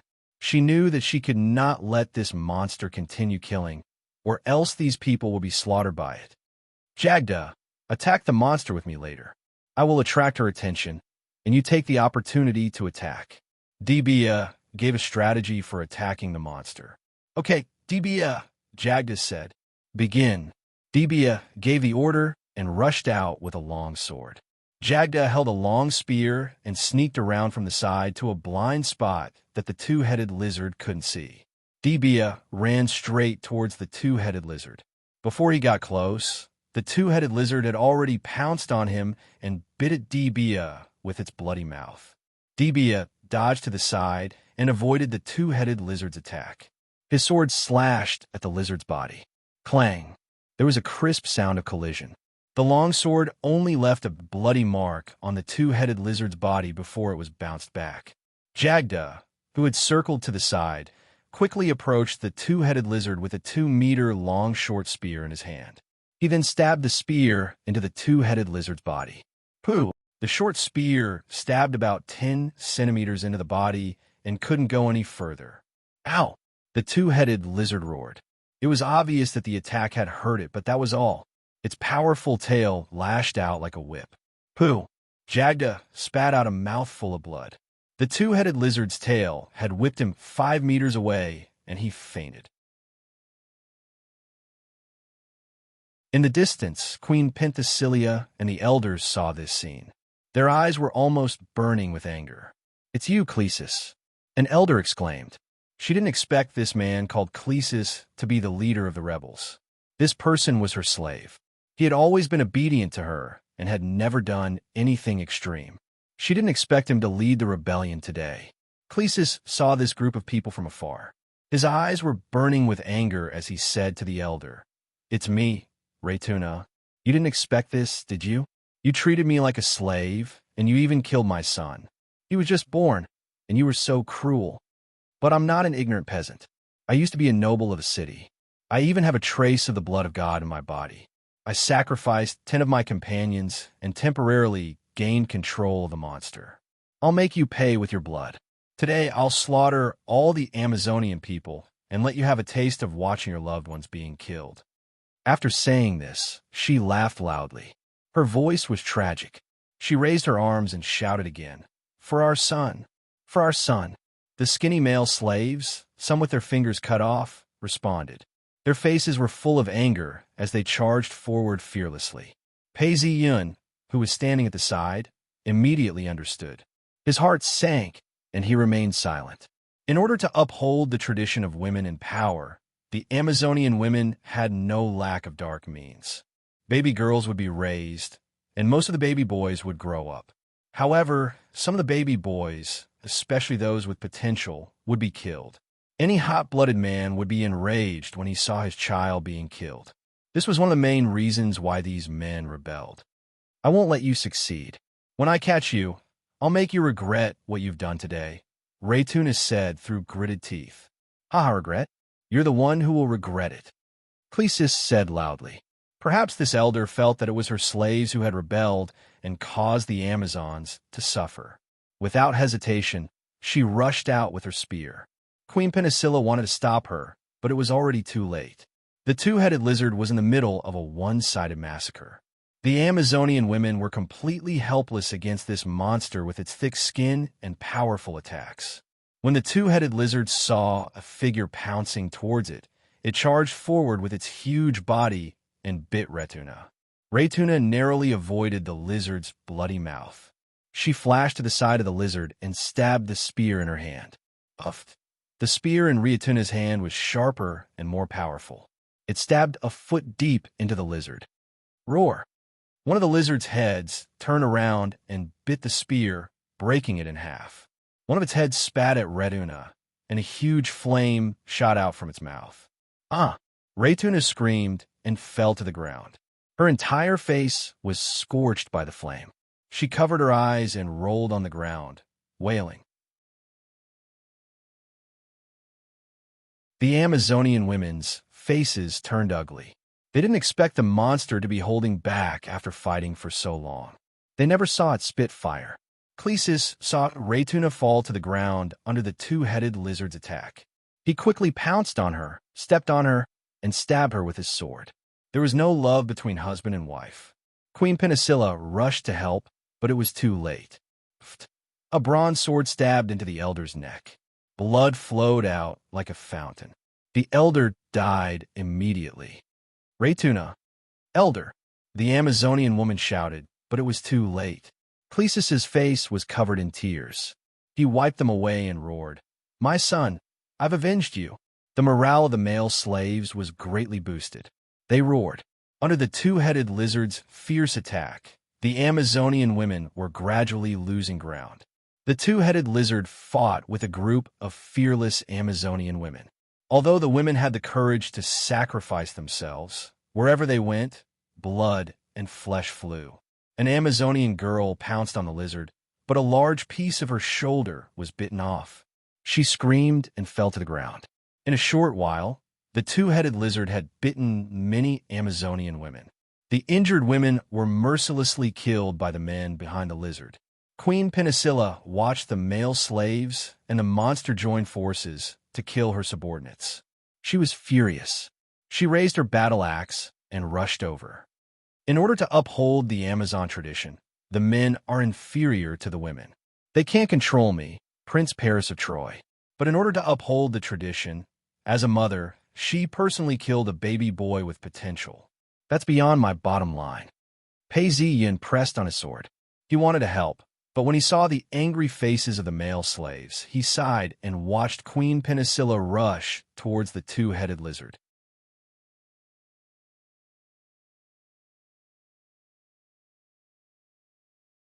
Chapter 5:22. Queen Penthesilea easily dodged the two-headed lizard's attack, and the battle axe in her hand heavily struck the two-headed lizard's body. With a dull thud, blood splattered from the two-headed lizard's body. A bone-deep wound appeared, and the wound was bleeding continuously. Ayo, ayo, ayo. The two-headed lizard was in pain, and its thick tail swept towards the queen. The moment the monster's tail swept over, Penthesilea stomped on the ground and jumped high. The two-headed lizard's tail was relatively nimble, and when Queen Penthesilea reached the highest point of her jump, it directly swept over. Clang! Penthesilea seemed to have expected this, and the battle axe in her hand slashed diagonally at the two-headed lizard's sweeping tail, producing a sound of metal colliding. The force of the two-headed lizard's tail was too great. Although Queen Penthesilea's battle axe collided with it, and blood splattered everywhere, the force still caused her to bounce back 5 meters before she could regain her footing. Although the two sides had fought for a few rounds, their speed was very fast. In fact, only a few breaths had passed since the start of the battle. This was the first time the two-headed lizard suffered such a big loss since the beginning of its attack on the Amazons. It was already furious, and it only paused for a short while before quickly fighting again. As time passed, Queen Penthesilea became more and more skilled in dealing with the two-headed lizard. After a while, the two-headed lizard's body had a few more deep wounds. This time, it did not roar angrily, but let out a wail. It knew that the human woman in front of it was not to be trifled with, and it was about to retreat. Seeing that the situation was not good, Clesis shouted at the male slaves. Do you want to be slaves for life? Do you want your sons to be slaves for generations? Don't you want to avenge the sons they killed when they were just born? Clesis paused and then continued. If we fail, do you think we can live? The male slaves looked at each other and saw the determination in each other's eyes. Without hesitation, they all chanted some kind of incomprehensible incantation, pulled out their daggers, and stabbed themselves in the heart. Blood quickly emerged and turned into a thick blood mist that shrouded the two-headed lizard. In an instant, the two-headed lizard's wounds healed, and its eyes turned red. It seemed to have lost its mind. It completely ignored the Penicillian queen and charged towards the Amazon army. For a moment, the Amazon was in chaos. The speed and strength of the two-headed lizard had doubled. The Amazonian women who were attacked by it were either killed on the spot or had their limbs bitten off, lying on the ground and wailing. Stop! Queen Penicillea followed up and slashed at the two-headed lizard with her axe, but it ignored her. Amidst the bloody light, one of its heads suddenly opened its mouth and spat out an icy breath. Although Queen Penicillea was not frozen into an ice sculpture by the icy breath, her movements were slowed down. Then, the two heads of the twin-headed lizard attacked the sluggish Penicillea at lightning speed. Not good. The surrounding Amazons were shocked to see the queen in a desperate situation. The elders were even more desperate to save the queen, but distant water could not quench the present thirst. They were too far away from the queen, so they could only watch as the bloody mouth fell on them. At this moment, a figure landed and stabbed at the wound on the neck of the two-headed lizard. The wound had already been cut by the axe, and with a poof, it was pierced through by a bronze spear that was a few meters long. Only then did everyone see that it was Prince Paris who had intervened in time. Throwing away the broken spear, Pei Ziyun used his long sword and slashed at the two-headed lizard. Wind and thunder cut. Although there was no wind or thunder, the sword flashed, and one of the lizard's heads was chopped off. Roar! The two-headed lizard did not die. It turned its head around and spat out a thick flame at Pei Ziyin. Pei Ziyin seemed to have expected this. He moved his body slightly to avoid the flame attack and stabbed the remaining head of the two-headed lizard. The two-headed lizard wailed and fell to the ground with a bang and finally stopped moving. From the moment Pei Ziyin saved the queen to the moment he killed the two-headed lizard, only a minute had passed. The surrounding Amazons were stunned. Originally, they thought that Prince Paris was only good at competitions, but was lacking in actual combat. They did not expect Prince Paris to be so sharp in actual combat. No, Clesis screamed. They dared to join the rebellion and attack the Amazons because they had this monster in their hands. In their opinion, the two-headed lizard was invincible, and none of the Amazons should be able to stop this monster. But they never thought that an outsider man would help the Amazons and kill the monster. Now that the two-headed lizard was dead, it meant that there was no hope. Clesis looked at Pei Ziyin with hatred and shouted, "Kill! Kill!" Without the protection of the two-headed lizard, the male slaves' eyes turned red, and they madly charged at the Amazons. In less than a moment, the male slaves and the Amazons were fighting each other, and the battle instantly became white-hot. Pei Ziyin walked up to Queen Penicilla and helped her up from the ground. "Are you okay?" Pei Ziyin asked. In his opinion, Queen Penicilla had eaten the two-headed lizard's ice energy, and now she should be suffering from frostbite. "I'm okay." Queen Penicilla was still grateful for Paris's help. If he hadn't acted in time, the consequences would have been unpredictable. She might have been able to escape the two-headed lizard's first attack, but she might not have been able to escape the subsequent attacks. She looked around and found that although the two-headed lizard, the biggest support of these male slaves, was dead, they were not depressed at the moment. Instead, they were crazy and fought with the female warriors. For a moment, there were screams from both sides, and many people fell. Her face could not help but sink. She looked at the rebellious male slaves, found the leader Clesis in the crowd, and killed him with a tomahawk. Pei Ziyin did not speak, nor did he participate in the next battle. He just watched quietly. He sympathized with the uprising of the male slaves. If it was any other man who encountered such a situation, he would rise up and fight back. He could kill the monsters, but he did not need to kill people, especially these poor male slaves. Then, he looked into the space. At this moment, there was another statue of the two-headed lizard in the space. In the distance, the mysterious woman who was quietly watching the battle frowned. The two-headed lizard's soul disappeared. Pei Ziyin did not hear the mysterious woman talking to herself. His mind was completely focused on the space. In the darkness of the void, a small palace floated in it. A two-headed lizard was struggling violently, but no matter how much it struggled, it was suppressed by the palace. Every time it struggled, a part of its power would be extracted and turned into a thin mist. Gradually, its struggles became smaller and smaller, and it turned into an iron statue of a two-headed lizard. It stood there lifelike, and the same mysterious power as when he killed the siren last time was seeping out from the statue. As he continued to observe, he found that there was another Greek pillar on the side of the small palace, opposite the new pillar. Everything was in line with his expectations.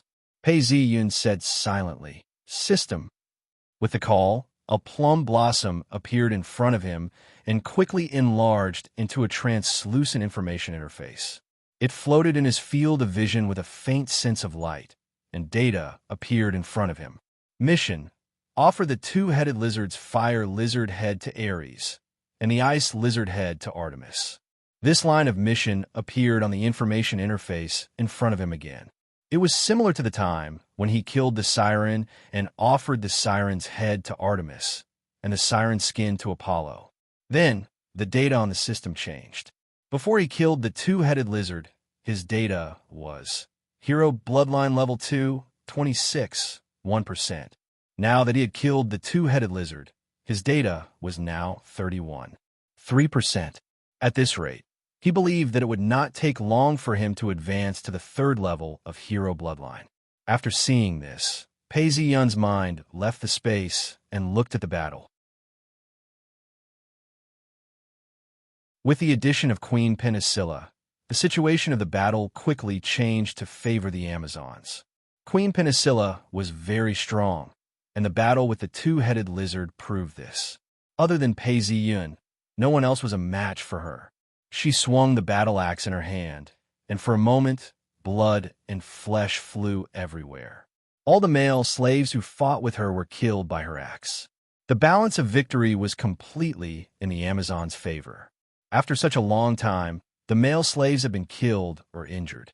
After a few more minutes, someone finally couldn't take it anymore. He was the first to turn around and run. With the first one, there would be a second one.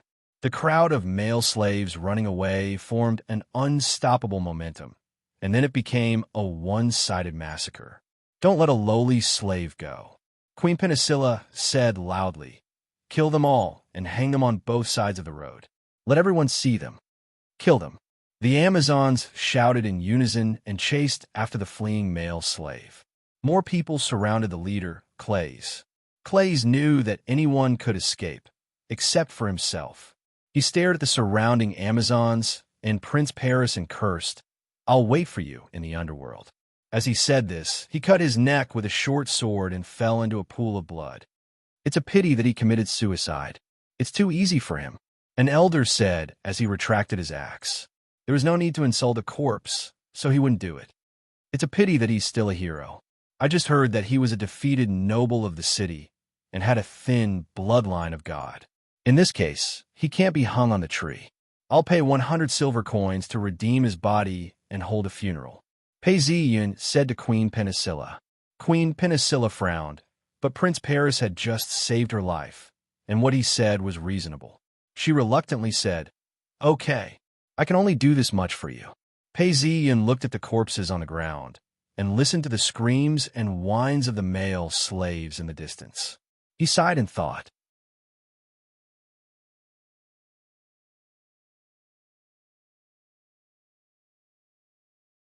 Chapter 5:23.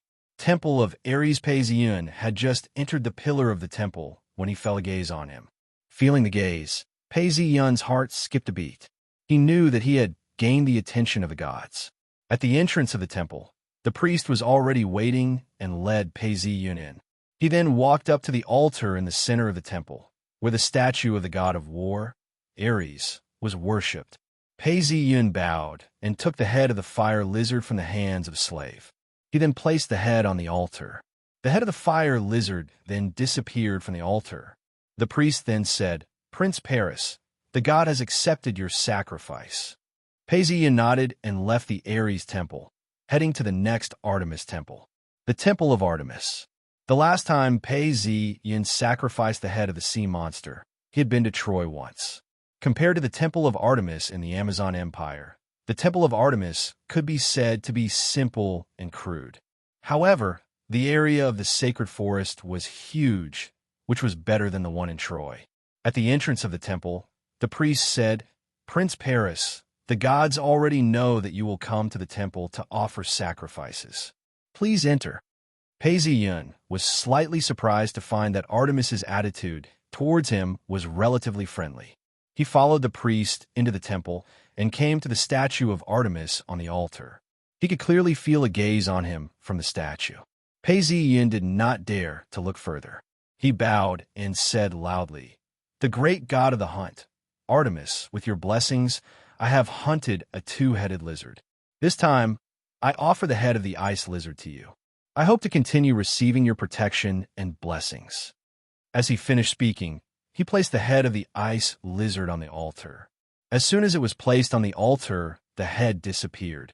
The priest smiled. "Prince Paris, the gods are very satisfied with your sacrifice and are willing to continue to protect and bless you. The gods also said that when you are in danger during your hunt, she can help you avoid danger once." Pei Ziyun also felt that Artemis seemed to care for him. Her brother Apollo had also promised to protect him once. He offered the head of the fire lizard and the head of the ice lizard to Ares and Artemis respectively.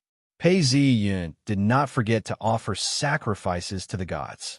As long as there was a temple in the Amazon, there would be a set of sacrifices. This way, although he wouldn't be able to please these gods, at least he wouldn't make them dislike him. For someone like Clesies, you can buy him. Pei Ziyun whispered to Jess as they walked out of the celestial temple after the ritual was completed. When the city-states fought with each other, even the nobles could be captured and sold, but the Amazons used them too little. They were slaves. Such a person could be bought. Seeing Jess nod his head in agreement, Pei Ziyun sighed. The next day, Amazon Palace Pei Ziyun was dressed in a white robe as he arrived and observed the situation. Although the palace wasn't completely new, it was extremely clean and tidy. There wasn't a single trace of blood to be seen, nor were there any cries of agony. The only thing that lingered was the stench of blood. The hall was filled with fruits, roasted meat, and delicious wine. Pei Ziyun waited for the banquet to begin. Prince Paris, most of the goods on our battleship have been sold. Some of the best items have been gifted to the Amazon royal family, as per your instructions. We've earned quite a lot of money from this diplomatic mission. Jessen's eyes were gleaming, as if he was here to earn money. At the same time as diplomacy, it was also a time for trade. Carrying goods on a battleship was a common practice in this era. However, if Pei Ziyun hadn't helped kill the dual-headed lizard, things wouldn't have gone so smoothly. The servants roasted chicken, roasted pork, and whale meat. Pei Ziyun glanced at them and asked, "You've done well. How's the preparation for the poem?" "It's ready." Jessen then began to sing the poem he had written. This poem was about the heroism of the queen and the prince. As soon as he sang, he attracted the attention of everyone present. Everyone loved poems. An elder said, "Now everyone outside is singing this poem. Many people have heard it." Queen Penthesilea and Princess Hippolyta arrived, and the banquet officially began. The singers sang about the heroes. This was the norm, and everyone was happy. Pei Ziyun had performed well in both the competition and the rebellion. In addition to his outstanding looks and high status, the queen and princess kept glancing at him when they entered the banquet.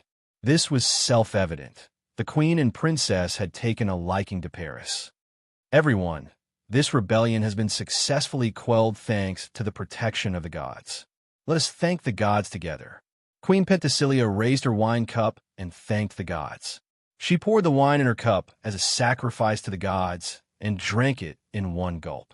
Pei Ziyun stood up and drank his wine in one gulp as well. The banquet was very lively. Not only Jess, but other singers gifted by Apollo also performed at the banquet. Queen Penthesilea summoned a servant and personally cut the best piece of roasted pork in front of her. She placed it on a plate and said, "Give this piece of meat to Prince Paris. I should pay my respects to him. Yesterday, he killed the dual-headed lizard and saved many of our lives." To the queen, this was already a very obvious hint. However, the higher-ups of the Amazon Empire were happy to hear this. One of the elders directly said, "Prince Paris can hunt sea monsters and kill the two-headed lizard monster. He also has the bloodline of the king of gods. It would be best if he could have children with the queen and the princess." For the royal family to reproduce, they can't just find a lowly slave or a barbarian, right? The Amazon Empire used the slave trade to obtain male slaves for herding and farming. They freed the women so that they could focus on training and war. The problem of reproduction was not only with slaves, but also with the strong barbarian tribes in the Caucasus Mountains. The child of Prince Paris and the queen can't be taken away if it's a girl. If it's a boy, he can bring it to Troy. Pei Ziyun heard this and laughed coldly in his heart. These elders are too naive. Even if they don't hate the Amazon Empire's methods, they can forget about becoming a breeding machine. He gratefully accepted the food from the queen. One of them brought a harp and the girl danced. The harpist sang a moving song, praising the gods and praising life. Following that, there was a sword dance. The people watching clapped their hands rhythmically, adding to the fun. Pei Ziyun said, "Queen Penthesilea, it's not an exaggeration to say that you have the best dancers in the world." Queen Penthesilea was very happy to hear the praise. She said to the elders, "Did you all hear the praise from the Prince of Troy? He is an honorable person and deserves our generous gifts. We now have 12 elders. All of us should give him gifts. Prince Paris will definitely be happy." The elders heard the queen's words and agreed in unison. They gave gifts one by one. Although Jess knew that this was a gift from the fleet to the royal family, he was still very happy. He placed the gifts in gold in a box and transported the box to the battleship. Princess Hippolyte stayed in the palace and admired Prince Paris's figure and handsome face. She also gave him a silver cup and said gently, "Noble guest, I wish you good health and happiness. I hope you will think of me often when you return." After the banquet, Pei Ziyun bowed and formally said his goodbyes. "Your Majesty, Your Highness, I have completed my mission in your country. I am very grateful for your warm hospitality. I bid you farewell." Queen Penthesilea was a little disappointed and angry. Leaving so quickly? Is he a blockhead? Although this was what she thought, the queen still agreed to Pei Ziyun's departure. She and the higher-ups of the Amazon Empire personally sent Pei Ziyun to the port. She said to Pei Ziyun apologetically, "Although I cannot change the policies of the Amazon Empire, if Troy is in trouble, I will lead my personal guards to help. As for your servants, you can choose the best slaves from us." She glanced at Jess and said. Jessen's actions were not hidden from her. "That's fine, too," Pei Ziyun thought to himself. He looked at the queen and the princess' resentful eyes and thought for a while. He then took out a flute and started playing it. Men plow and women weave, raising the table to match their eyebrows. Childhood sweethearts, helping each other in times of need. There was no blame in the flute's sound, only praise. This was a famous song in the music of the great Sue dynasty. Although there were differences in aesthetics, music had no boundaries. Everyone was stunned. The music stopped, but the surroundings fell into silence for a long time. Queen Penthesilea broke the silence and said, "Prince Paris, are you returning to Troy? Can you bring me a relative? She wants to go to Tenedo's island." "Relative?" Pei Ziyun was startled. He looked up and saw a woman. This woman was wearing a long black robe, and her face was covered with a veil. He could not see her face clearly, but with one look, he frowned. "Relative? These eyes don't look like they belong to a human. It's too fake." Pei Ziyun looked straight at the woman. She did not seem uncomfortable at all. At the same time, she observed this outstanding descendant of Zeus. Just as he had this thought, a plum blossom appeared in front of him. It enlarged rapidly and became a translucent information interface. It floated in front of him with a faint sense of light. Mission: display your talents to the best of your ability and impress the mysterious lady. Pei Ziyun smiled. Of course. He brought the mysterious lady onto the ship. Pei Ziyun looked at the sailors on the ship and waved his hand, set sail. A few warships slowly left the port and headed in the direction of Troy. Watching the warships leave, Hippolyte looked at them from afar and could not help but cry. She had really fallen in love with Prince Paris. Queen Penthesilea looked at her sister and sighed. "Sister, the prince is already married. Even if he wasn't, it would still be impossible for us to be together. This is not just about status. Did you hear his music? His music is sweet, but it shows that he does not like our Amazonian customs and way of life. Sister, if there's a war in Troy, you can lead your personal guards there. I want to go too," Hippolyte said stubbornly.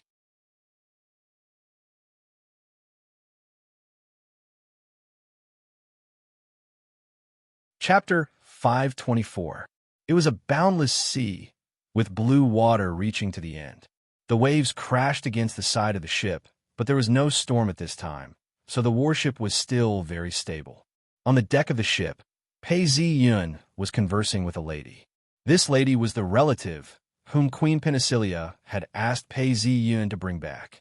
Although she was wearing a veil, one could tell that she was a very beautiful lady of about 30 years of age. Pei Ziyun was very respectful towards the mysterious woman, and she accepted this respect calmly, as if it was a matter of course. "Prince Paris, what are your plans for this trip back to Troy?" the mysterious woman asked casually. "Madam, When I return, Troy has decided to send me to Salamis, Pei Ziyun said without hiding anything. He was very sensitive to people's scents. Although it had been more than 10 days, when he came to her side, he was still secretly surprised by her scent. Dark, deep, and faintly cold. Hearing this, the woman was silent at first, then asked, "If Salami's rejects, what are you going to do?" "There will be a war," Pei Ziyun said casually, as if this was something that he had already expected. After making the decision to send troops to Greece, the higher-ups of Troy had already considered what might happen and gave him the authorization. However, in history, Paris didn't use this force on Salamis, but on Sparta. If we attack Salamis with force, its allies will respond, and the whole of Greece may join forces. Has Troy considered this factor? The mysterious woman did not seem optimistic. Pei Ziyun smiled and did not answer. "Prince Paris, do you think there is a chance of victory?" The mysterious woman immediately sensed something and asked, "Respected madam, I can tell you clearly that without the intervention of the gods, destroying Greece is as easy as turning over a hand." Pei Ziyun said firmly, but his words were a little shocking. The mysterious woman was shocked. She really did not expect Prince Paris to say such words. No, this was not just arrogance, it was wishful thinking. But she still suppressed the shock in her heart and asked slowly, "Oh, can you tell me about it? As far as I know, Greece has many powerful heroes." At this moment, the mysterious woman really wanted to fling her sleeves and leave. In her opinion, Prince Paris's answer was completely stupid, but her intuition told her to be patient and ask him again to see how he would answer. Pei Ziyun smiled.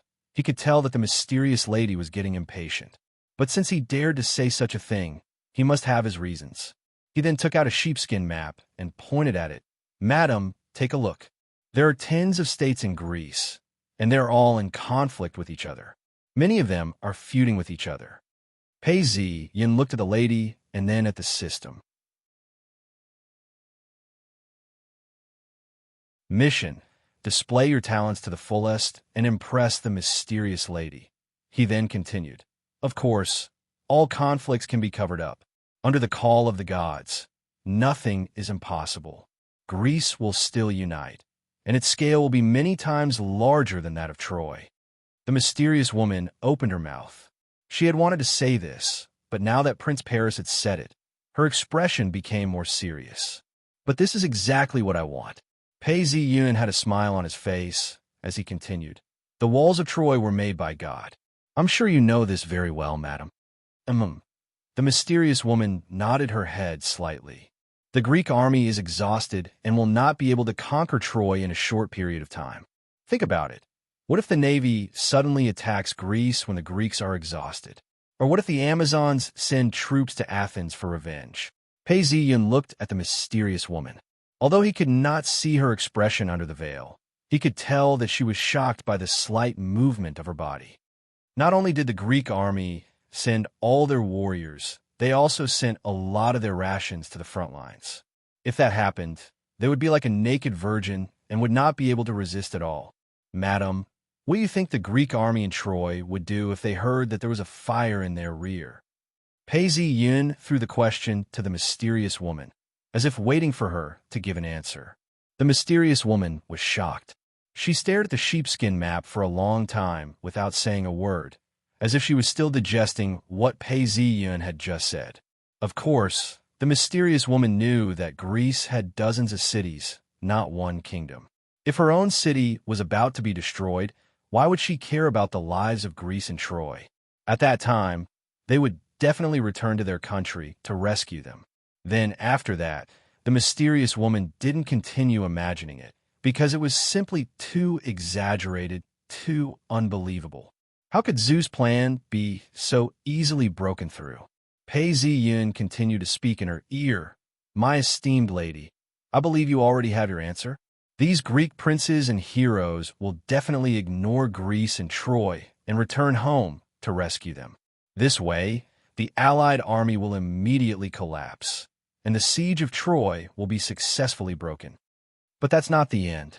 When the Greeks head back to rescue them, As long as the Trojans are not idiots enough to intercept them directly, they will annihilate the troops at the back.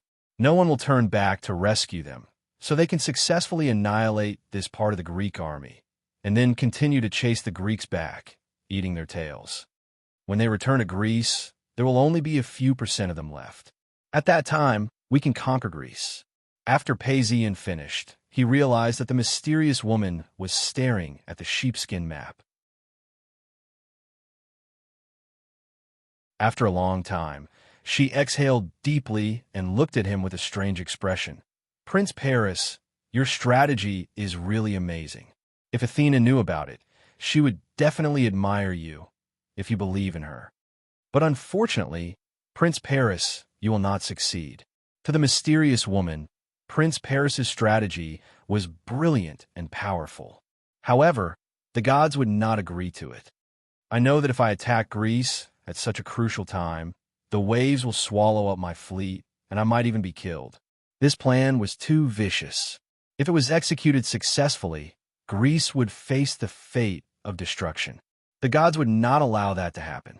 They would break the rules of the game and kill him directly. Paisian said sadly, "Hence, I cannot use this plan, and neither can Troy. This is a world ruled by the gods." "Madam, have you played chess before? We can only act within the boundaries of what the gods allow." When a mysterious woman heard this, she was silent for a long time before saying, "If you were not a mortal, even the gods would be afraid." "Prince Paris, do you need magic potions?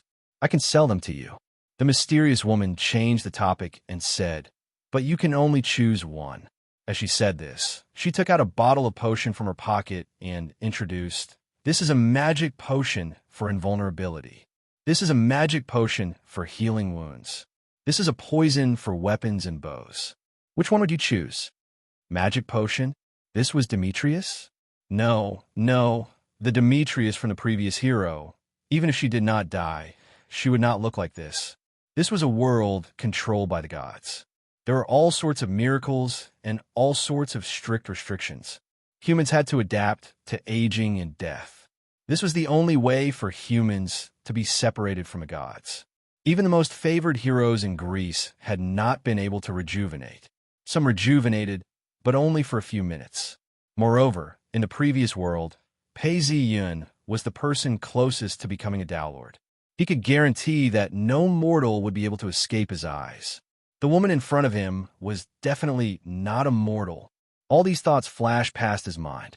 Paisian thought for a while and pointed to one of the bottles. "I choose this, a magic potion for healing wounds." The magic potion for invulnerability appeared in the Golden Fleece adventure. It was said to be able to fight against any hero for a day. However, Ison used his companions, schemes, and magic potions to weaken the effects of the great adventure. When he lost the favor of Hera, he became an ordinary person. Moreover, he had the cast iron bronze cup. He would definitely be successful in the future. He did not need this. As for applying poison to weapons and bows, it looked powerful. However, it was a sinister method that would offend both humans and gods. The more one used this, the worse the outcome. Hence, Paisian chose the magic potion for healing wounds. After the mysterious woman heard him out, she smiled and lowered her eyes. She kept the other bottles back into her pocket.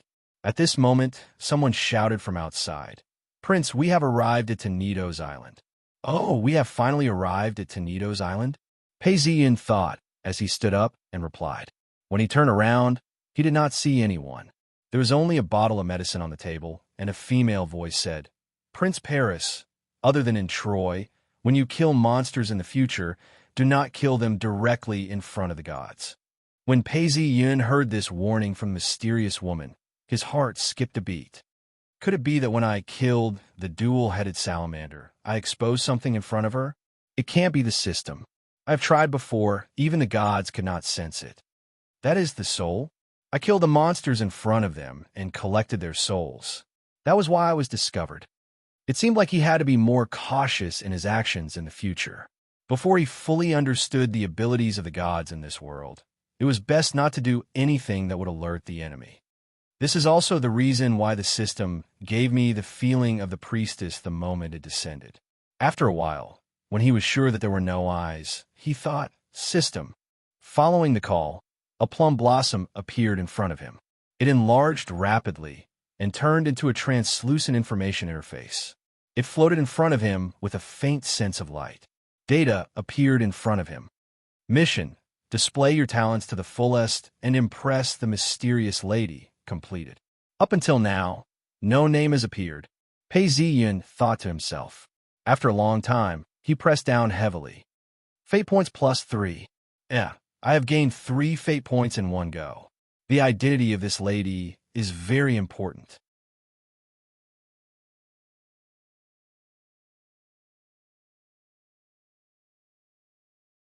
Chapter 525. Hecate. Pei Ziyun frowned slightly. Or some other goddess? This aura, it feels a little dark. Don't just look at Hecate's likability. Just look at Demetrius, and it's obvious that this goddess is not to be trifled with. It really feels like Hecate. I was killed when I said those words just now. There was no time to think about it. The ship gradually approached the shore, and Pei Ziyun alighted. He saw several warships in the distance. They had long bronze horns and were about 35 meters long, 3 meters wide at the bottom, and 5 meters above the waterline. Only the bow and stern had decks, and the oarsmen sat on long chairs facing the stern. The ship was equipped with a mast and square sails. On the ship, the soldiers were training intensely. Judging from their movements, they had been training for a while. They were quite familiar with their movements. A captain came over. Pei Ziyun asked, "Is everything ready?" "Prince Paris, everything is ready," the captain replied. "Very good. Lead the slaves and send the gold and goods back to my residence. Tell Anon that I'm back, and give her this parchment. Tell her that I'm going to the palace and will be back today." "Yes, Prince Paris." The butler slowly retreated to prepare. A carriage stopped at the harbor. Pei Ziyun boarded it and headed towards the palace. The palace. Pei Ziyun rushed to the palace. As soon as he stepped into the main hall, he realized that there was a meeting going on. When Ephebus saw Paris enter, his voice rose a few octaves. He said proudly, "The kingdom of Perpinia has agreed to form an alliance with us. They will send an army when the time is right." When he finished, he turned to look at Pei Ziyun. "How about you, Paris? How did the mission go?" Pei Ziyun walked in front of King Priam and bowed. He then bowed to Hector and said, "I'm sorry, Father Hector. The Amazons are only willing to form a simple alliance. We cannot send troops on a large scale." When Ephebus heard that Paris had failed to form an alliance and that he had done so well, he was full of confidence. He said loudly, "Paris, you rushed overexcitedly, and that's all you got?" Hector, who was at the side, couldn't stand it anymore. He felt that Ephesus's behavior was too much. He said, "Come on, Ephesus, Paris saved your life." Under Hector's many years of prestige, Ephebus was still a little afraid. He shut his mouth and didn't say anything else. He only snorted at Pei Ziyun to show his dissatisfaction. Hector then turned to Pei Ziyun and said, "Is that acceptable? I heard that you killed another monster." "Yes, it's a 2-headed lizard," Pei Ziyun replied. "Oh, this monster usually has thick skin and strong attack power. I didn't expect you to be able to kill it. This monster was slain with the help of Queen Penicilla of the Amazon." As Pei Ziyun spoke, he continued, "However, although the Amazon Empire will not send out a large number of troops, the Queen has promised that if there is a war in Troy, she will lead her personal guards here personally." "Oh, she really said that?" King Priam was pleasantly surprised. He didn't have much hope for Amazon, but the result was unexpected. His smile widened.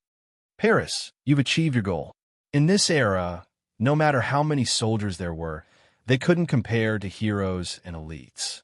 The Amazon Queen had promised that if there was a war in Troy, she would personally lead her elite troops here. This was no different from forming an alliance and sending troops. The only drawback was that it was in the name of the country. Ephebus, who was standing at the side, had an ugly expression on his face. He had thought that Paris had not completed his mission in the Amazon Empire. He didn't expect him to have such a card up his sleeve. He had even mocked Paris earlier. King Priam didn't know what Epiphus was thinking. He said happily, "Paris, well done." His voice was loud and full of energy. He was obviously very happy. "With this success, I feel more at ease handing over the mission to Greece to you. Go ahead and do it. Are the preparations for the mission to Greece complete?" Paisian asked, a little surprised. According to what he knew, it had only been a month and a half since the king proposed to build a factory at Mount Ida. It couldn't be that fast, right? The construction of the ships took more time than that. There was also the training of the soldiers. Although he saw that the soldiers on the warships were well trained, it was far from enough. King Priam gave Paisian an answer very quickly. "The new ships have not been completed, but the old ships have been gathered and trained together. You could bring almost all of them with you. When you return, the new ships will have been completed." The king seemed to be a little impatient, and the prince's diplomatic missions all went unexpectedly smoothly. Hector went to the kingdom of Phliscia, Deiphobus went to the kingdom of Persinia, and Paris went to the Amazon kingdom. They all became allies with each other, and even promised to send troops to support Troy in the event of a war. These results made King Priam unwilling to wait any longer. He wanted to achieve his goal of revenge as soon as possible. He heard the king sigh. "I'm old. I hope that this can be accomplished in the last moments of my life." "Father, I understand." Paisian lowered his head and said, King Priam was indeed old. He had been on the throne for more than 20 years. Now, his only wish was to achieve his original goal of revenge.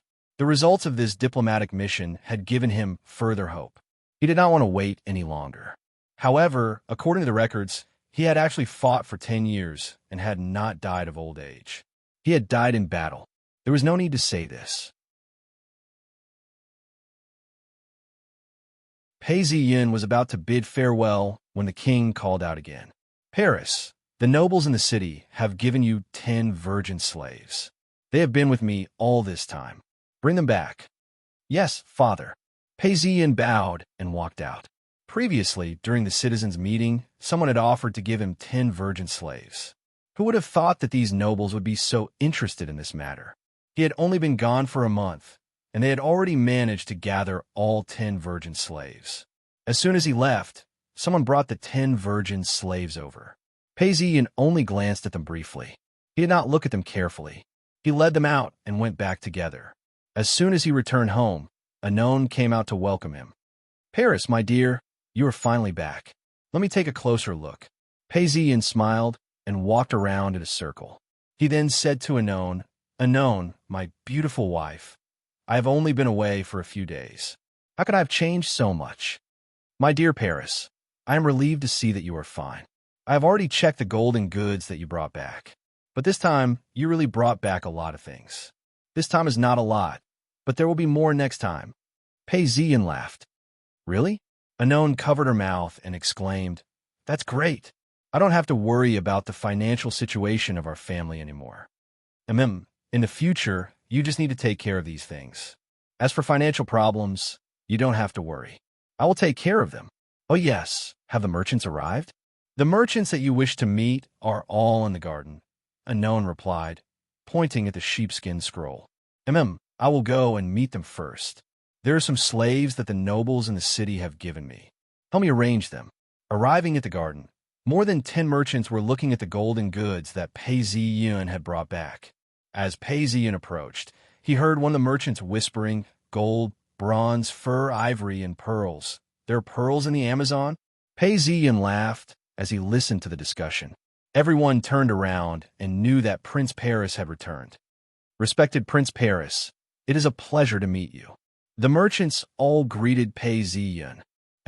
Everyone, I heard you asking about the origin of these goods. Let me tell you, these are things that I brought back from the Amazon kingdom." Paisian changed the topic. "Let's not talk about that for now. Since you have come to Troy to do business, I can make things convenient for you, but I have some requests." As Paisian said this, he looked at the surrounding merchants and waited for them to reply. The merchants looked at each other.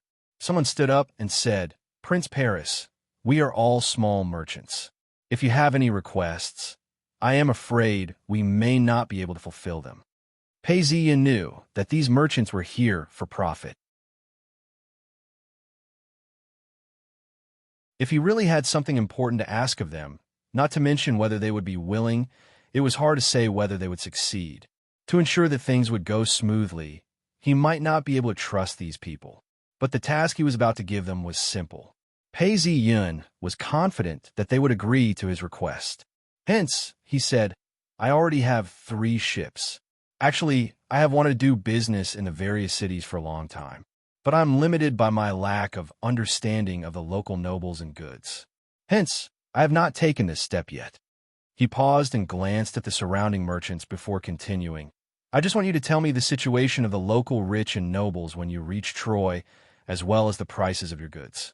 I think this shouldn't be difficult for you merchants who travel around, right? That is easy. The merchants replied and heaved a sigh of relief. If it was just this matter, it was indeed not a difficult task for them. And if they could build a good relationship with Prince Paris, it would be much easier to do business in Troy in the future. Furthermore, Troy controlled the Dardanelles Straits. Its location was very important as it connected the Aegean Sea and the Black Sea. Just this point alone was enough to cater to the important nobles of Troy. And now, no one would doubt that Prince Paris was an important nobleman of Troy. Since that is the case, I hope that we can work well together. Pei Ziyin smiled as he spoke. He did not need to set up a specialized intelligence organization. Besides, it was too obvious and would be easily discovered by the gods. But for the sake of doing business, for the sake of gold, for the sake of wealth, it was not a problem to inquire about the nobles and the prices of the goods. Every merchant did this instinctively. Even if the gods were watching, they would only be able to see a prince who loved wealth. To the Greeks, and to the people of this era, this was not a problem at all. I hope that we can work well together. Everyone replied, Come, I have prepared a banquet. Everyone, follow me. As he said this, he led everyone towards the banquet hall.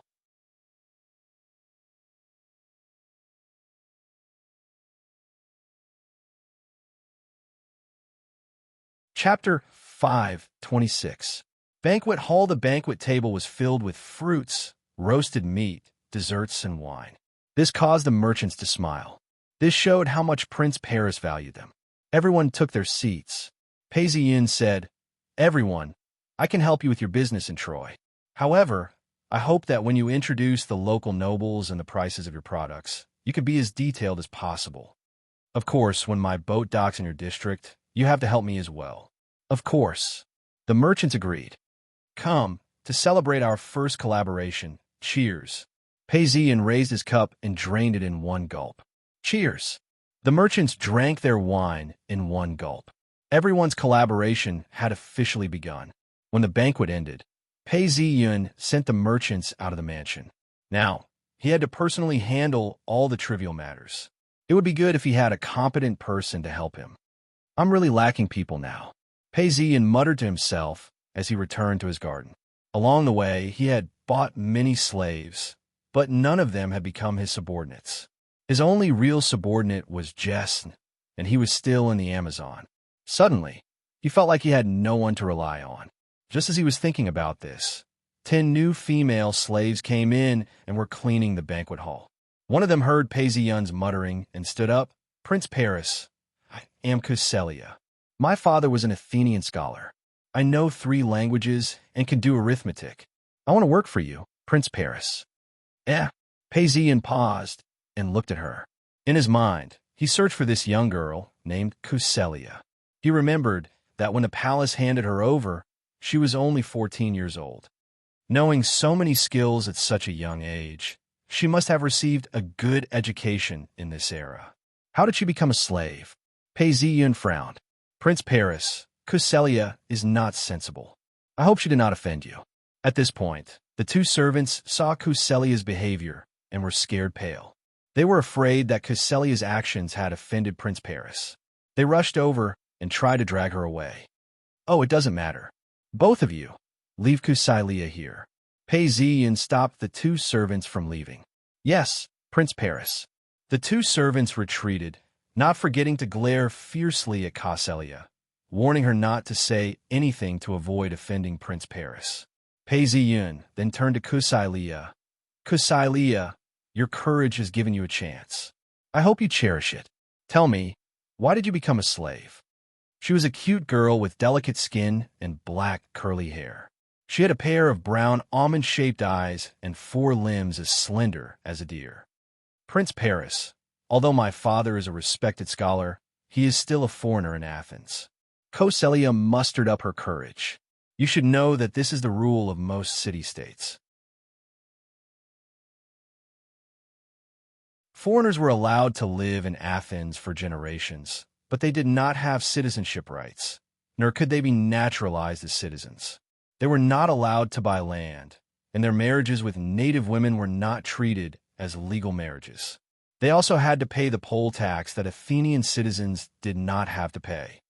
All of this is so unfair to us foreigners. Land is the most important thing. Without land, there will be no stable income. We can only rely on work. My father originally had a job, but he fell ill and lost his job. He also owed a lot of money, and the whole family went bankrupt. Pei Ziyun knew that Kusai was right. There was indeed such a rule in Athens. All foreigners were not allowed to buy land in Athens. In other words, it was a reproducible asset that was not allowed to be owned by foreigners. All city-states had a natural tendency to monopolize reproducible assets. Even foreigners who were free could become slaves at any time. This was because human labor was too unreliable. When one was young, one's knowledge was shallow, and one could not earn money.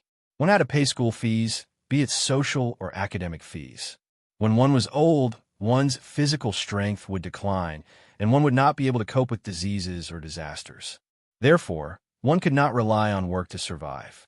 Work was the most beautiful thing, but if it was just work, one would become a slave. This was actually a way for the city-state to exploit foreigners. In the end, my father still passed away. I had no choice but to become a slave. Later, I was sold to Troy, and I was given to you, Prince Paris. Kusai sadly recounted the unbearable past. This was indeed unbearable for a 14-year-old girl.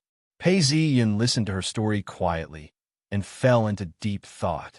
Kusai's experience was not special. It was common for slaves to become slaves due to illness or accidents. Of course, the biggest source of slaves in this era was war. It was just that Kusai's appearance was too much of coincidence. Although there were no problems with what she said, he still had to be careful. After all, his plan had reached a critical juncture. Thinking of this, Pei Ziyun thought to himself, it's the feeling of a priest. Using the method of a priest, he realized that the girl in front of him had a natural aura around her. There were no signs of the gods, and it did not seem like she was arranged by the gods. Not a pawn of the gods. Pei Ziyun was a little surprised. Looking at Kusai's appearance, coupled with the series of events that had happened, he could not help but think of the worst. That's right, the gods are so high up, they would not use such methods on me. Pei Ziyun laughed at himself. Besides, if the gods already knew of my plan, they would not play with me. They would just descend and kill me. Thinking of this, he turned to Kusai and said, "Come with me." He was short of people. If Kusai had no problems, he might as well give her a chance. Passing through the garden, they arrived at a room. Pei Ziyun sat down and asked solemnly, "Kusai, what do you want from me?" "I want to be free," Kusai said with determination. What a simple and unadorned goal.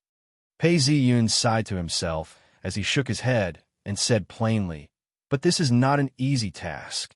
Kusai, you have to understand that even a loyal and hardworking servant would need at least 20 years to redeem their freedom. I can use 20 years to achieve this goal," Kusai said with determination. Truthfully speaking, Pei Ziyun had seen many slaves, but none of them had left a deeper impression on him than Kusai. The feeling that this young girl gave him was that she was unyielding and unyielding. He admired her spirit of not giving up until she achieved her goal. He sighed and said, "I want someone who can do things for me. Tell me, what can you do for me?" "I can do whatever you want me to do." Kusai's reply was as simple as ever, without a hint of beating around the bush. "Is that so?" Pei Ziyin sighed and looked at Kusai carefully. Suddenly, he smiled and said, Kusai, I have a task that you can do for me now. However, I'm not too sure about it. I need to see how you do before I can decide if you're suitable or not. Prince Paris, my respected master, please tell me. As long as I can do it, I will do my best. All right, I have 3 ships now, and I will add more in the future. I need someone to record the goods and be in charge of the letters. Secretary? Cecilia's eyes widened. She did not expect Prince Paris to ask her to do such a thing. This was an important job in a noble family. Respected master, I am willing to give it a try. Cecilia said. If it was the real Prince Paris, he would not have comforted her. However, Pei Ziyin could see that she was uneasy and said, You know 3 languages. This will allow you to communicate with the outside world easily. The most important thing is that you have mastered arithmetic. This is the minimum requirement for a secretary. If you didn't know how to do arithmetic, I would not have chosen you. Thank you, master, for giving me this opportunity. I will work hard, Kusai said. All right, there's nothing else. You may leave. Yes, my dear master. Kusai slowly retreated from the room. The room fell silent. Pei Ziyin was a little happy. However, even if Kusai was suitable, he would not tell her his secret. In fact, he did not need to tell her. The merchants that traveled all over Greece, the goods and letters that came and went, and the documents that were handled were more than enough. The next most important thing is that when I leave for Greece, I can follow the sea route and visit the cities one by one. Hence, I have decided on the route and contact person. Thinking of this, Pei Ziyin suddenly had an idea. He shouted, System. Following the call, a plum blossom appeared in front of him. It quickly enlarged and became a translucent information interface. It floated in front of him with a faint sense of light. Data appeared in front of him. Heroic bloodline. Second tier, 85, 3%. Looking at the space, he saw that in between 2 pillars, there were 2 iron statues. Although there were still traces of power being extracted from them, there was not much left. The power needed for the 3rd tier is not enough for 1 monster. Where can I find a new monster? And it has to be one that is close to the bloodline of the gods. Looks like I have to seek power for my reputation. And with reputation, there's an opportunity. I can tell the king that when I go to Greece, I can visit the cities along the way. Even if I can't win over allies, I can at least win over neutrality. Although I know it is useless, the king does not know what will happen in the future. He will think that it is feasible. In this case, I can use the king's gold to farm in Greece. Although the increase in reputation is relatively slow, when I reach Sparta, I can at least reach the 3rd tier. The process can also be planned out. This is killing 3 birds with 1 stone. The next time I meet the king, I will bring up this idea. The king will agree. Thinking of this, Pei Ziyin felt his entire body relax. The weight of the boulder that was pressing down on him seemed to have lessened. You're tuning into the Warrior Lore YouTube channel. Don't forget to subscribe and join us on this journey to catch the most captivating stories.